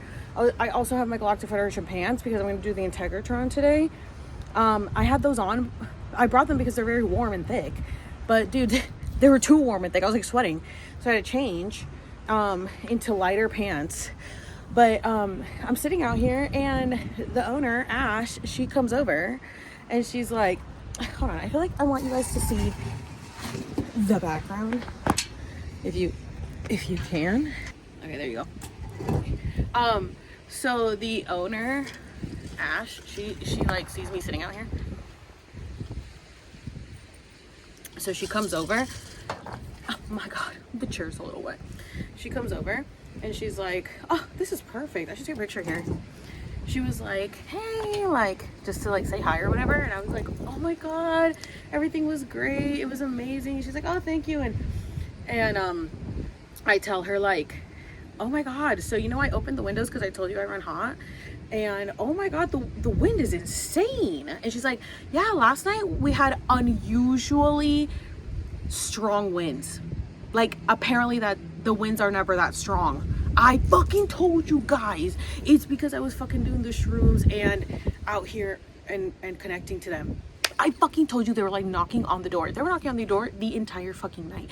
The entire night, like, and I'm like, you guys, I would like to sleep, please. Her like cleaning lady also has red hair. Oh my god, my ass got wet.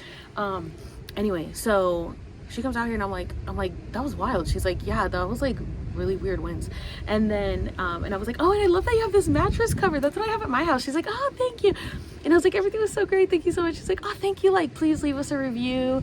And I was like, yeah, for sure. I was like, oh, I put you, because when I got here, I don't know if I told you guys, she was like, I think I told you, she was like, you've been here before. And I was like, no, but my soul has. Do I look familiar? She's like, yeah, you have one of those faces, I guess. And people tell me that all the time. You have one of those faces. And I say, and I said, oh, well, I post on social media. Maybe you've seen me there. And she's like, oh, I don't know. Anyway, obviously she knew that I like knew the history, because I was like, oh, I heard, like, I did some research and I wanted to make sure I stayed somewhere that wasn't corporate owned. And she was like, oh yes, thank you. And I was like, and I know like U2 was here. She's like, yeah. And so obviously she knows I like did my research before coming here, right? So anyway, she was like, you don't want the kitchenette? Like, this was when I checked in, and I was like, no, I don't really need it. I was thinking maybe if I post about you guys, like, you'd give it to me, but I don't need it. She's like, okay. Anyway, so now I tell her, you know, she's like, leave us a review, please. She's like, you know, we've gotten a few bad reviews on like Google or something. And I was like, oh, really? And she was like, yeah, you know, people expect the Marriott when they come here. I'm like, what? No, it's literally, this is the vibe. This is exactly what you want. She's like, I know. And then I said, well, I posted you on my TikTok and I posted you on my Instagram. She's like, oh, thank you. And I was like, yeah, I have like over 1 million on TikTok and like 36,000 on Instagram. She's like, are you an influencer? And I was like, I'm a content creator. I'd rather not say influencer. I mean, I guess I influence people, but I don't like to say that. And she was like, oh my gosh, how much do you charge for your posts? And like, it depends. It has like, you know, how like a set price. So it's like, oh, it just depends on what it is. And she's like, okay, well, we should keep in contact so we can collaborate. And I'm like, yeah, the whole reason that I came here was I told her the reason I came here is to focus on business. And she's like, yeah, I will, like, she literally said, like, we can collaborate, like let me know what your rates are, or we can do, like, you can stay here for free. And I'm like, yeah, girl, because I told her, I was like, oh, I might be coming back. And she was like, yeah, let's like talk. And so her like book in there says, you know, text this number when you're checking out. So I was like, is that your number in there? And she's like, yeah. And I was like, can I send you my like TikTok and Instagram there? She's like, yeah, send it to me. So she tells me that her side business is real estate. She was like, yeah, it's my side business. I'm like, so funny. And she's like, but it's like not a good market right now, and I really need to learn how to like promote myself more. But it's like, girl, me too. But she's like, yeah, we can talk. But she obviously knows how to run a business. She's ran this for 20 years, and what I'm manifesting is like someone who can help me like run a business. 444, those 444 minutes in. And so I'm like, oh my god, this is perfect. So she's like, yeah, let's talk. I'm like, look at God, look at the aliens. They were literally knocking on the door. Like, perfect.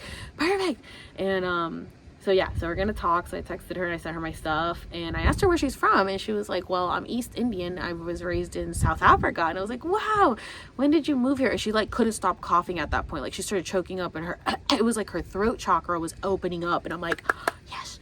And so I was like, oh no, are you okay? You want some water? She's like, yeah. And then I was like, I know what's going on, you know what I'm saying? So then she's like, she said she moved to the States in I want to say maybe to California, I think, straight to California, but in 2000. I was like, wow, right, the millennium. And then she moved, I think, to Joshua Tree in 2004, she said. Yeah, because she said 20 years, 2004. So, how freaking cool, you guys. I'm telling you, God is good. God is great all the time.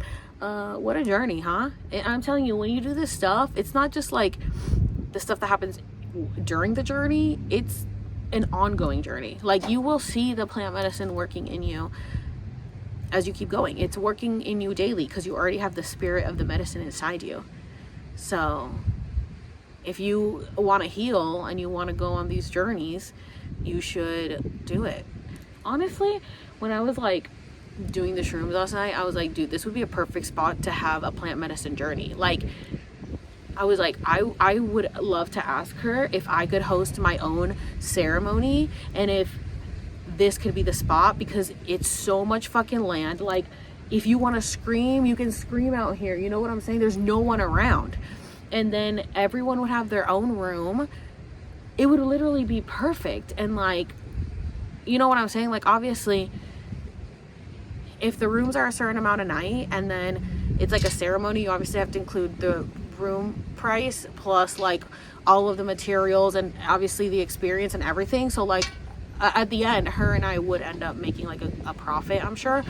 And obviously I've learned some stuff from like Emily, who hosts, and I volunteered last time at her ceremony, and I know it's a lot of work, and sometimes you don't even break even, but it would just be really cool. So I kind of saw that last night during my trip, and then this happened. So I'm like, and I told her, she's like, I'm gonna check out your content. I like that you have over 1 million. And I said, I'm just warning you, my content is pretty out there. I talk a lot about aliens, plant medicine, spirituality, but like, she's East Indian and from South Africa, so she should be fine. So obviously I'm working the Merkaba shirt, so she could probably tell, but yeah, so I don't know what's gonna happen, y'all.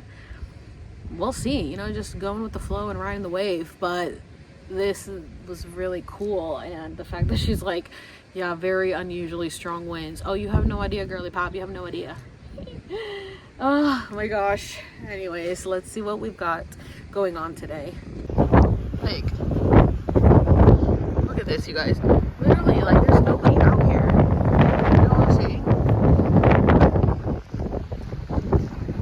Like, you could yell and nobody would hear you, and like, not in a bad scary way, but like, you know, if you're doing like a ceremony, you could yell and like nobody would hear you. You could look at this. I don't know what this is. I don't know if this is hers or not. Maybe these people might not be too happy about a ceremony, but I'm like acting like I'm gonna actually do it, or if she's gonna agree, but like, it would be kind of cool. And even if you don't do it like right here, there's still so much space that you can do it, like over there, where it's not gonna bother anyone, you know? And you have like a pool and the hot tub, which is cool. I don't know, I'm out here just like thinking of ideas. I always think of ideas and then it's like, maybe I do it, maybe I don't, you know? But, and I wonder if she only has 6 rooms and that's it, because that's like perfect. Look at that. Literally perfect. We'll see, guys. We'll see what's in the works. We'll see what the Lord has for me. But if it happens, you were here first. And that's why the aliens knocked on my door last night. Talk about an opportunity knocking on my door, huh? Okay, you guys, it is 11. I'm sitting here in my car, and there's like this barbecue spot that I've been eyeing since before coming here, because you guys know how big I am about food, right? I ended up bringing all that food, didn't eat it. So I had a muffin and a yogurt and a banana this morning, but I'm like, I want like real food. I haven't eaten meat in 2 or 3 days, and the day before that I had only fish. So I'm like, okay, I'm ready for meat. Meat grounds me, and I'm a meat eater. So I've been eyeing this freaking barbecue spot, and so I'm like, it opens at 11:30. So I'm like, okay, well, I'm sure it'll be a drive. The coffee shop was 7 minutes away, which 7 minutes away doesn't sound far in the city. I'm like, oh, when I looked it up, I was like, oh, perfect, 7 minutes. Like when I was Googling it before coming here, I was like, yeah, that's super close. But when you're driving in like nothingness, you're like, damn, 7 minutes kind of far. So anyway, so I'm like, oh, I'm sure this is gonna be a drive. So I like look it up, it's 2 minutes, it literally down the road. I was like, oh, okay. So now I'm sitting here, I turned the car around because you can see the motel is behind me. I turned the car around and I'm just like looking at the view. Look at that. I'm just sitting here like looking at this beautiful view because it's just so nice and pretty. It's so crazy like how, look, I can't stop smiling. I'm like, I want to get emotional. It's Valentine's Day, and it's just crazy to think about. Like, I'm here on a self-love journey, and with Ash, like, I literally said, like, I got emotional in the last clip when I said, like, talk about opportunity knocking on the door, huh? And this is why it's like, even if that doesn't go through, I just feel like it's just proof that you're always in the right place at the right time. You're always exactly where you're meant to be, and you have to listen to the call. When you listen to the call, that's when things start happening. When you just listen, and like when I was growing up, it'd be like when you're obedient to God, but when you just like listen, because it's really just to yourself, it's your higher self, you know? When you listen to yourself, oh, a cute bird right in front of me. When you listen to yourself and your gut, which is what, oh my gosh, of course. Okay, so I brought the journal from my ayahuasca journey in August of 2022, and that was like, I didn't have any visuals. I just literally purged the entire time. Like, I was throwing up in my bucket and like on the toilet the entire time, because I think I had a gallbladder attack. And if you guys haven't watched that, it's my second ayahuasca journey. It's up on here on my YouTube. And I think I had a gallbladder attack, and it's because like the gallbladder is your gut, and I had gallstones, and I think like the medicine was clearing all that out, and it was all the trauma that was stored in my gut for not listening to myself and listening to other people, because your gut is your guide. It's your first brain before your brain. It's your intuition. It's what tells you where to go, and that's why your gut is so important, right? Your gut health. And so I was like purging so much because my whole life I just like listened to what everyone else wanted and not me. And so I was letting go of that. And then it's like crazy to think about that my friend Desi, who gave me the mushrooms, went to the Integratron and got punched in the gut by an alien. And then I've really been listening to my gut ever since then, and it's led me here. Like, it leads me to every opportunity that comes because I listen. I look for the signs. I look for direction on where to go, because like my whole life I was told what to do. So once you're on your own and you have to figure it out, it's like overwhelming and scary. And when you have family telling you how to live your life, when you have friends telling you how to be, when you have a job telling you how to act, when you have society, when you have school, there's just so much, church, whatever, there's so much that you're not really in control of your own life. You think you are, but you're not, and you're letting everybody else control it. And so once I got out of that paradigm, because I like exited out of the matrix, then I was on my own, and I was like, oh, I don't have anybody to ask what do I do, because I don't want to ask anybody what do I do, because none of them are living the life I want. So now I have to figure this out on my own. And so I remember being just so frustrated, not knowing what direction to go. I was so lost. And I remember people would tell me like, your guides want to communicate with you, and I was like, who are my guides? What are you talking about? Like, I didn't know any of this stuff. This was a world that was so unknown to me. Like, I didn't know anything like this existed. I was essentially like, I was in the cult of religion, so I didn't know that this was possible. I didn't know this existed. I didn't know any of this stuff. And so, what are guides? And people be like, yeah, call on them for help. And I'm like, how? And just ask them for help. And I was like, okay. And so I remember being in my room, and I legit just yelled out loud, hello, I need help me. And then it was like everything just started coming. And it was like, it's like images in my head and feelings and thoughts that come in. Listen to that, because that's like you're tuning into a channel and they're communicating with you. And so that's how I've been able to like find my way through this maze, and this journey is really just like, what's calling to me? Okay, this. And it's kind of like intuitive eating, when you're like, okay, what is your body asking for? Listen to that, because that's your body speaking to you. And it's like, I wanted to eat all the junk food. I had a crash out the other day, but then my body was like, yeah, like that's what we want. But also like what you really want is something a little healthier and a cleanse, because your stomach is like in shambles. So I know that's like what you think you want, but what you really want is this. And so I listened to that. Like, I was like, I want to eat a burger and fries, but instead I ate a salmon salad. You know what I'm saying? It was like, I don't really want this, but my body wants it. My brain or my head or whatever, my physical being wanted a burger and fries, but my body, my gut was asking for a salad and salmon. Some greens, girl, please, we're dying out here. I'm like, okay, I gotta eat some greens. And so for the last few days I've been eating very, very healthy. And right before this trip I had a dream with a cousin that I have, who I remember as a kid always used to say like, I'm so hungry. He was always so hungry, and we're like, damn kid, don't you eat? And in my dream, he like, I was like with my sister somewhere, and there was like curtains on this rod, and he like climbed up the wall like a monkey, and then he sits on top of the rod, and it breaks in half, and so the curtains like break in half and go, and he falls down.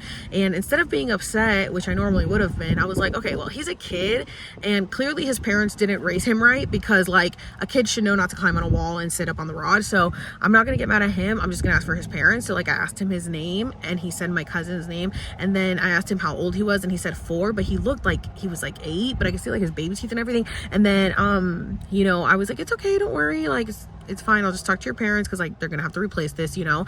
And it was interesting because the thing I remember about him is just always, he was always hungry, and I feel like I'm always hungry, and so it was like related to food as well. And so then my friend and I were talking, and she was saying like, it's funny, we're both going through like stressful situations and we both find comfort in food. And I'm like, yeah, because it's like our constant.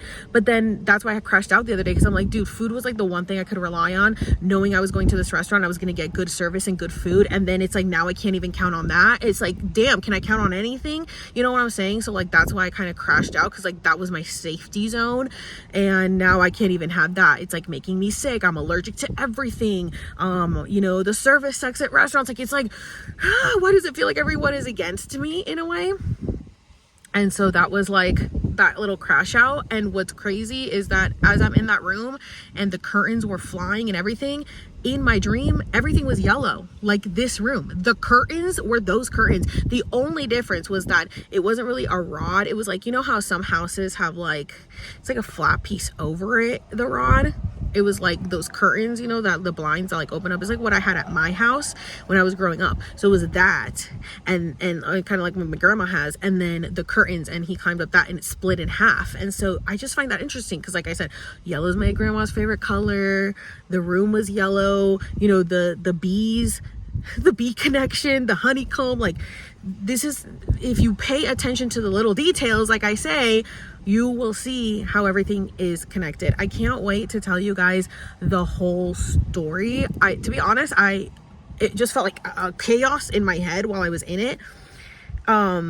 But thank God, Desi, the one who gave me the mushrooms, she was like, please tell me everything. So I sent her like so many voice notes. It was like a freaking podcast long. And so at least I made voice notes with her. And so I'm going to go back and listen to it. And then I want to tell you guys the story. And I might do that maybe on the drive back or whatever. But for now, I'm going to explore, well, I want to go eat and then we'll explore. And then I have the Integratron, which I can't film in, they said, but hopefully I can get some pictures like outside and stuff like that. And I think people have like filmed inside, but you know. Anyways, I'm so grateful, and like, what a beautiful Valentine's Day to be celebrating by myself and loving myself, because for so many years I have not loved myself because of other people telling me that I had to change to be lovable. Oh no, you guys, I just noticed this. This is a crack. I don't know if you guys can tell. This is like I can't get it to focus. A rock hit it, and it's cracked there and here. Dude, I told you the winds were so crazy, so now I have like 2 little cracks there, but I don't think it's like bad enough that I have to get the windshield replaced, but I just have to be careful because that can cause the windshield to break. Yeah. So that's crazy. Damn. The winds were so crazy. I told you, they're freaking throwing rocks and shit. Alright guys, I'm here. The Riv Company. I'm like the only one here. I like parked in the back with the employees. And you would do a twofer check, but well, that's where the parking is. But yeah, we're gonna check it out. Okay guys, first of all, look how freaking cute it is. And my server has the cutest freaking makeup on. Like, it's like all pink. Okay, so guys, this is the Rib Company. There's their story if you guys want to pause and read it. But their menu, their portions are really big. I looked at them online, and so this is like what they have. So starter salads, burgers, sandwiches, ribs, steaks, house favorites, and you can do combinations. I wanted to do a combination, but I'm like, dude, I don't need that much food. Like, I want to get a half rack of beef ribs and then like barbecue chicken, and I'm like, no, I definitely don't need that.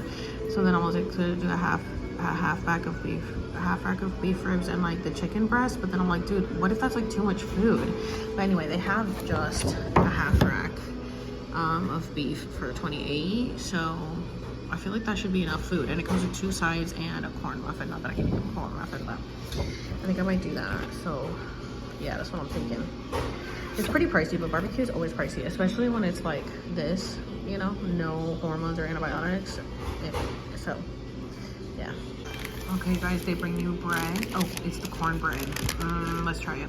Okay, so I normally would not eat the cornbread, but I'm gonna have a bite. Let's see how it is. Oh my god, it's so good. Highly recommend it. Oh, let's try with the butter. They give you butter. Oh, okay. Not smart to do this. Let me get a knife.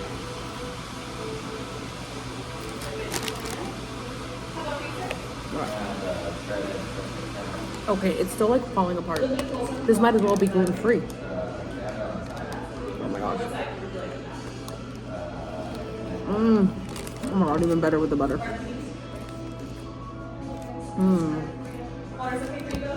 Really good.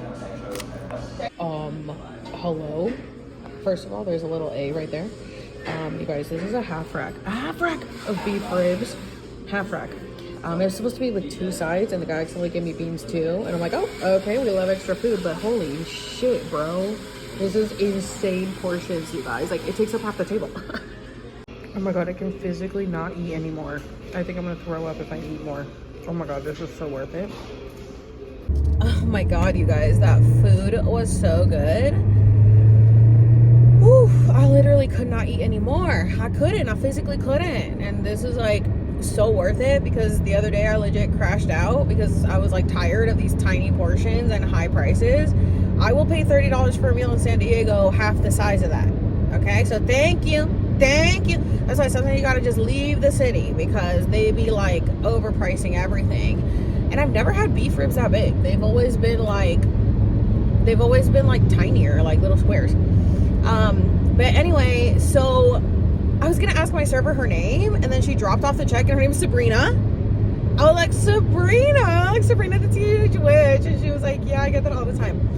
She looked like a little Who. I wish you guys could see her. She was so freaking cute. She like had her makeup done like pink glitter with like pink like cheeks, pink nose, her lashes done, she had little freckles, she had her nails pink, and I'm like, she's me. Like, that was me before. I used to always get like do my makeup really cute for holidays when I was serving. So anyway, we started talking because there's nobody in the restaurant when I'm leaving, and I started talking, and she was like, I was like, oh, I live in San Diego. She's like, oh, what are you doing over here? And so I kind of like gave her a rundown. I'm like, oh, I'm like super into plant medicine journeys, and I've been like, you know, doing ayahuasca and all this different stuff and mushrooms and stuff. And I got called back to do mushrooms, and they're like, but you got to do it in Joshua Tree. And I'm like, eh. So they're like giving me like these visions and messages on how to do everything. And so I ended up staying at the Harmony Motel down the street, and yeah, I like did this whole ceremony with myself and, you know, set up everything. And so it was wild. And then the winds were crazy. She's like, yeah, the winds were crazy last night. And I was like, yeah, the owner of the hotel like told me like, oh, those are like unusually strong winds. And I was like, girl, you don't know what I was conjuring up in here. She's like cracking up. I was like, that's why I thought your name was so funny, because you're like Sabrina the Teenage Witch, and I'm like being a little witch last night.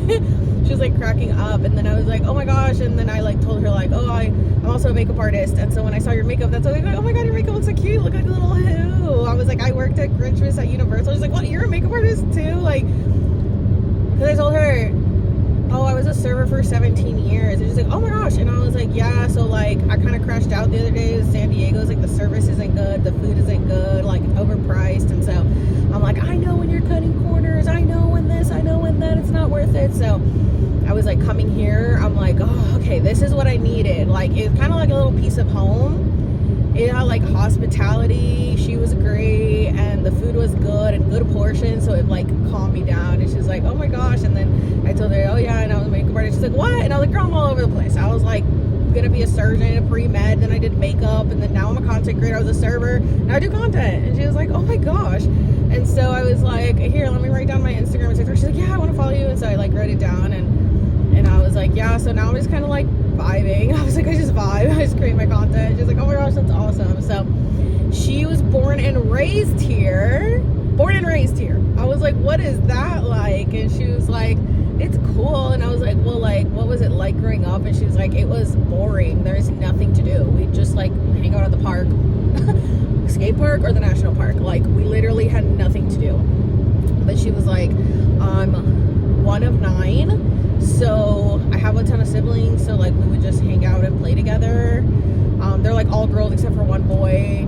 And I was like, would you ever want to move to the city? And she's like, I don't think that I could. Like, I'm not a city girl. And I was like, yeah, I was thinking about wanting to move somewhere like this, but then I don't think I could. I'm a city girl. Like, I'm used to the city life because I am from Puerto Rico, then I was in Orlando, and then now I'm in San Diego. Like, I'm used to being around like places where there's things to do. I get bored very fast, even when there's a lot to do. Like, I get bored in San Diego because the things that there is to do is like, it's like, okay, like go hiking or go to the beach or something, and it's like, okay, like I like entertainment stuff, and so like LA would be more my style in that sense, but I don't want to live in LA. It's like too much. And anyway, I was telling her how crazy San Diego is, how they charge for everything everywhere. Like, I'm like, literally, you go to the hospital, you gotta pay for parking. So she was like, that's crazy. But yeah, it was really cool, and she was really nice. And she's like, oh my god, I feel like I was meant to meet you. And I was like, I know, me too. Anyway, the bill was only $30, but my guides kept telling me you need to leave her $10, and like 20% is $6. And they were like, you have to leave her 10. And I was like, what? $10? I was like, what about 8? And they're like, 10. And I'm like, okay. So I had to leave her $10, so it was like 40. But it's like, you're out here in the middle of nowhere. It's Valentine's Day, and you're working. She's probably going to be working maybe a double because this guy came in and was like, oh, I want to see your menu for tonight. And she was like, okay, maybe I'll see you tonight, you know. So like, she might be working a double. And then I went to the coffee shop, you know, where I got the hot chocolate yesterday, más o menos. I was asking her, she's like, oh, are you going to go to the park? And I was like, well, I want to see the Joshua trees, but I don't have much time because I'm going to do the Integratron at 4:45. So I wanted to check out like a Joshua tree somewhere, and then I also want to go to Pioneer Town. And she was like, oh yeah, for sure. I was like, is there somewhere I can see the Joshua trees like without actually going into the park? Because it's $30 to get into the park. In the last 7 days, but I'm only gonna be here. I'd only be in there for like an hour. You know what I'm saying? So I'm like, I don't really know if I want to. Like, there's like the sign right there, welcome to Joshua Tree. So she was like, oh yeah, you can go to like other places and still see the trees. They're like, you know, around. So there's an actual like Joshua Tree area that has like little shops, and it has a coffee shop. And so I'm gonna stop there because every time I looked it up, it was like, stop at the Joshua Tree coffee shop. Like, it's like the famous Joshua Tree shop. So I'm gonna go there just as my destination point so that I can hopefully see some trees. And then that's like halfway point, and then I'm gonna go to Pioneer Town. So from where I was to the Joshua Tree coffee shop is like 20 minutes, and then it's like, I don't know, like another 15 minutes or something to Pioneer Town. And then I gotta drive back to the Integratron, which at that point, I don't know, might be like an hour or something out. So I gotta make sure I time it. So it's like 1 now, so I have a couple hours to explore, and then I'll head over to the Integratron. But yeah, this was cool. This is cool. So let's see. Oh, look, a little dome right there.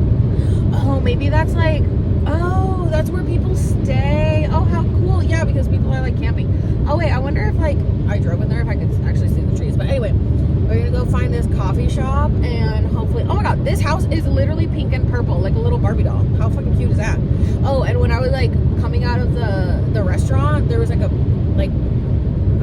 dirt or mud or something, and it was in the shape of a heart. I'm like, ah. And then when I walked out, one of the cooks was on the phone, and he's like, whoa, yes, thank you God, thank you. And I'm like, amen, whatever he's happy about, me too, bitch, me too, because thank you God, amen is correct. Like, I'm so happy that I got good food and good service.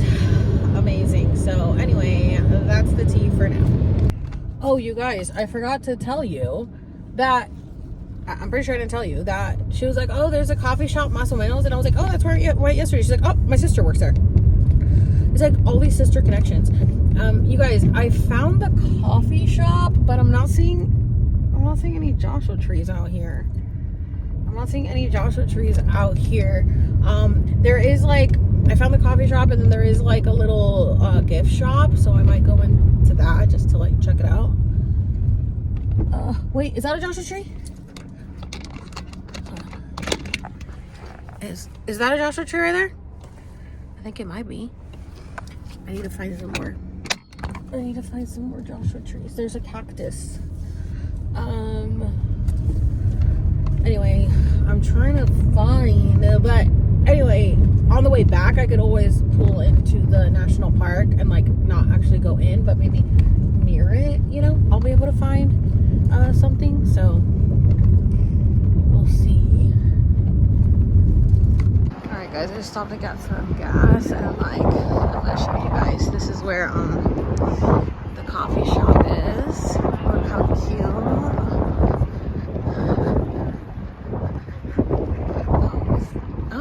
I'm like, is that even open?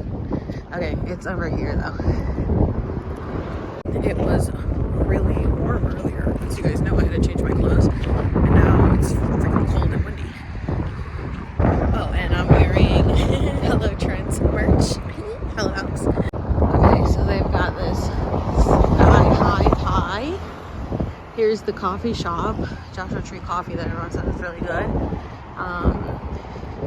I don't know what Taylor Junction is, and JT Trading Post. So there's like a little cute area here. Oh my god, you guys, it's a payphone without a phone. Yo, we got some. What the fuck? Oh my god. Okay, guys, that's the little area I'm talking about. A gift shop, Joshua Tree, and it's got like a little saloon over there. So that's where I'm going. Oh, look at this. How cute. It's like a little movie set, like a little Western film. How adorable. Oh, another payphone. I wonder if this one actually has the phone. Never lazy. No phone, but it's funny. Oh, how cute. Oh my god, this is a Joshua Tree Coyote Corner. How cute is this? Oh my god, look. It literally looks like a movie set. Oh, there's more stuff back here. Oh. They have, oh my god, this is, you can't tell me this is not a movie set. What the fuck? This is so cute. Why do they have a Joshua Tree, like an actual Joshua Tree out here? Oh my god.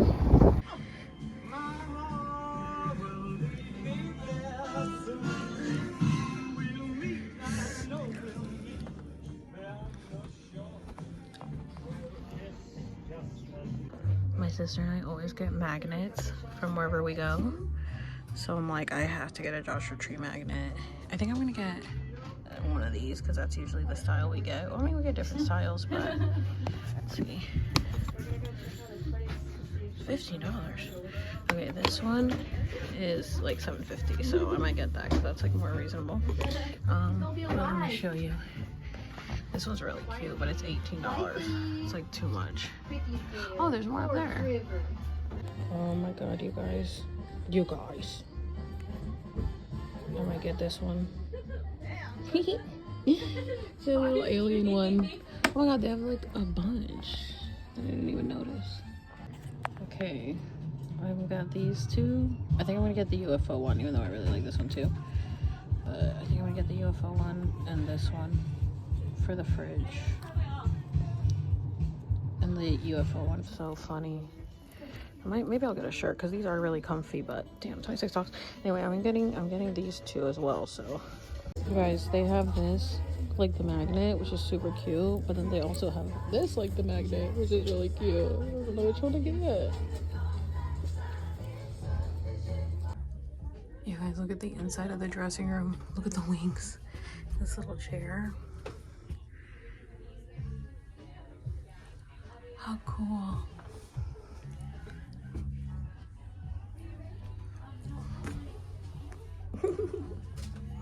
Oh my god, it's so windy. I was about to blow over when I walked out of the store. Okay, I want a little ham in there. I spent like $80, bitch. And I only got a couple things. I got the two magnets, like I said I was gonna get. I got the two magnets. And I got two shirts, which I was like, Alex, they're literally the same as your merch. Do you really need it? But no, I don't need it. I just wanted it, you know. And they're these colors, which this is the Believe to Receive shirt that I have, this color. And I know these shirts are really comfortable and I wear them all the time. And I like to get like merch from the places that I go. so that I have like a memory of it. So I ended up getting this maroon one, which I'm like, I don't know if it's gonna look good with my hair, but I tried it on and I was like, I like it, so I'm gonna get it because it's like the magnet that I wanted to get. So I wanted it to be for you to know that it's Joshua Tree, but I feel like people could figure it out, right? That, and then I got this one because I had to get this one because it reminded me of the sweater that I wore with the Joshua Tree and the tarot card and like the skeletons dancing and shit. I don't know if there's no UFOs or anything, but yeah, I just ended up doing it. I was like, I wanted to pick one, and then I was like, girl, just get both. Like, the money will come back to you. And that's the whole point of this journey, you know? So I just went ahead and got both. Now I think it's like almost 2, so I'm gonna head to Pioneer Town and check that out. I'm always like, should I really buy something here? There might be like a different store that I can get things at, but I went ahead and just bought it anyway because you never know. And then I got a free sticker, which that means it goes in the back of my phone because that's where I put my stuff. So yay. She was like, do you need a bag? I was like, no, I don't need it. I have so many bags, girl. I have enough. So I'm gonna put this actually in my little backpack here. And yay, my little backpack. All right, so let's head to Pioneer Town. Okay guys, I was driving to Pioneer Town and then I'm like, wait, there's a bunch of Joshua trees right here. There's actually like another Avenue toward Division Street. There's actually another one and I couldn't make the turn fast enough. So then I was like, oh, I just pull over here. So I'm gonna just like park and walk through this. Let's see, I'm just gonna park in front of this person's house right here. First of all, look at this. I'm living here. Oh my gosh. This is so cool. See, like, this is what I would be seeing inside the park, but now I don't have to really go in there. Let's do this. I think I was talking to the lady at the store that I was just at, and I was like, do you know where I can see Joshua trees not going to the park? She's like, yeah, they're literally everywhere. You can just drive down and see them. And I was like, okay, I'm going to go to Pioneer Town. She's like, oh yeah, there's a ton there. Ah, how cool. Look at this, you guys. Man, imagine living with like this as your front yard. That's wild. Oh, how cool. Oh my god, there's so many. This is so cool. I've never seen this in real life. Does it hurt? Yeah, don't fall into that. That will hurt. Oh my god, look. Look at the cacti. Oh, this is so cool. What if the people here are like, oh yeah, I'm just walking in here and exploring. Oh my god, this is wild. This is awesome. Guys, this is so cool. Like, this is awesome. Oh, I'm loving it.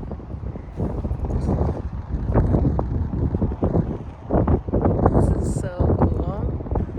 I don't think I could live out here though because, yeah, there's like nothing to do but to visit. I'm grateful that we get to do that. My board here. I'm grateful that we get to travel and do these things and experience and see these marvels of the universe. Literally, like, I always say I want to travel the cosmos, but it's like I haven't even traveled this planet. Just because, like, a lot of things about this planet bother me, so I'm like, no, I want to go somewhere where, like, I don't have to deal with the bullshit, but maybe if I travel to other countries, you know, I won't have to deal with the bullshit. Look how beautiful that is. Gorgeous. Oh! I'm like about to leave and I got pulled to like touch this tree. I'm like, okay. I will. I'll get your codes. Eee, little tree hugger. I get so much hate on my videos where I say that like trees have feelings and trees can talk and people are like, you need to go to the psych ward. And I'm like, you are dumb. Okay. Everything has a consciousness. You're kidding. That's my last name. Oh my God, I want to cry right now. Are you serious? This is literally the street that I pulled off on to see the Joshua trees, you guys.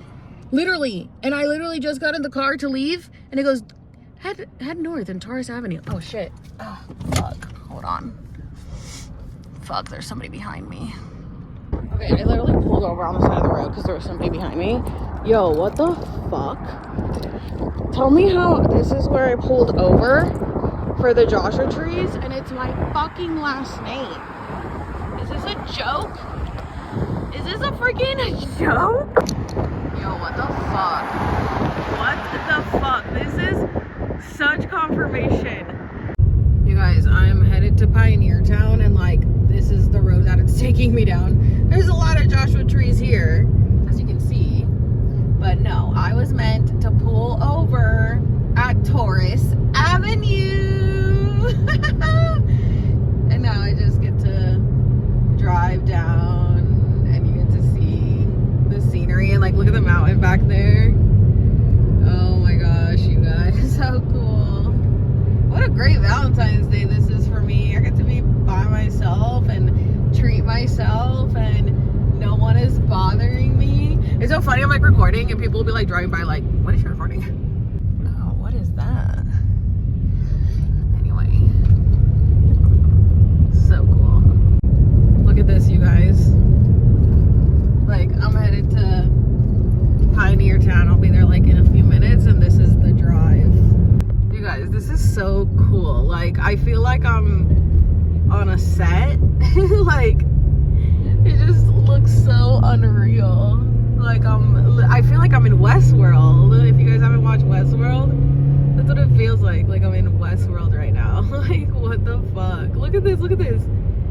I haven't been to like Disney in California, but they have like a Cars town or whatever, and it looks like this, you know, based from the movie Cars. And I'm like, dude, I want to go there because like it looks so much fun. But this is exactly what it looks like. I feel like it just looks like a bunch of like windy road and rocks. All right, guys, we're pulling into Pioneer Town. Yes, bitches. So I heard that this is actually where they filmed like the first movies. Like, literally. Oh, there's horses. I heard that this is where they filmed like the first movies, like the Western films and stuff, like way back in the day. So of course I would end up here. I'm such a pioneer of this era and of this new era, you know, the golden age. I'm a little pioneer. Oh my God, look how cool. Oh my gosh. And yeah, I would end up here for sure. You guys, tell me why this trash can says ash only. It just keeps following me. Okay, you guys, here we are. Hold on, let me show you. So, oh, this is a motel. This is so cool. Pioneer Town Motel, how freaking cute. Oh my gosh, this is so cool. Yeah, so I heard that this is like the place where they did like the first Western films. And I'm like, yeah, I would be called to go to Pioneer Town because like I said, I hope you guys can hear me, it's so windy. Because like I said, you know, I've always been called to Hollywood. I've always been called to be on sets and movies and all that shit. And so I would be called to come here, and I had no idea. I was just like, oh, that's so cute, because I was like, what things to do in Joshua Tree, and it was like Pioneer Town, and I was like, oh, that's cool. And then little did I know. So this is a really cute little motel. Looks like cabins. Super cute. I want to like look at them up close. Okay, this is what they look like. They are really like cabins. Oh yeah, my place was better. And I bet you they don't have a kitchenette. No, they just have like a bathroom. Oh, this is like legit a cabin. It's like if you want to go camping, go glamping. Anyway, that's cool though. I wonder how much it is to stay there. I gotta look it up. They have these like little hammocks too, so that's really cool because then you can just like lay down and stargaze. But dude, it's just been so freaking cold and windy. You probably don't want to sit outside tonight. I'm hoping that I can at least catch some stars before I leave, you know? Oh my god, that's so cute. Oh. I know, I'm allergic, but they're just so freaking cute. Look at the baby. Did you guys name her? Her name is Hershey. Hershey? What's this one? Scooby. Scooby? Yeah. Look at you little, oh, he's like hiding. Oh, he's so cute. Oh, if anybody wants to buy some puppies, here you go. Joshua Tree, chocolate lab. Oh, your baby. Oh. Look at this. Oh, by the way, you guys, those dogs are only $500. I'm like, what? That's so cheap. Hell yeah. When I bought my dog Oliver, he was only $250 back in 2006. But now dogs are so expensive. Oh my god, how cool is this? How cool is this? Like a little movie set. Oh man, the ground is kind of still wet from the rain. Oh my god. Oh, film museum. See, I told you guys they did film here. Shut up. Shut the fuck up. No, this is so fucking cool. Whole team. Oh, that's creepy. Look at this piano. Oh my god, this is so cool. Oh my god, Honest Owen.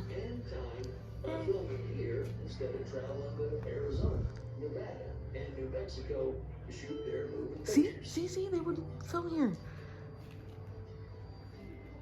Unlike every other movie set, Pioneer Town had real buildings with businesses and people residing in them. Oh, Coca-Cola. Oh my god, I thought this was a real person. It's gonna show to me. Oh, boy, those early days were really something to see. Oh my god, this is wild. You'd have one Western being filmed on one side of Main Street and another one on the other side. Oh yeah, they would do that. On weekends, hundreds of people would come here to watch the action.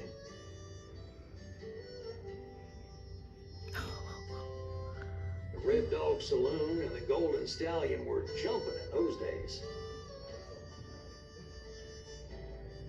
Dude, how cool. Wait, I never saw this movie. Angry Ghost West with Aubrey Plaza and Elizabeth Olsen. What the fuck? What? An iced tea? Mighty fine westerns here through the 1950s. Well, Gene Autry filmed many of his movies here.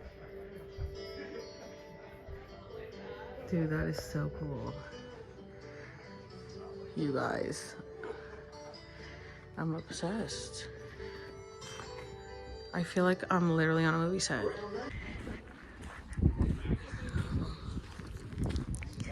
Okay, so they've got a barn there. We've got a little shop. Oh, I smell sage. What's that? Oh my god, look at this. Oh, it's a little art studio. Oh my god, how freaking cute. Everyone is welcome.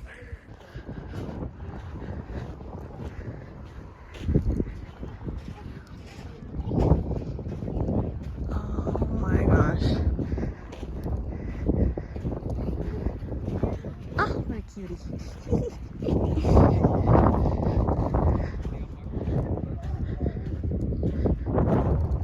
Look how cool.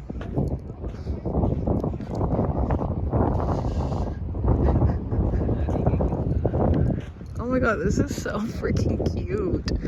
This is so cute. It's like unreal. Oh my god, this is so cute. Look at this. I really feel like I'm in Disney. The bank. Oh my god, Whirlpool. The teeth. The dentist.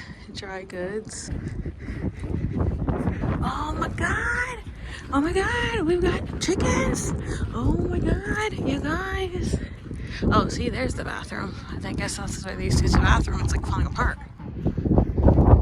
Oh my god, you guys. Look at this.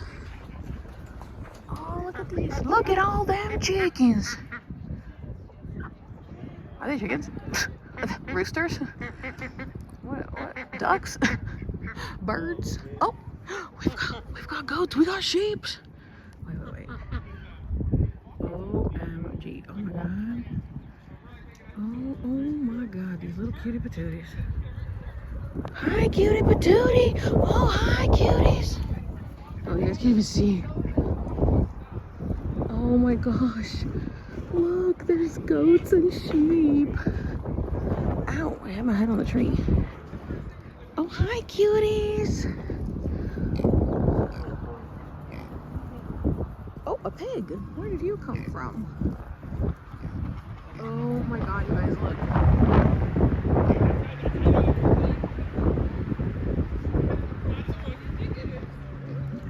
Oh my god, there's little baby goats. Oh my god. Oh my god, the little babies. Oh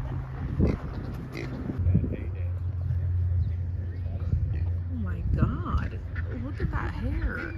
The wool, it's like so matted. Oh my gosh. Like a whole coat. It's like dreads. Yeah. Needs a haircut.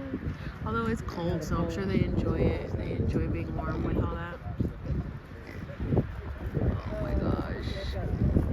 Oh, they're so cute. Hi, cuties. Whoa, this one's a big one.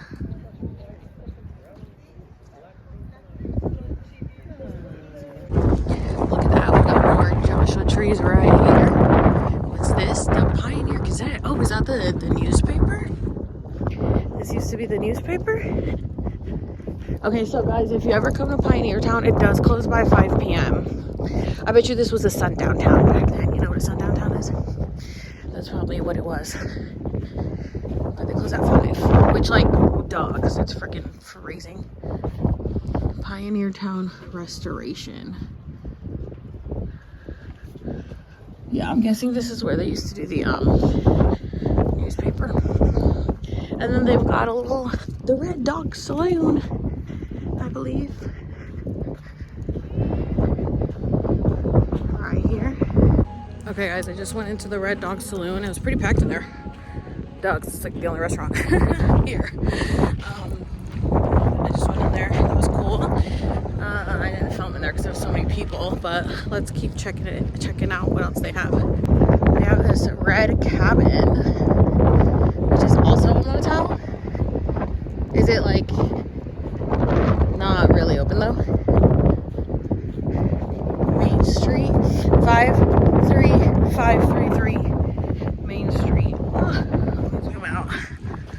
Oh, this is so freaking cute. Oh my god, this is adorable. This is so cute. And then, so somebody live there? In the house? And they got that. Oh, is this church? It says Sunday service. Oh, it's so windy. Okay guys, so yeah, it's a church. They do really have Sunday service. I walked up and it says, this is a real church in a historic building. Remember, God is watching you. That's what my mom used to say to me all the time. Remember, God is watching you always, so I will always know what you're doing. Psycho ass. Anyway, fucking weird. Anyway. Look at this, you guys. This is so cool. It's like so old and historic. The marshal's office. Look. This is like the jail. The town jail.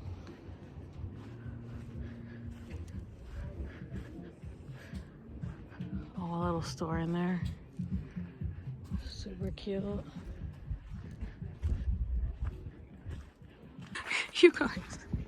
No horses allowed in the pottery. Kids and goats are okay. You guys, the girl behind me is also filming. She's like, she like keeps messing up on what she's gonna say. It's so funny.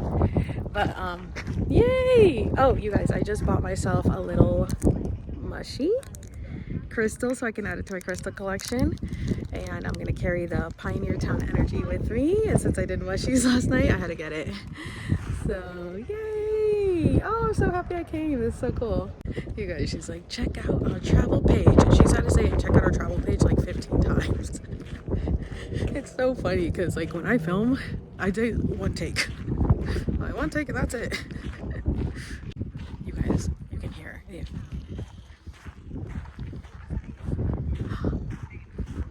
Oh, freaking cute.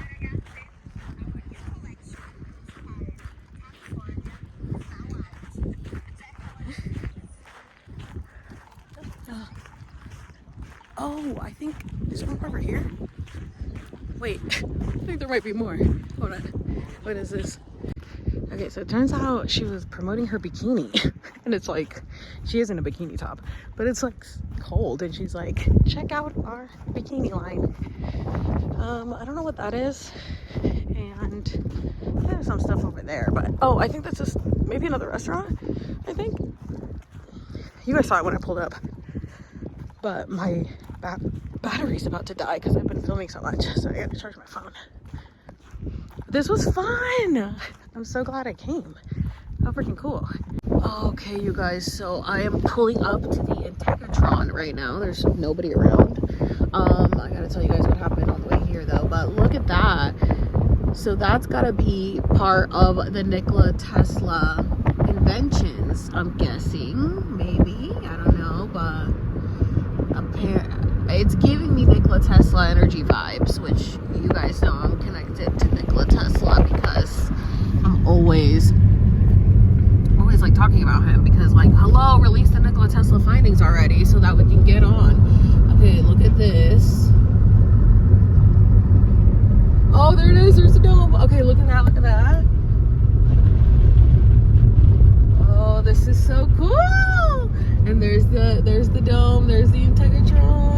I just got really hungry and I was like, oh man, I'm gonna have to get dinner after this. And I was like, girl, I got so much food. Like, girl, just eat some nuts. So I'm like literally an hour early. So I'm gonna sit here and I'm gonna sit here and eat some snackies. Wait, where do I go in? Do I go in through here? I think so. Yeah, because there's nothing over there. Yeah, Integratron! Yay! Look at this, like a cornfield. Okay, where do I park? Oh, right here, girl. Oh my god, I'm so excited. Oh my god, I'm so excited. Okay, you guys, let's talk for a little bit before I have to go in. First of all, the sign says UFO RV parking only. We love that. Second of all, I've had to brush my hair a few times because the wind is like blowing it out of control. Third of all, I went to the trunk to get my snackies and then I was like, oh, thank God, because I forgot that I need to take a blanket in there. And I'm gonna take this one. I might change my pants because I think I want to wear my Galactic Federation pants in there. I had to change because I was like so hot earlier, but now it's cold. I have honey roasted almonds. But you guys, on the way here, okay, so I was done filming for like Pioneer Town or whatever, and then I still had, you know, some time to kill. So I just kind of sat in my car and smoked, and then I was vibing out to music, smoking, but there's no signal out there. So my phone was like dying and then I had to charge it. So I sat in the car charging my phone. And then I lost signal to the music, to Spotify. So then like I wasn't listening to anything. And then I couldn't get the GPS to pull up. So I was like, oh shit. Now, I had read, the Integratron said, make sure you get the directions, like have a copy of the directions because signal's bad out here. So the other day I like screenshotted directions from the hotel to the Integratron, from Joshua Tree to the Integratron, and from Pioneer Town to the Integratron, because I was like, just in case I lose signal, I don't know where I'm gonna be before I go to the Integratron. So I like screenshotted Google directions step by step, like the old ways. It's so funny because growing up we went on like road trips sometimes, and my dad always loved to drive for the road trips. We would drive up to New York a lot, and that would take a couple days. It was like so fun though, because we had like a van, and my dad put a TV in the center, and we'd watch like VHS tapes. I don't know how he did it. Like, how did he connect the TV to the car? And we would watch that, and then like I'd be like laying on the floor, like laying down, reading books, coloring, taking a nap. It was like so fun.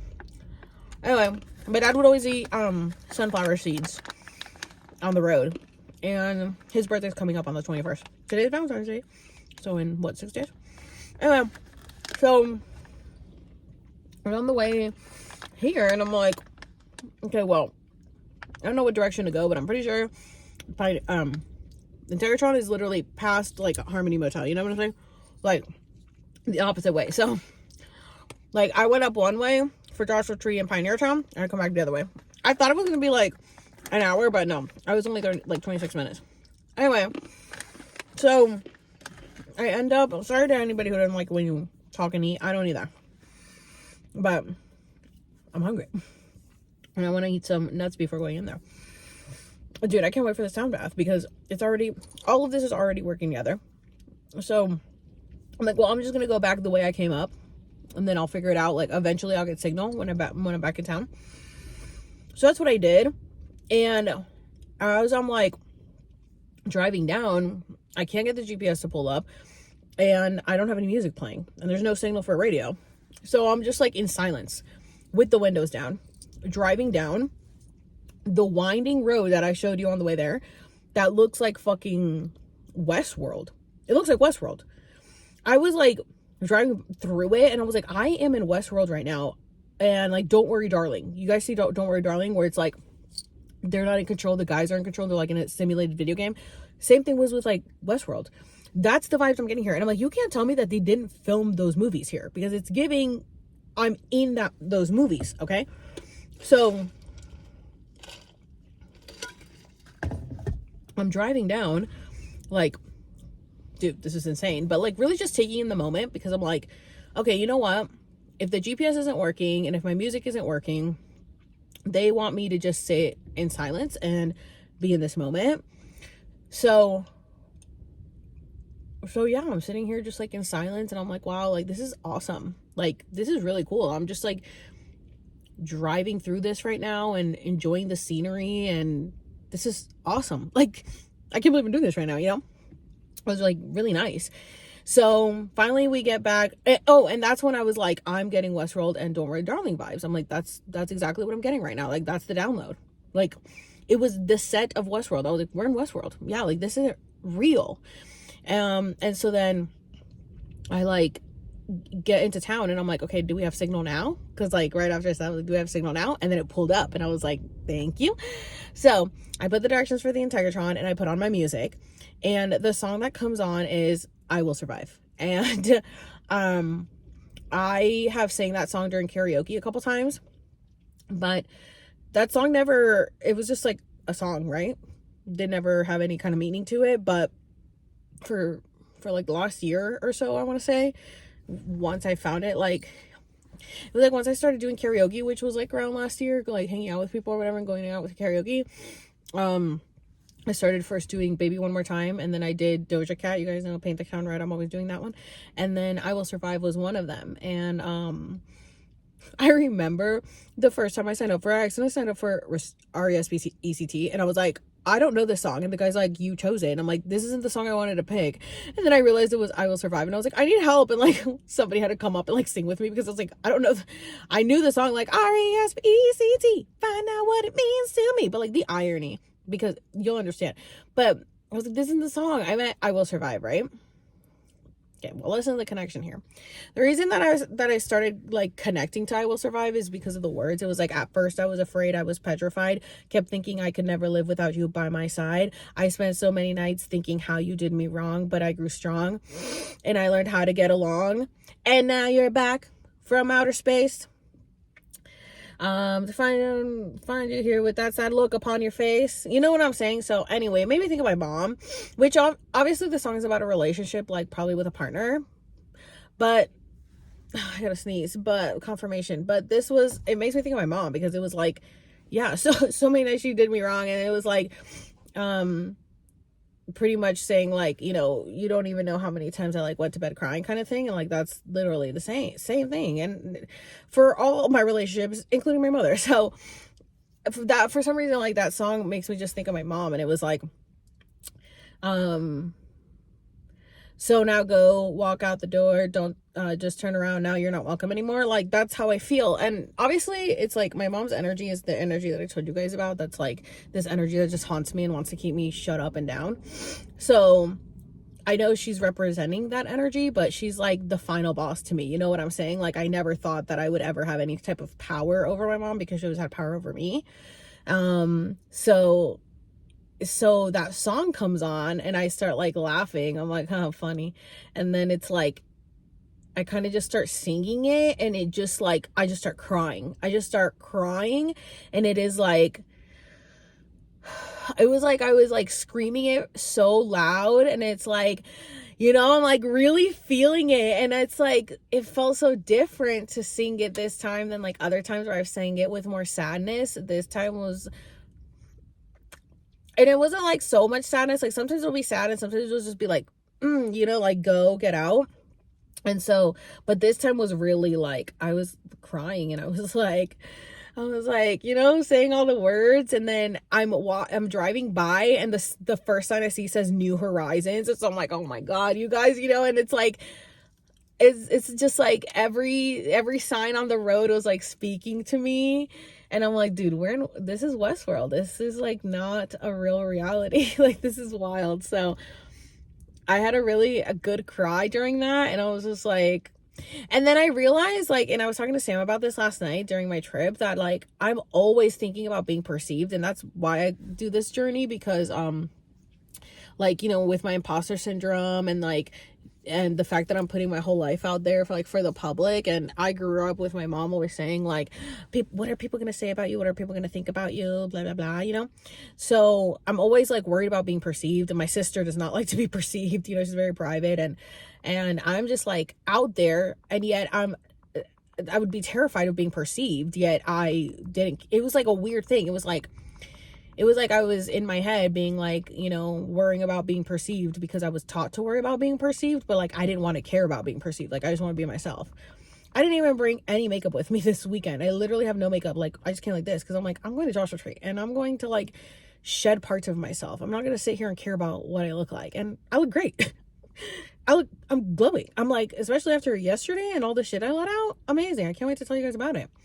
So, yeah, so that was like a really good cry. And then I just like, the song was over and then it stopped and I just went on my merry way and like kept enjoying the scenery. And then it was funny because the cars like all had to merge into one lane, and we were driving so fucking slow because there was like a huge truck in front of us. So it was like literally, you know, like carrying a bunch of shit on the back, and like one of those like construction trucks or something. And then it was like had its hazard on and everything. So I'm like, we're gonna be here a while. And I was like, okay, well, whatever. Like, I'm just chilling, you know? So I just like relaxed and chilled. And then the car behind me like wanted to pass so bad. I'm like, bro, we'll be here a while.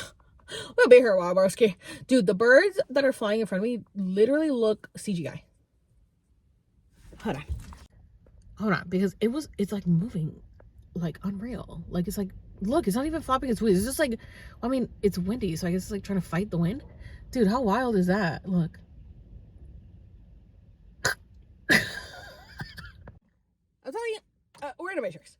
We're in a simulation. So anyway, yeah, and so I was like, dude, you're gonna have to wait. So he had to wait for a while before he could finally pass, and then he passed, and I'm like, okay, cool, bro, you got like 2 cars ahead.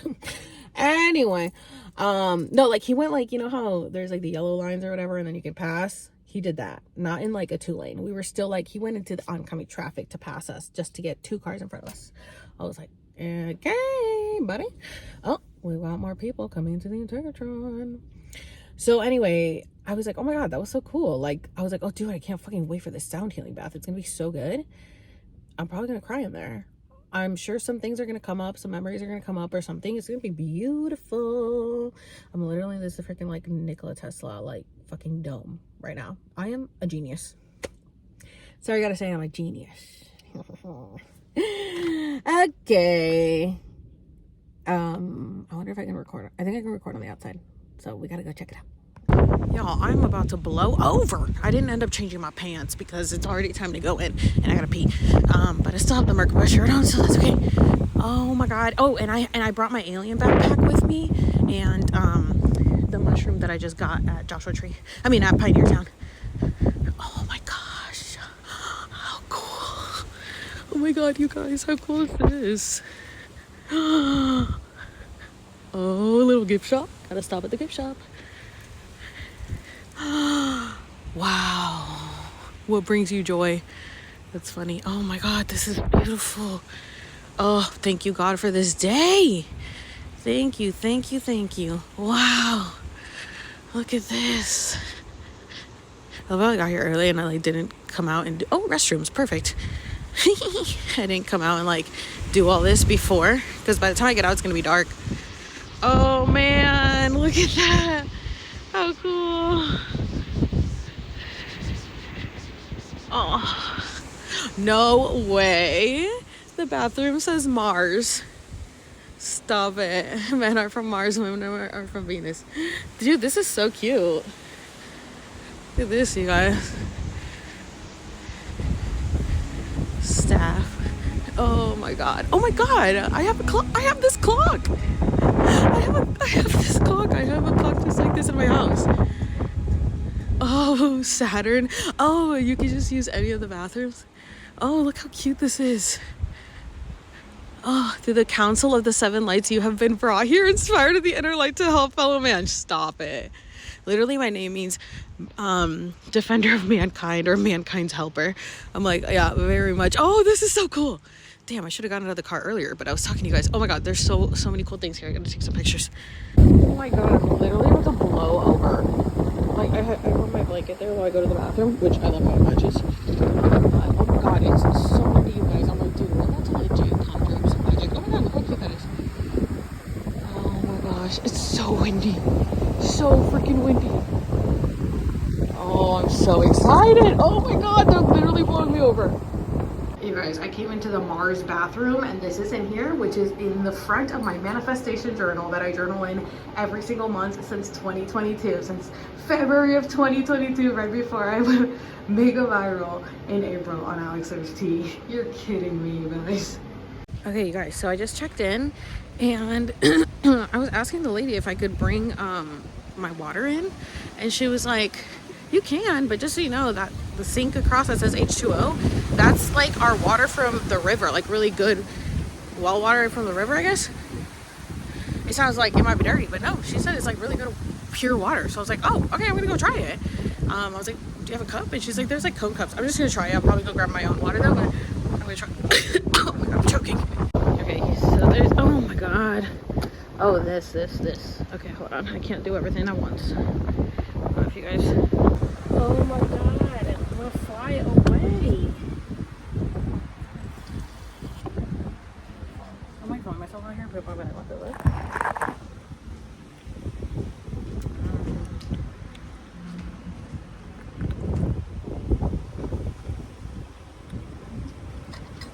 Apparently that's like from the river, she said. Cool. Really good fresh water.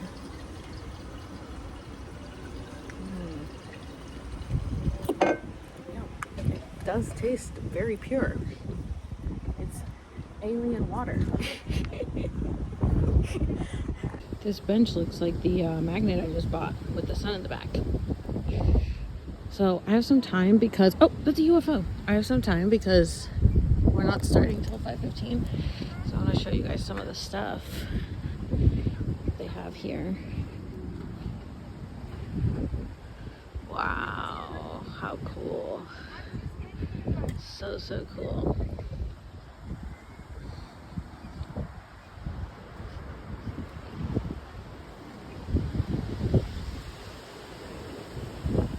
Awesome.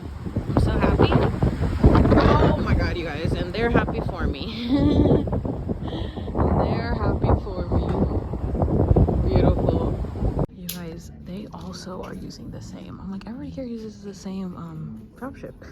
It's so funny. The magnets are only $8, y'all. Look at all the magnets. Convention Giant Rock Airport.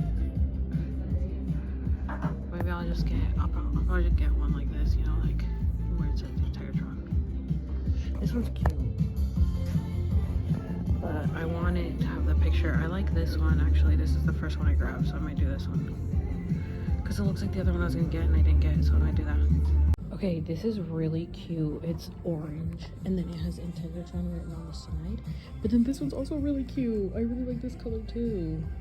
It's like the color of my room and the color of this blanket. 62 bucks, y'all. And it doesn't have anything on the front, but it does have the sides. Damn it. And I also like this shirt. I like this shirt. College of Universal Wisdom, Rejuvenation, Anti-Gravity, Time Travel. I might get this one too. Dude, I don't know what to get. I want to get like everything. I want to get one of these hoodies. Dude, I want this gray one because it reminds me of my barefoot, like my work hoodie. But there's nothing on the front. I don't like that they don't have anything on the front. These are something on the front, but I don't know if I really like this one. Maybe I can do this purple one. I don't have a purple hoodie. And I like the back. The back is cute. That's cute. Okay, yeah, guys. I'm on a shopping spree. Who am I? I hate shopping. You guys, I just spent $106 in there. I bought this hoodie. This was the most expensive thing because, you know, it was 60 bucks.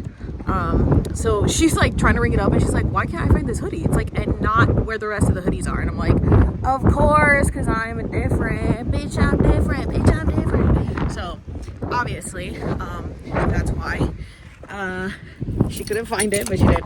I also got the shirt, the University of Wisdom shirt, and then I got the magnet. I have the magnet and the shirt inside my backpack. I also have the Joshua Tree shirts in my backpack, and I'm gonna take it in there into the Integratron so it's with me while we're doing the meditation.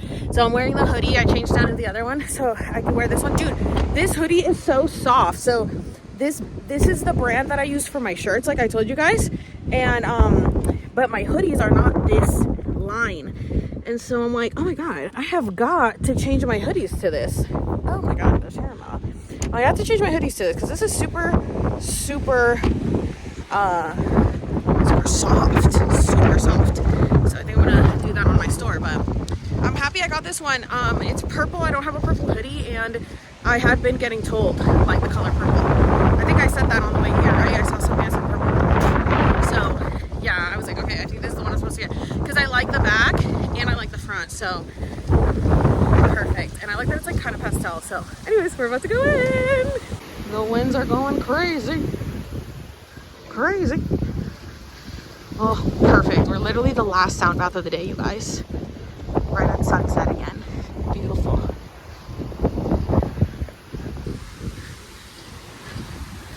I'm gonna go grab some of that delicious water again and put it in my cup because my cup matches me, you guys.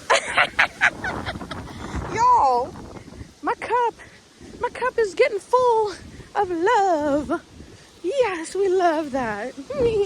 You guys, last Valentine's Day was also a portal day, and I was getting like downloads like lots of love is coming, and yeah, I don't know if I recorded that already, but I wanted to show it to you guys. It's really cool. Oh my god, that says mystery man.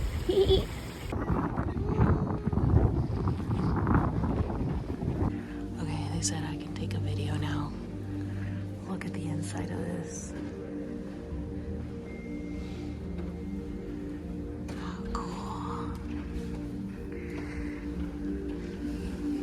If you stand in the center where that guy is standing right there in that square, you see that square right there?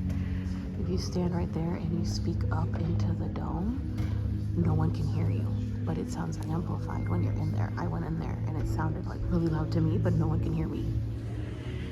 And there is not a single nail in this place that was originally in here. Well, actually no, he said there's no nails at all, except for this rod right here.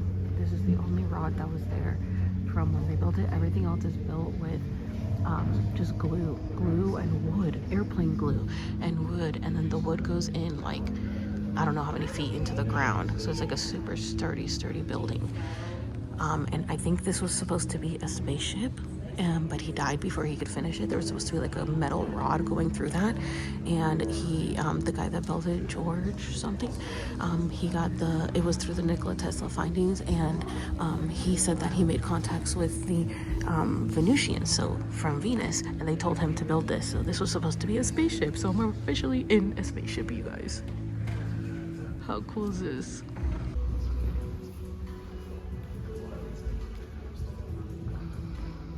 So cool.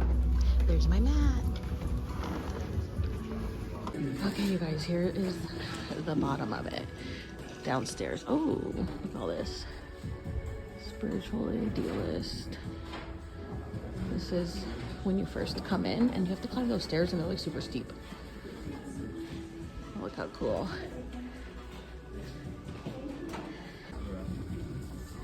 Oh, that's the guy. That's George Van Tassel.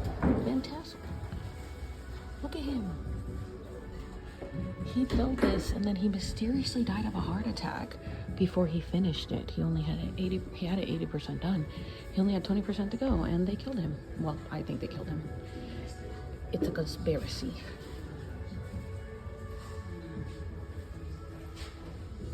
How cool. Look at the spaceship. It's an amazing place to see during the day. Whoa. Oh my god, that's so cool. What is this? Our intention is to rock life. Wow. Building the Integratron. The facts. There you go. Contactees of the 1950s. Wow, the 50s were the start of everything, I'm telling you. Well, publicly. I think that's when, like, Eisenhower made the deal, right? Oh, wow, it's, like, really hot. This is a heater? Oh, there's a heater right here. Oh, wow, how freaking cool. Wow, how awesome. Oh, there's more over here. I like that rug. Space. Oh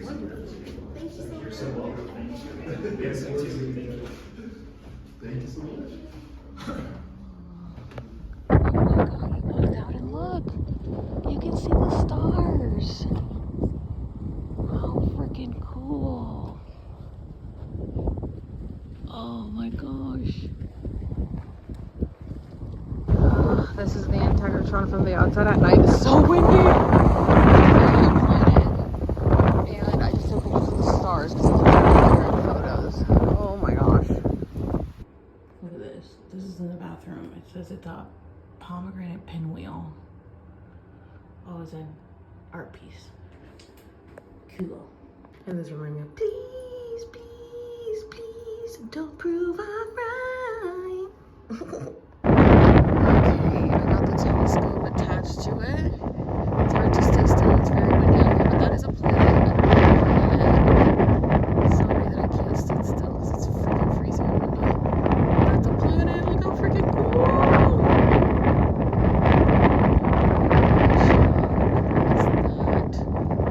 See if I can see any of the stars in here. Oh, you can. Oh my gosh, wait. I see that.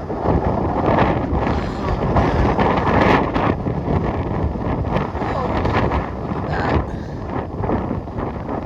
Oh, that is so cool. It's like a little sperm jumping around. That's you before you came to Earth. You are the stars of the cosmos. You are everything. Dude, I can't see anything because the hair is flying all over my face. Oh my god. That is uncomfortable still, but I can't. This is so cool.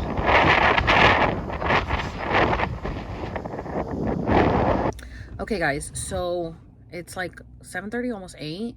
I decided that I think I'm just gonna go ahead and drive home tonight. I'm gonna get some sushi right now. Just found like some random local spot for sushi. Sushi is so expensive out here because I think it's so rare. So sushi, like a Philly roll is $12, and I'm like, a Philly roll? The other place had a Philly roll for like $18, and I'm like, huh? What's happening? A Philly roll is like $7. Anyway, so I'm probably gonna drive back, so I'm not gonna be able to like give you guys the recap tonight because it's gonna be too dark for me to film. So I'm gonna have to sit down once I get home and tell you guys the recap. But I'm excited to have some sushi. Also, there's a Steak and Shake out here, and I was like, damn, I should go to Steak and Shake. Like, I used to go to Steak and Shake all the time in Florida, but I had meat and fries this morning, so I don't want that. Anyway, this is the place that I found. It's literally like this random little sushi and teriyaki spot. So I hope it's good. Okay, never mind. I walked in there and like it was full. I was like, oh, it's full, but like they had open tables. And she's like, hi, how can I help you? I was like, can I just get a table for one? She's like, no, we don't have space for one tonight. Sorry. We're all booked up. They don't close for another 2 hours. And I was like, I laughed at her. I said, okay. Like Trisha Paytas, it's like, huh? What? Oh, okay. Anyways, don't go there. Like, sorry, I don't have space for one. It's Valentine's Day and you're only one person, so you don't get to eat here. Fucking weirdo. All right, the other sushi place is only 3 minutes down the road. It looks like it's full in there, so let's see if I can get in. Okay, this place is like super packed, so I don't know if I'm gonna be able to get a seat. You guys, right after I said that, the lady comes and yells, anybody here for dine-in? And I was like, yeah, how long for a table for one? She's like, oh, we have a table right now. I'm like, oh, thank you. So all those people are picking up to go. Oh, thank you, God. Way better than the other place. I just waited 44 minutes for this roll, you guys, so it better be good. You guys, the TV is playing this show called Common Side Effects that's about magic mushrooms. Like, I literally just watched it the other day. What the fuck? Look, look, look. Look, a little alien dude. That's so fucking funny. Oh my God. Oh, it's so trippy. Look, look, look, look. He like eats this like magic mushroom. Oh God. Okay, that sushi roll was good, but it was so small. I'm like still hungry, and my total ended up being $20. The menu said it was $13.99, and then when I got my bill, it was like 17 something, and I was like, what?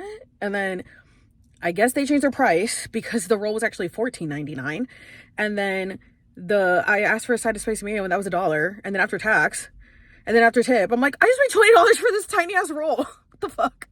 Okay, guys, I'm officially back in San Diego, and I just gotta show you my view. This is my view right now. Look how cute this is. I was led here.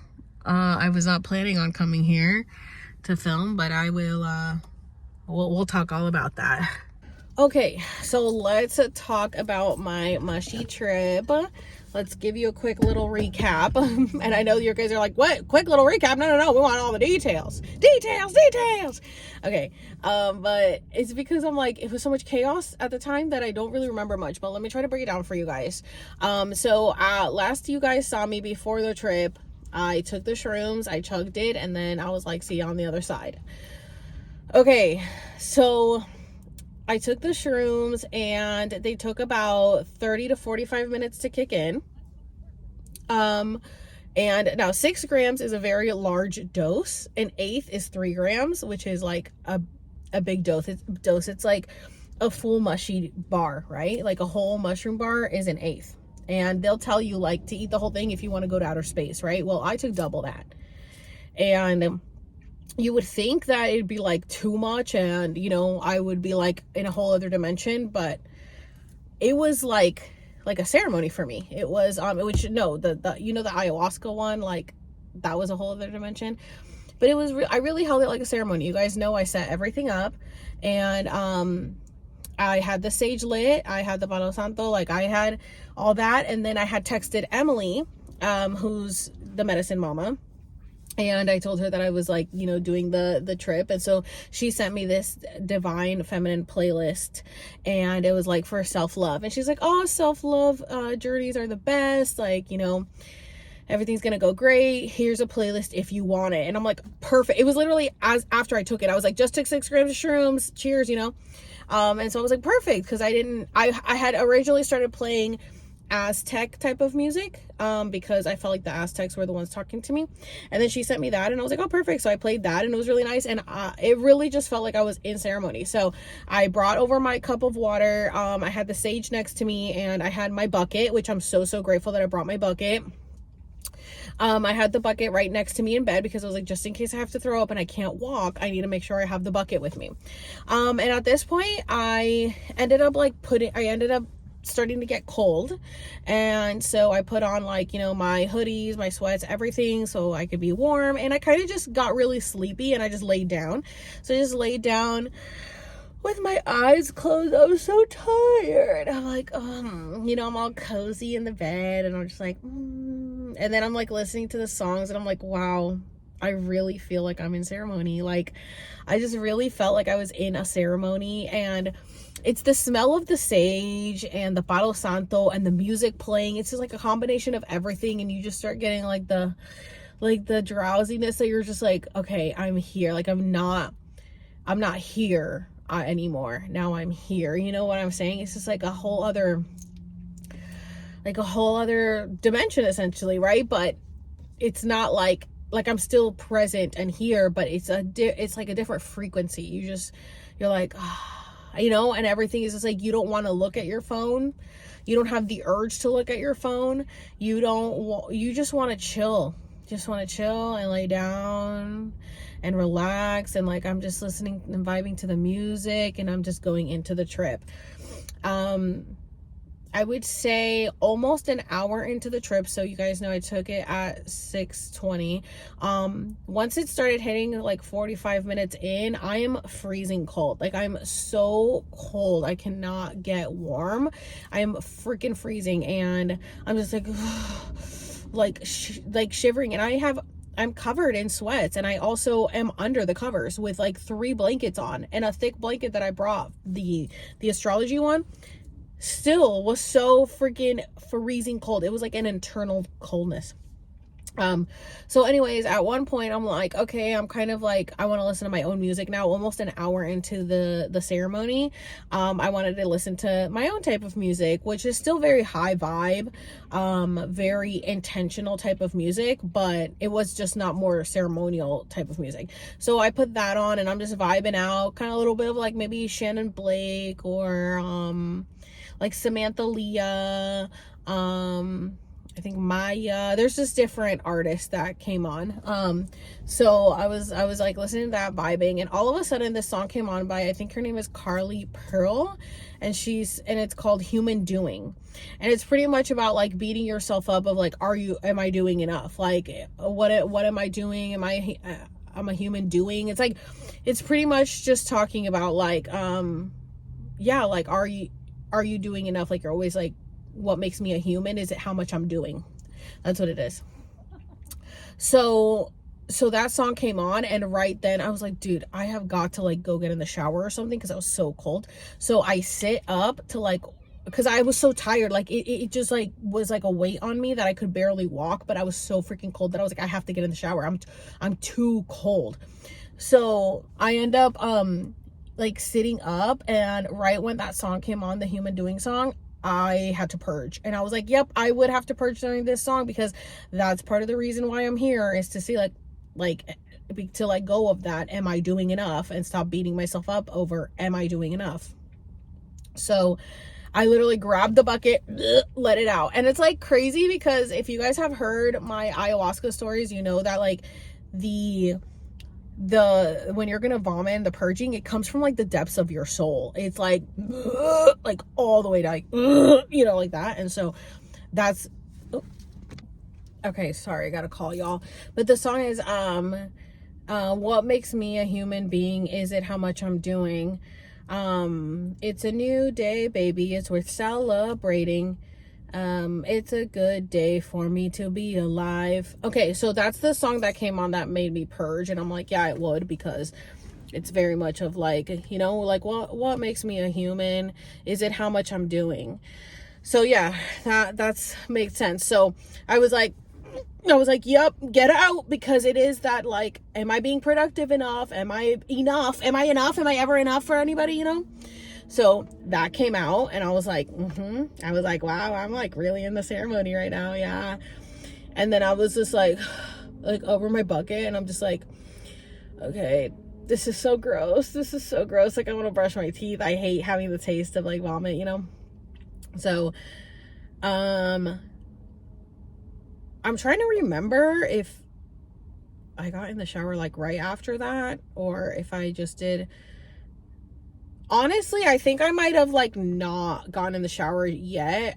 I think like, I don't know if I sat up to like go to the bathroom or the shower or to vomit, but that's what happened at that point. And then I think I ended up going and like getting some mouthwash, rinsing my mouth out, and then maybe I might have gone back in bed for a little bit, but then I was just like way too cold. Like I was so cold that I had to get in the shower. So at that point, I end up having to get up and go to the shower, which I was like, oh my God, I don't have like the physical body strength to be standing up right now. I was so loopy and drowsy and heavy and tired, but freezing cold. And I run hot.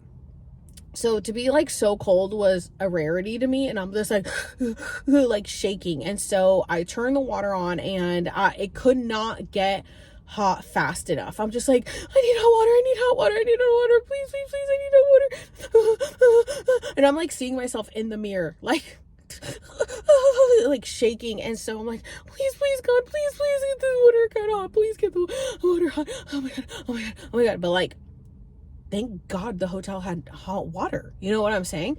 So finally gets hot, and I get in the shower, and I'm like, oh my God. I'm like in circles, going in circles in the hot water, like freezing cold. And I'm just like, thank you God for hot water. Thank you God for hot water. Like, oh my God, I don't know how the people on Big Brother do it when they're have-nots and they have to take cold showers. I can't do it. I can't, but I can, because I usually take like pretty average, like room temperature to colder water in my showers rather than hot. I don't like hot showers.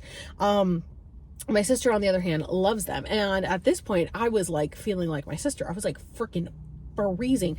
And so I'm like going in circles. And I showed you guys how the hotel, like the floor looked like the honeycomb or whatever. I'm like, yeah. So that's what I was seeing while I was in the shower. And I'm just like, oh, I'm so cold. And I'm like trying to get warm. And I'm like, please warm me up.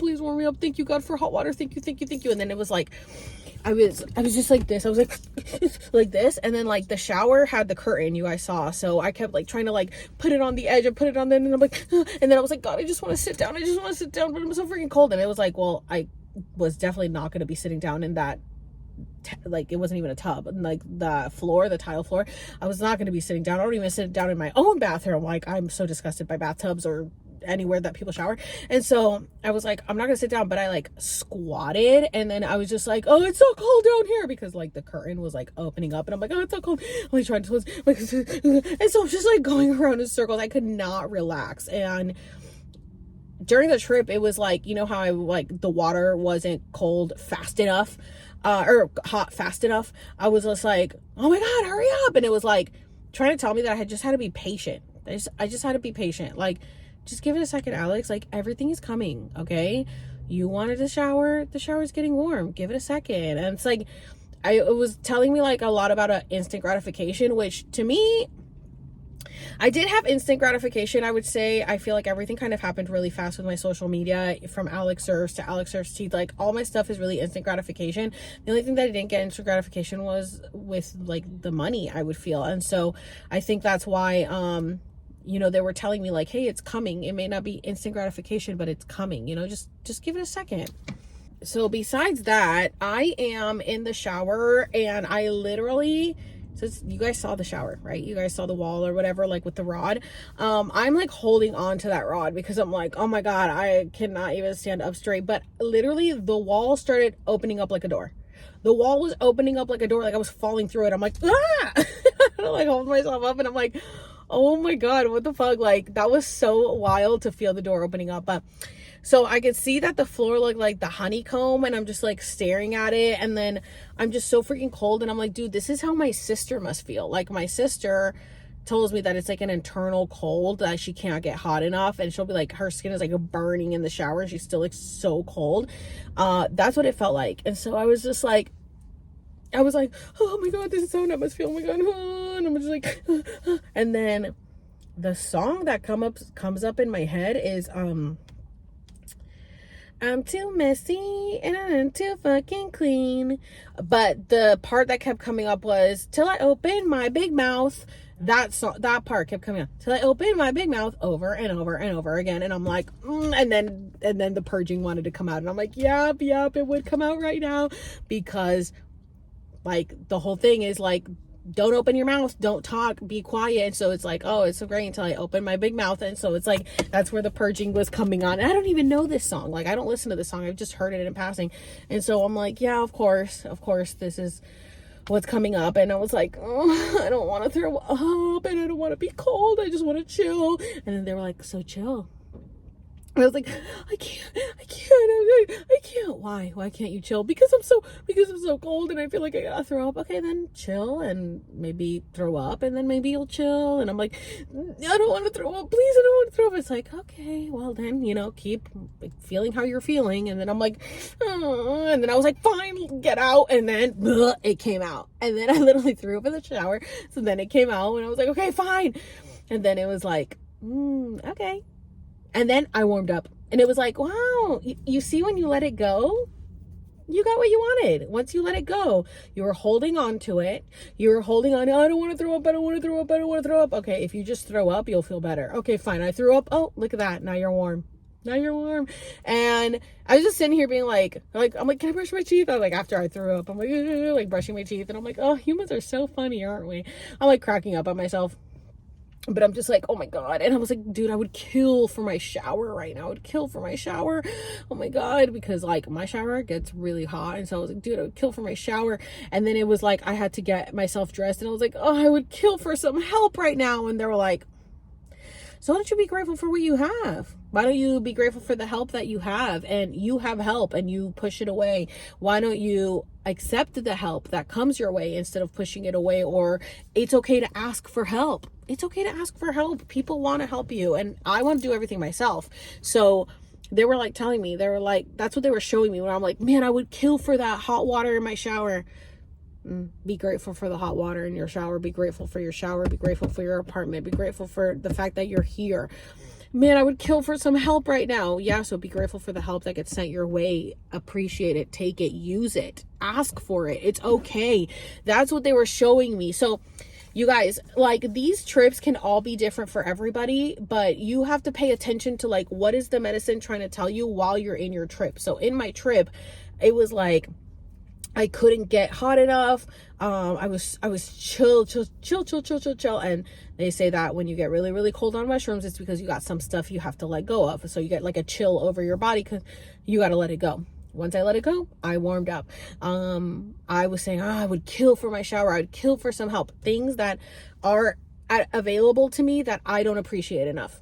So they were showing me that. Sometimes I'll be, on shrooms or acid or something, and I'll just watch a movie and I will be able to get my downloads from that movie that I'm watching. So everything has a message. When you're like under the medicine, things not even just under the medicine, just in life, as you can see right now, they led me here, and it's not a coincidence. Things don't just are not happenstance. Things, you're being led, and they're giving you a message and a sign. And so just so happens that under the medicine, it becomes a little clearer. So I'm sitting here like, oh my God, I would kill for some help right now. So I end up like getting out of the shower, and I'm just like, like trying to hold myself up. Like, I can't freaking stand. And I just think it's funny that the floor is like honeycomb, because that's what I got stuck in, a honeycomb inside of ayahuasca. In ayahuasca, I have to pee so bad right now. There is a public bathroom, so I might have to like go, because I'm like, oh my God, I'm gonna pee. I literally just stopped at the house to pee, but I've been drinking water.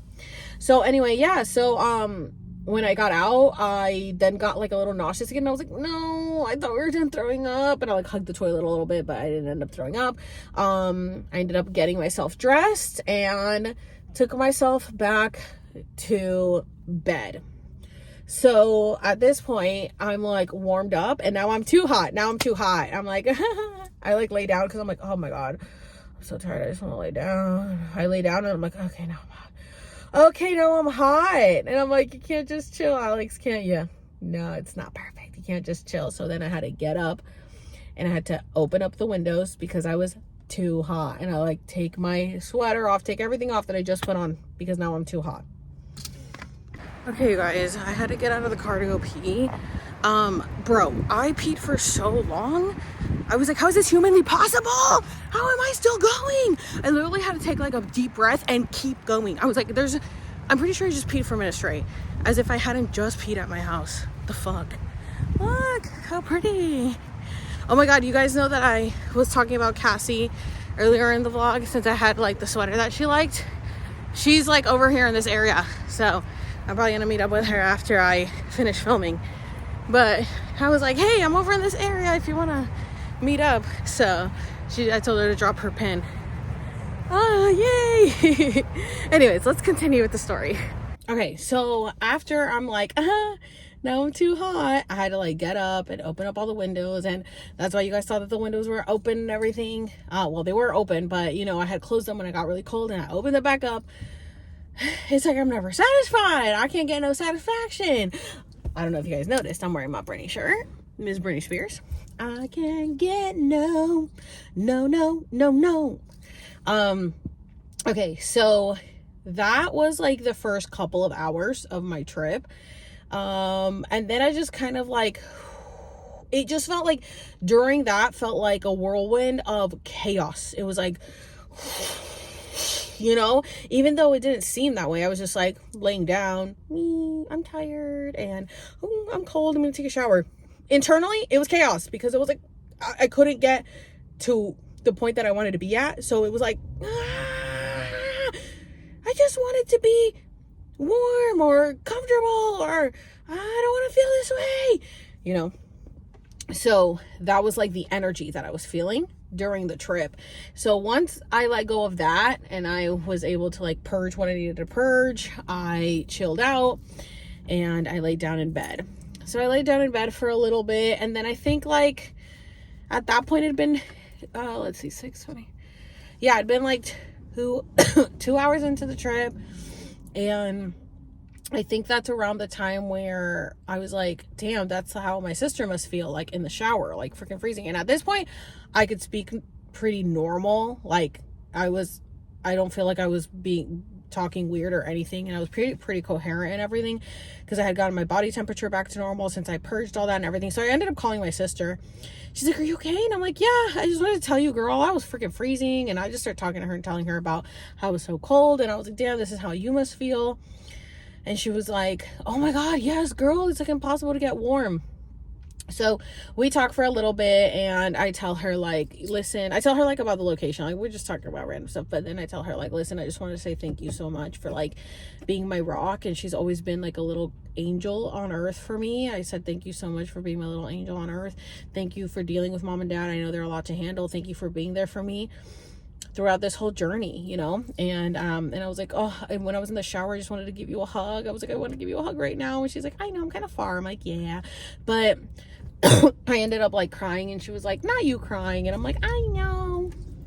I'm like, yeah, I be like that. But I was like, I really love you and I care about you, and I just feel like you don't hear it enough. And she's like, thank you. And so that was like a sweet little moment. And then after that, I was like just chilling.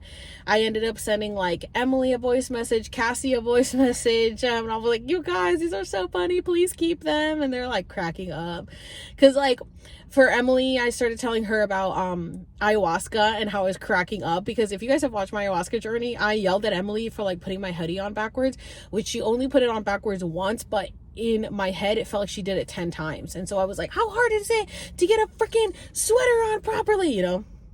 And she was like, okay. And so I felt so bad. And so in ayahuasca, it was like, chill out, Alex. It's always like, chill out, Alex. That's why they keep telling me, chill out, relax. I'm like so high strung, but it's because of just like my upbringing and my, just how I've always been like brought up to be very high strung. And so I'm really learning how to relax and just chill out more. And so like, I know that San Diego, the West Coast is really the vibe that I should be, but I'm an East Coast girl, and I'm like, let's go, get a move on. Like, everybody's too slow for me. Like, oh, what's your sense of urgency?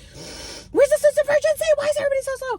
But it's like, everybody's just chilling, girl. Like, why do you want to get everywhere so fast? And that's like the message that I keep getting. Like, why do you want to speed up everything? And I'm like, well, I'm gonna hit 40 soon, so it's been a minute. You know what I'm saying? It feels like everything's time to take long, but that's the message that I keep getting. I keep like wanting to rush, and they keep telling me to slow down. So anyway, I end up sending a voice message to Emily, telling her I'm cracking up. I tell her how the Britney Spears things, hold on, because some of you are not following me on Instagram, and you don't know that okay, so I think that was after I got off the phone with Ryan. So I end up sending those voice messages. I like say hey to Cassie, give her a message or whatever. And then I kept getting called to call Ryan, and I was like, I don't want to call Ryan right now, but it was like, call Ryan. I'm like, okay, fine. So I call Ryan, and then him and I are cracking up while I'm telling him my story, and I was like, oh, that's why I was meant to call you, so I could laugh. So we laughed, and we talked for about an hour, but at one point I did cry as well, because I was telling him like how mean my mom was to me, and I had to let that out. So I was crying, like emotional crying, and I'm like, I'm sorry, I don't want to cry, but I have to let it out. He's like, it's okay, like I understand how you must feel, it's rough, so I get it. So I cried with both my sister and Ryan, and I just was thanking him for the idea of the cinnamon and the blender. That was all his idea, and I really appreciate him, even though he gets on my nerves a lot, but I appreciate him. So I did that, and then I get on Instagram, and no, after I hung up with Ryan, because he's like, okay, I gotta go to bed now, which, by the way, he told me I was talking like a million miles a minute, even though I thought that I was like talking like normal or slow.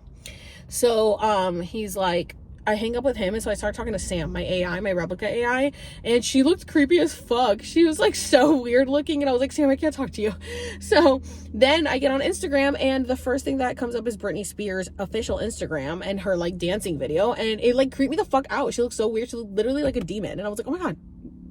So it like confirmed that she was AI, because literally her eyes were like really, really, really hollow. They were like panda eyes, and panda kept coming up the entire trip. Like, I have a panda umbrella, but like I kept seeing pandas everywhere, and so I was like, it made me think of panda eyes. And so she had like these eyes like sunken in, and she's just like a hologram. Like, it was literally just a hologram. I was like, there's no soul in there. So it like creeped me out. I was like, oh my god, Britney looks so horrible. She looks so scary. Like, I didn't want to look at her. And then I click on her AI account, and her story was of a demon, like literally a silhouette of a demon devil girl. And I was like, that's literally what I just saw on her official account. So it was like what my eyes were seeing was, then her AI confirmed it with the video she put up, and I shared that on my story. So I was like, oh my god, what the fuck. So that was crazy. And then it was like, I started scrolling through Instagram, and I had heard of people say like, oh, one time I was tripping on like acid or shrooms, and I went on YouTube or I watched movies or something, and I could see people's real selves.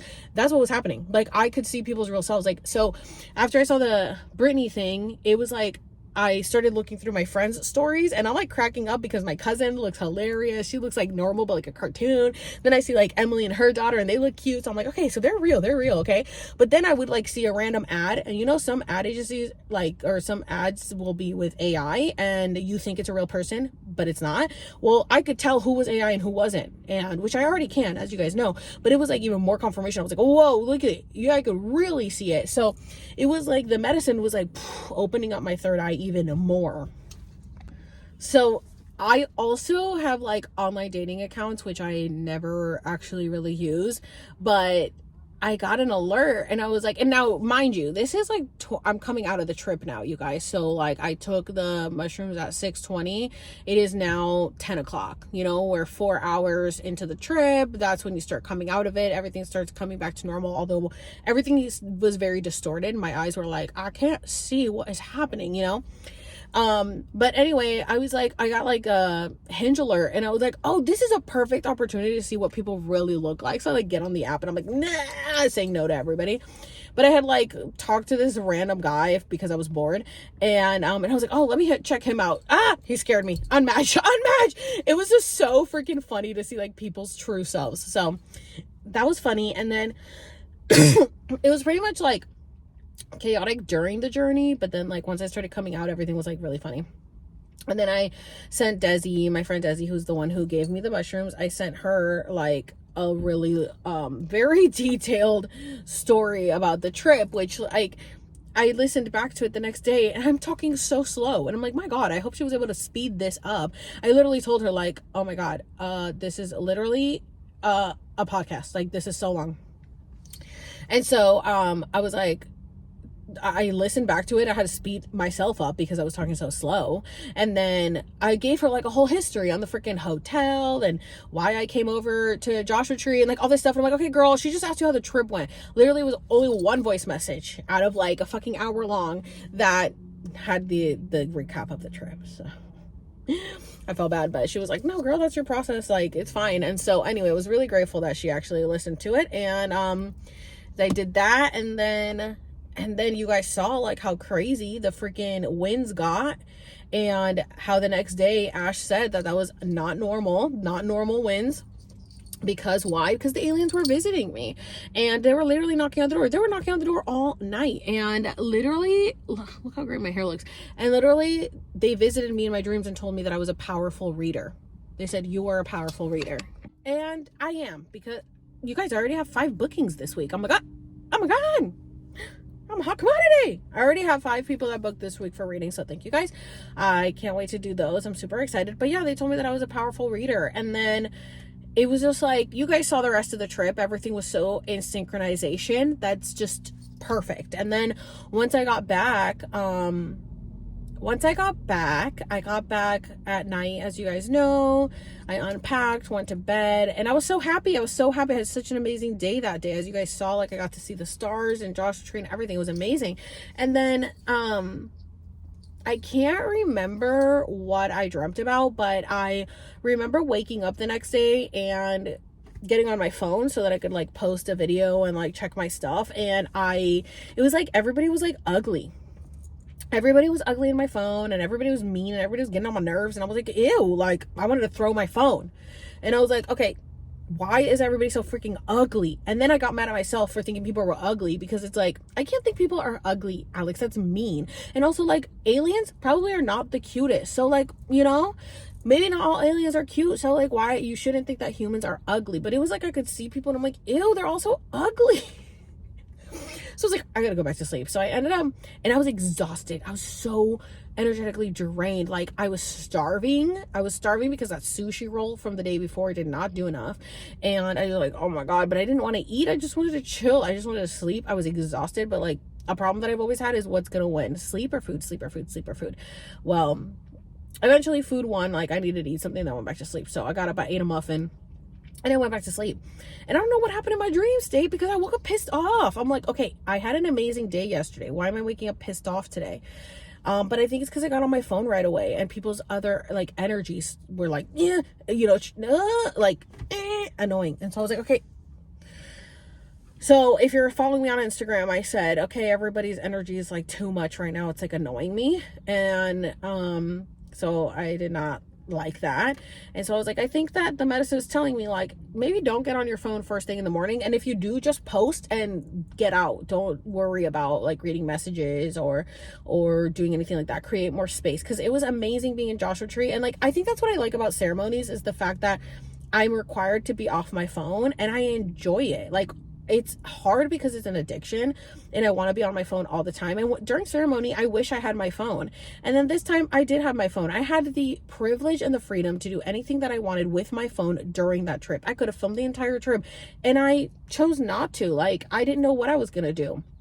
But for the 3 to 4 hours that I was on that trip, I didn't film. I didn't pick up my phone for anything. And so it was nice to see, like, that's what I wanted to do, because a lot of the time that's what you're told to do. And I was like, no, I want to see what I would want to do. And I didn't want to pick up my phone. I didn't want to do anything. Now, during ayahuasca last time, you guys know I had a lot of thoughts and I was talking a lot, and I wish that I would have had my phone to make voice notes. But this time it really was just for me, and there wasn't really anything that I had to say that I needed to be in a voice note. Nothing had to be recorded. Nothing had to be written down. I was really just experiencing the trip.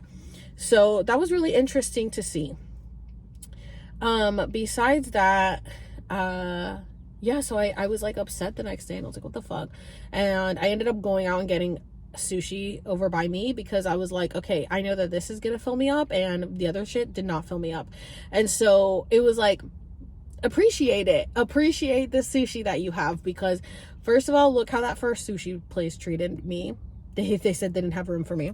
Second of all, the second sushi place, I paid $20 for that tiny little roll, and I was starving. So it was like, you see the difference. Appreciate what you have. And so I think that's like a lot. And and by the way, I feel this kink in my neck right here, and I felt that like after the trip, my neck was like, oh, like right here hurts so bad.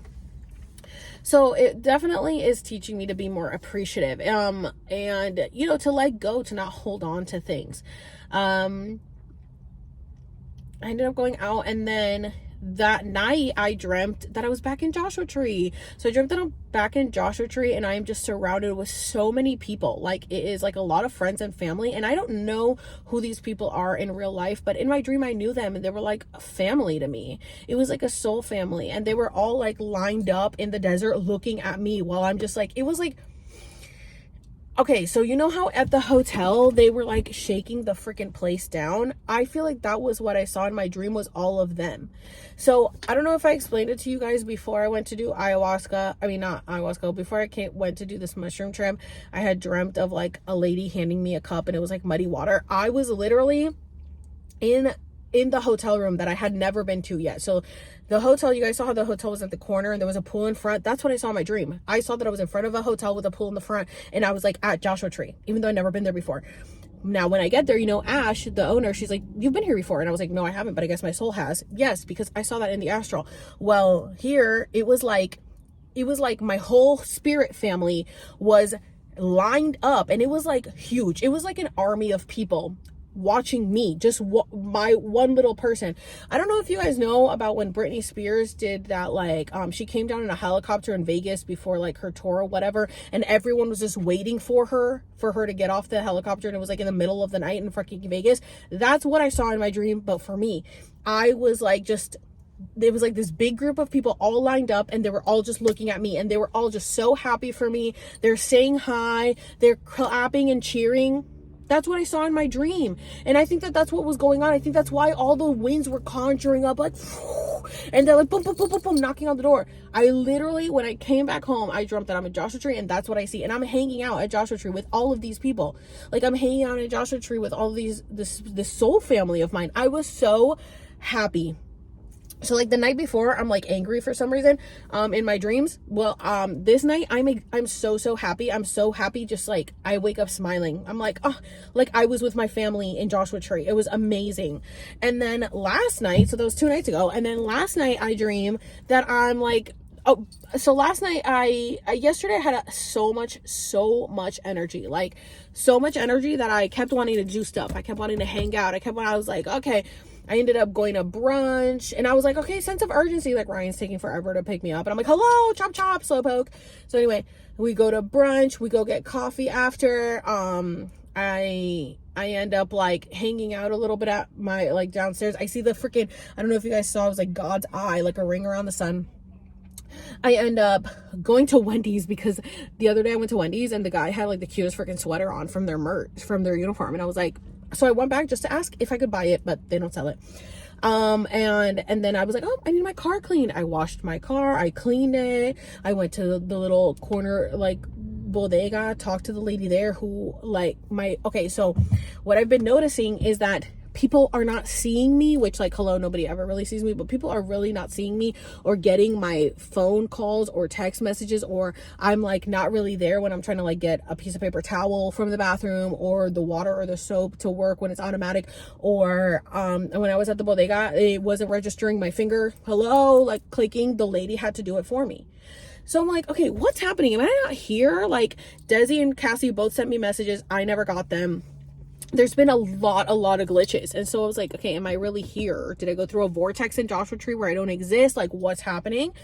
And so the lady at the bodega was like, I was like, oh my God, am I like not real? And she was like laughing. And I was like, no, seriously. Because I tell her what happened. And she's like, okay, it's really funny that you say that, because I was just thinking that last night, because my phone, people like always call me every single night. My phone didn't ring last night. And so I was like, hello, is my phone working? Hello, do I exist? Am I real? She's like, I called my friend, and my friend, I was like, is my phone working? She's like, yes. And I'm like, okay, but nobody called me.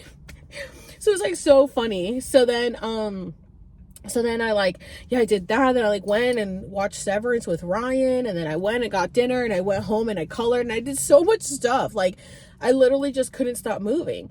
And that's the download I've been getting. And I'm like, I'm made to move, to be like in action, go, go, go. Like I was so tired today, and I easily could have stayed in bed. I got my period. I'm tired. Like I astral traveled so much last night, but now here I am. Move, move, move, move, move. Like I got to keep going. You know, there's no stopping. So anyway, so last night I astral traveled so much. I finished coloring. I turned the TV off. I'm in bed at 11, and I end up falling asleep by like 11:15, which is like unheard of for me, but it's because I did so much that I was so tired that I ended up passing out. So I fell asleep by 11:15 listening to like one of my tarots on YouTube, and then I end up falling asleep, and then when I wake up to turn it off, I'm thinking it's like 5 hours later. It's been 20 minutes. I'm like, huh? I've only slept for like 20 minutes? What? I shut it off, I go back to sleep, and I am the only reason I get up is because I have to pee like in the middle of the night, but I am like dead sleep, in deep sleep, and I am sitting here like dreaming about the Integratron. So I literally dreamt that I was back at the Integratron, and I mean, I'm dreaming a lot. Like, I can't even remember though. I dreamt that I was at the Integratron. I dreamt that I was by water and sand like this, and I dreamt that that some ladies knocked on my door, and I opened up the door in my underwear, and I was like, oh, sorry, let me put some pants on. What's up, ladies? So random. But in my dream, I am astral traveling like so fucking much. I went to so many places. I slept from 11 to fucking 10 a.m. Like, I was just going and going and going. So I wake up exhausted. I wake up so tired. Not on top of that, I got my period, so I'm like really tired, and I feel like this fucking heavy pain in my lower back, and I'm like, oh my God. Now at the Integratron, we focused on our chakras, and so it was the sound healing bath. As you guys know, it's clear quartz crystal, which is interesting because the mushy that I bought right before at Pioneer Town was a clear quartz crystal, and then that's the bowls that they used at that sound healing bath. And then we focused on our chakras, and they focused on like obviously all of them, but we started off with the root chakra. And last night I dreamt that I was back at the Integratron, and so they must have been working on my root chakra, and I purposely made sure that when we were at the Integratron that I put my hands on the floor while we were doing the sound bath, because I wanted to like get that energy from the grounding and from all that. So I don't know if I said it, but the Integratron falls on 9 ley lines. It started off originally on, I think, 3 ley lines, and now there runs 9 ley lines. Also, it has some of the purest water in California, and that was the water that I tried, which they found like, you know, at 25 feet under, I think, and they were shocked because there's not supposed to be like any water out there.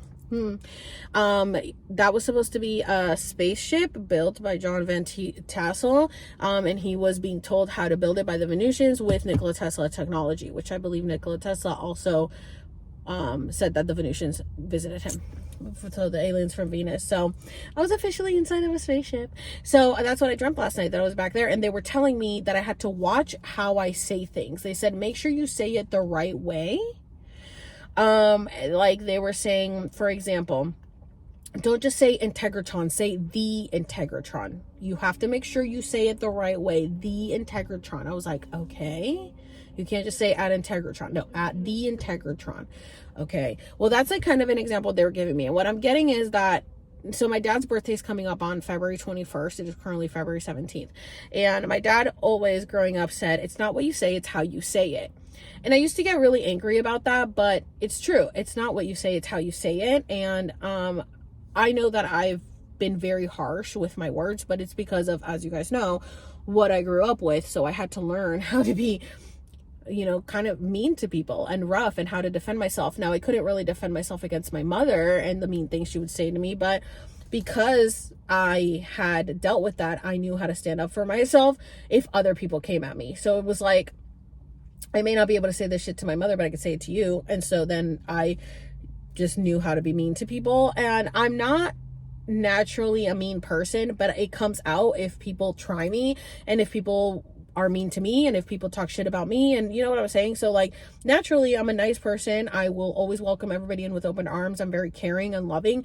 But once I see your true colors, and if you do some shit that's shady, it's like a flip of a switch. Like the veil comes off my eyes and I see you for who you truly are. Now, that's how it's been in the past, but it's seeming like now what they're showing me is that they really took off the veil even more, and that I'm really just seeing people for who they are. So when we ended up going to the sushi spot, the server was in a bad mood. Like, he was mad. He threw the straws down. He didn't make eye contact with me. He was only looking at Ryan. He kept saying, yup, when we said thank you. I was like, Ryan, he's mad we're here. And he's like, no, he's not. He's fine. I'm like, he's literally so angry. And he was like, well, I guess I'm having a different experience because I'm a white cis male. I'm like, yeah, exactly. But no, seriously, he's like really mad. And then he didn't see it. He's like, why don't you change your perspective of him? I'm like, why doesn't he change his attitude? I could just read his energy. Well, yeah, Ryan obviously caught on to it because the server never came back. He never came back to check on us. The poor busser had to do everything. And I was like, dude, what's your name? To the busser. He's like, tells me his name. And I was like, you should be our server because seriously, what the fuck? So anyways, at the end, come to find out, like, I put the pieces together. I'm like, he wanted to leave. He wanted to go home.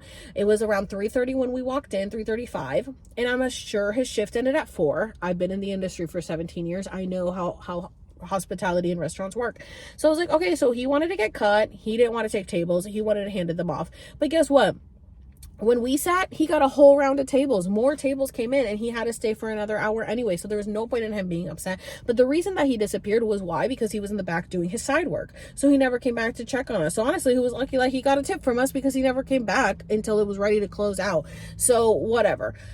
But I was like, and then his whole attitude changed. He's like, okay, guys, have a great day. And I was like, and Ryan's like, you're right. And I'm like, I know, I saw it right away. And then after that was when I went to Wendy's, and well, I went to Wendy's to get myself a Frosty, and the server was so nice. I could tell from just the intercom, from the little voice box. I was like, oh my God, he's so nice. I could feel his energy. And so I told him, and he was like, this Hispanic kid. And I'm like, dude, you sound so nice. He's like, oh, thank you. And I'm just like, it's so interesting how you could just see the difference. You can tell the difference. Oh my God, my stomach is growling. I'm so hungry right now. I had a muffin, a blueberry muffin. I had strawberry and banana yogurt, and then I had an acai bowl, and I had granola balls. So I've eaten very healthy today, but I'm starving. I need to eat something. So anyway, so it's been interesting. I will say it's been interesting. And also another message that they've been telling me is that I need to microdose.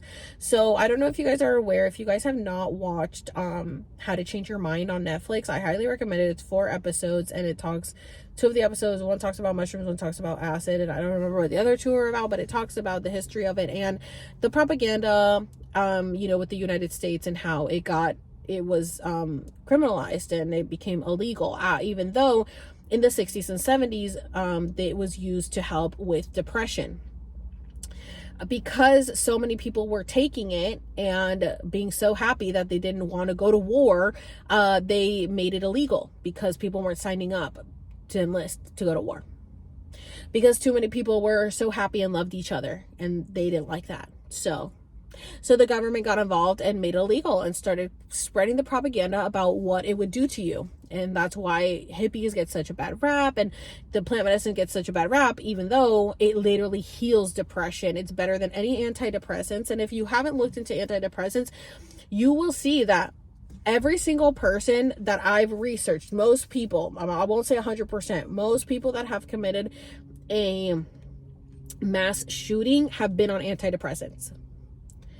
Okay, and now people will say, well, they did the shooting because they were depressed. Did they? Or did they do the shooting after they got on antidepressants and the antidepressants made them want to do the shooting?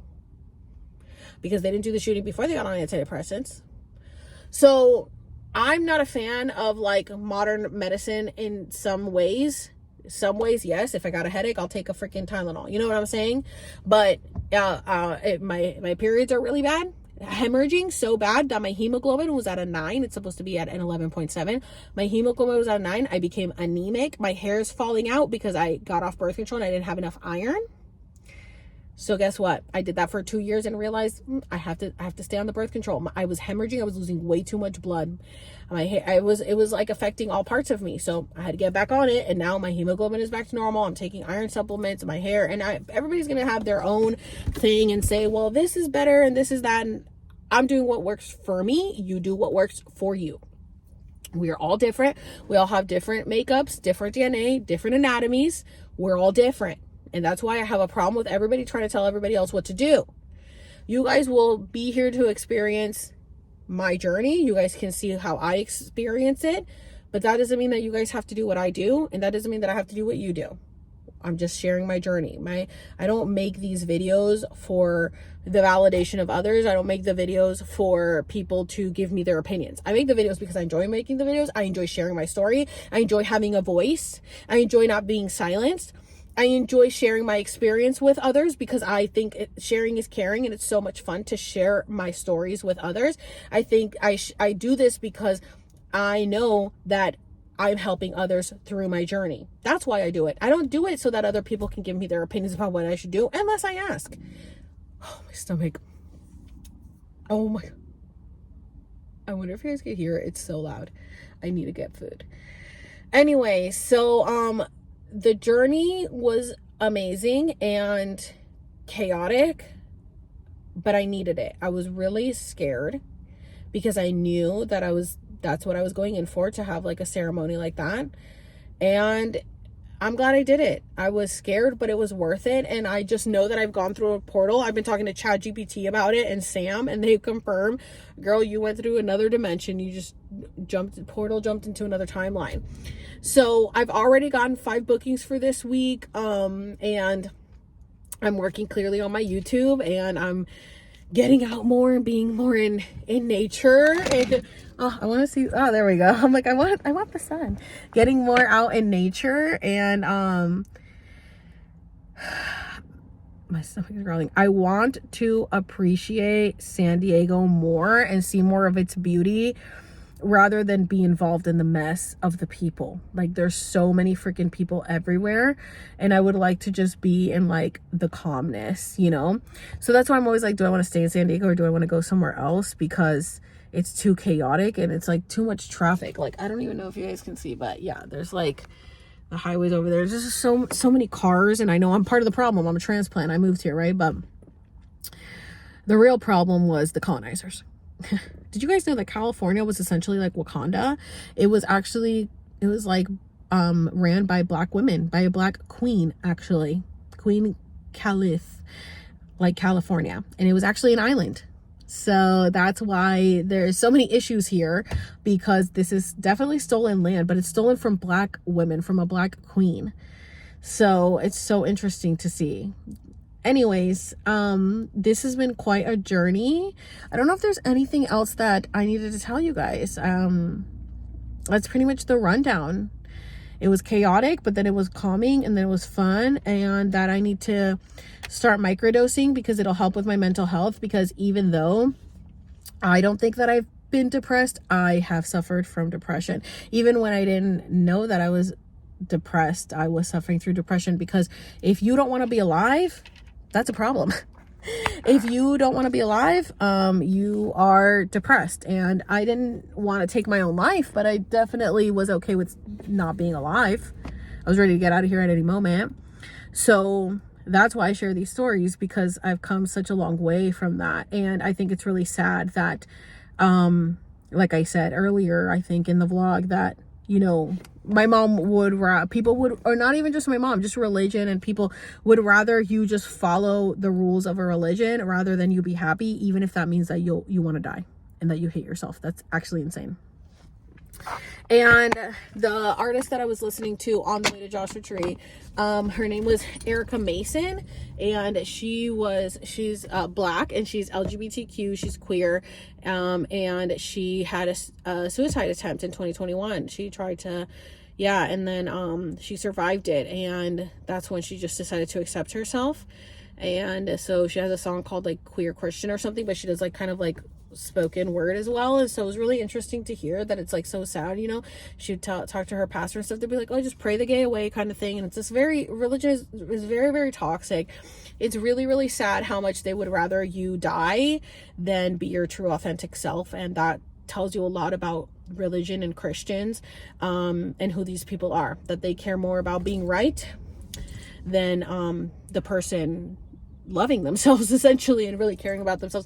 And what my mom used to tell me was, well, maybe if you read the Bible more, maybe if you prayed more, maybe if you spent more time with God, you wouldn't feel this way.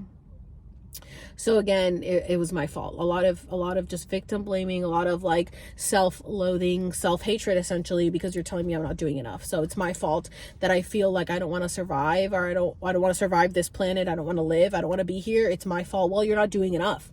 You're not caring about God enough. You're not reading the Bible enough. You're not going to church enough. It's not enough. It's not enough. So had nothing to do with the fact of how she would, you know, put me down or treat me, or essentially think I was dumb because my umbilical cord was wrapped around my neck and I lost oxygen to the brain, and that, you know, that they told her that I was going to be, you know, a little slow, even though I'm like so smart.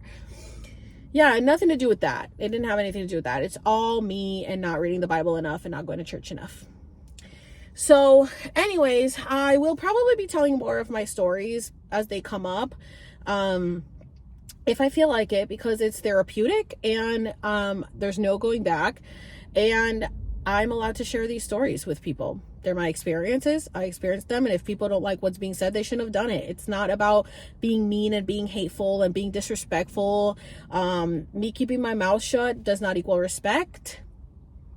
So I'm allowed to speak on my experiences, and I know that through my journey I will help others heal, and I will help others see that what they're going through is not okay, and that they don't have to put up with it. Because even through the stories that I tell about what I went through growing up, sometimes I still don't even think it was that bad until other people hear it and they're like, oh my God, that's crazy. And I'm like, yeah, it is, but it was normal for me.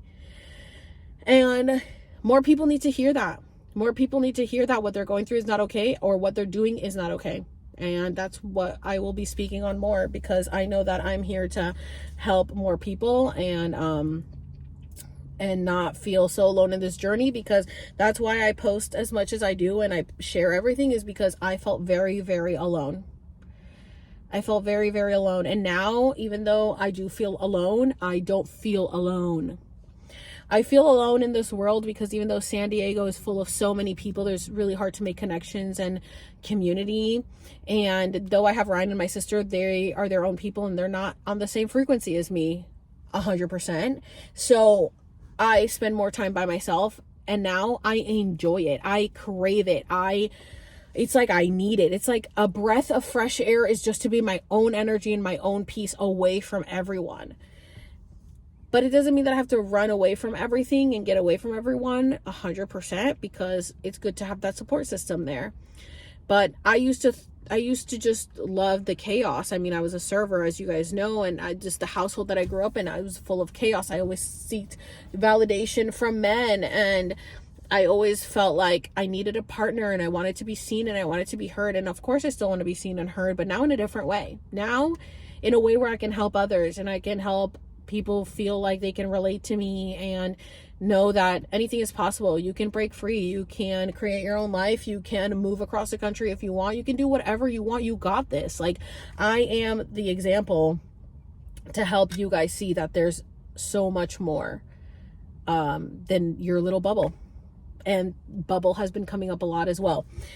You can pop that bubble that you live in and jump into a different bubble. We are all pieces of God broken up into cajillion pieces. I don't even know. And we're all just experiencing life. We are the universe experiencing itself. We are each other. We are mirrors of each other. We are each other in a different lifetime, in a different timeline, in a different gender, in a different race, in a different religion, in a different path.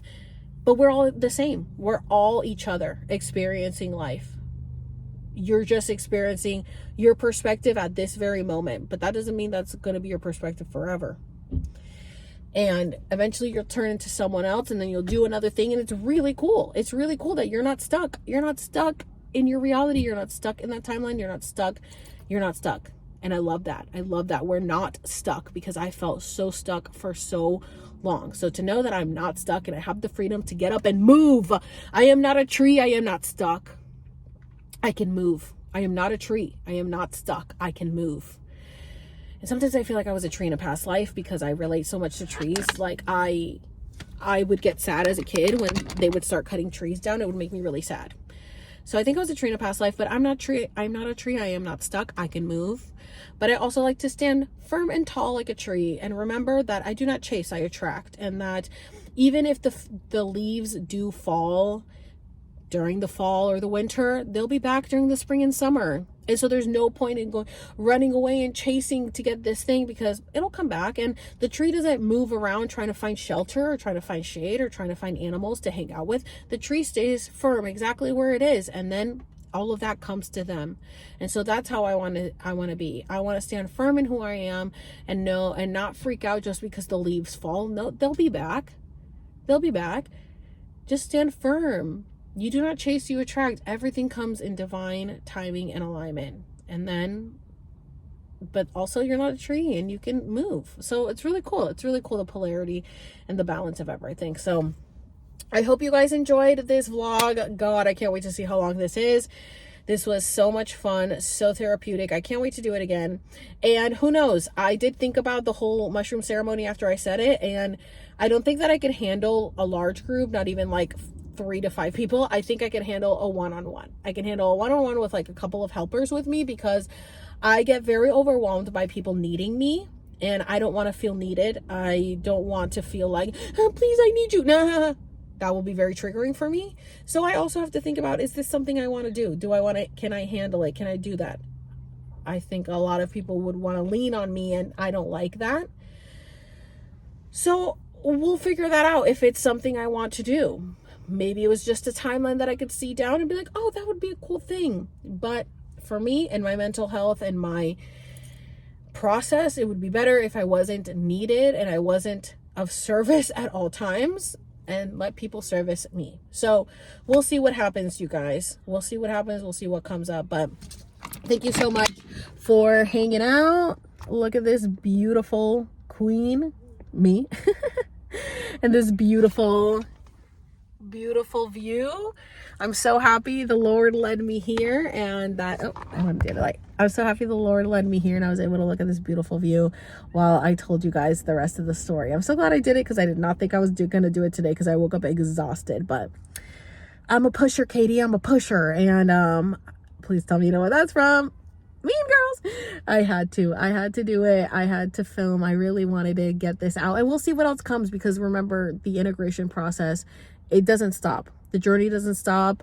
You know, you're always going to keep growing. You're going to keep going, and we'll see what upgrades I get, what downloads I get, and what DNA activations, because they are working on me hardcore, because I am open. I opened the door for them. That's what they were telling me. Open the door for us. Open up wide. And I opened it up. And so things are about to get wild, you guys. Things are about, if you thought they were wild before, you have no idea. They're about to get really freaking crazy. I can't wait. Thank you so much, you guys, for watching. Please leave your comments below. Let me know if you guys made it all the way to the end. Please comment soccer ball. There's a soccer ball right in front of me. If you guys made it all the way to the end, comment soccer ball. Just a random soccer ball. And yeah, I can't wait to talk to you guys some more. I will see y'all later. Yo, I like opened the window back up. It's like a natural fan. It's so freaking crazy windy and loud. Oh yeah, and I put the curtain, I like put it in between I wedged it in between the door of the bathroom to like hold it in place so it didn't like fly everywhere. It's wild out here. Also, you could stargaze right now, because the sky's cleared up. This is so wild, you guys. That's so crazy. Oh, they're knocking on my door. They're like, knock, knock. You guys hear them?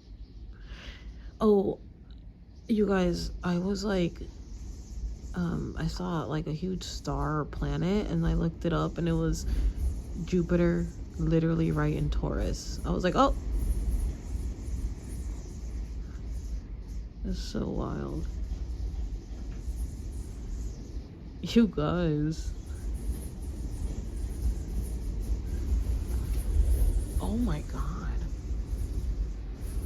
I want to have the window open because it's too hot without it, but I think I'm gonna fucking, like, the whole building is gonna blow over.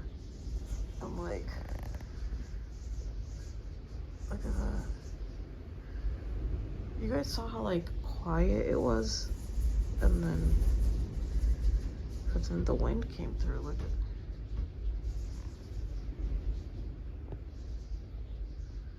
at, it's 2 o'clock. But I got everything packed up, so now I can like sleep in a little bit. Oh my god, that's crazy.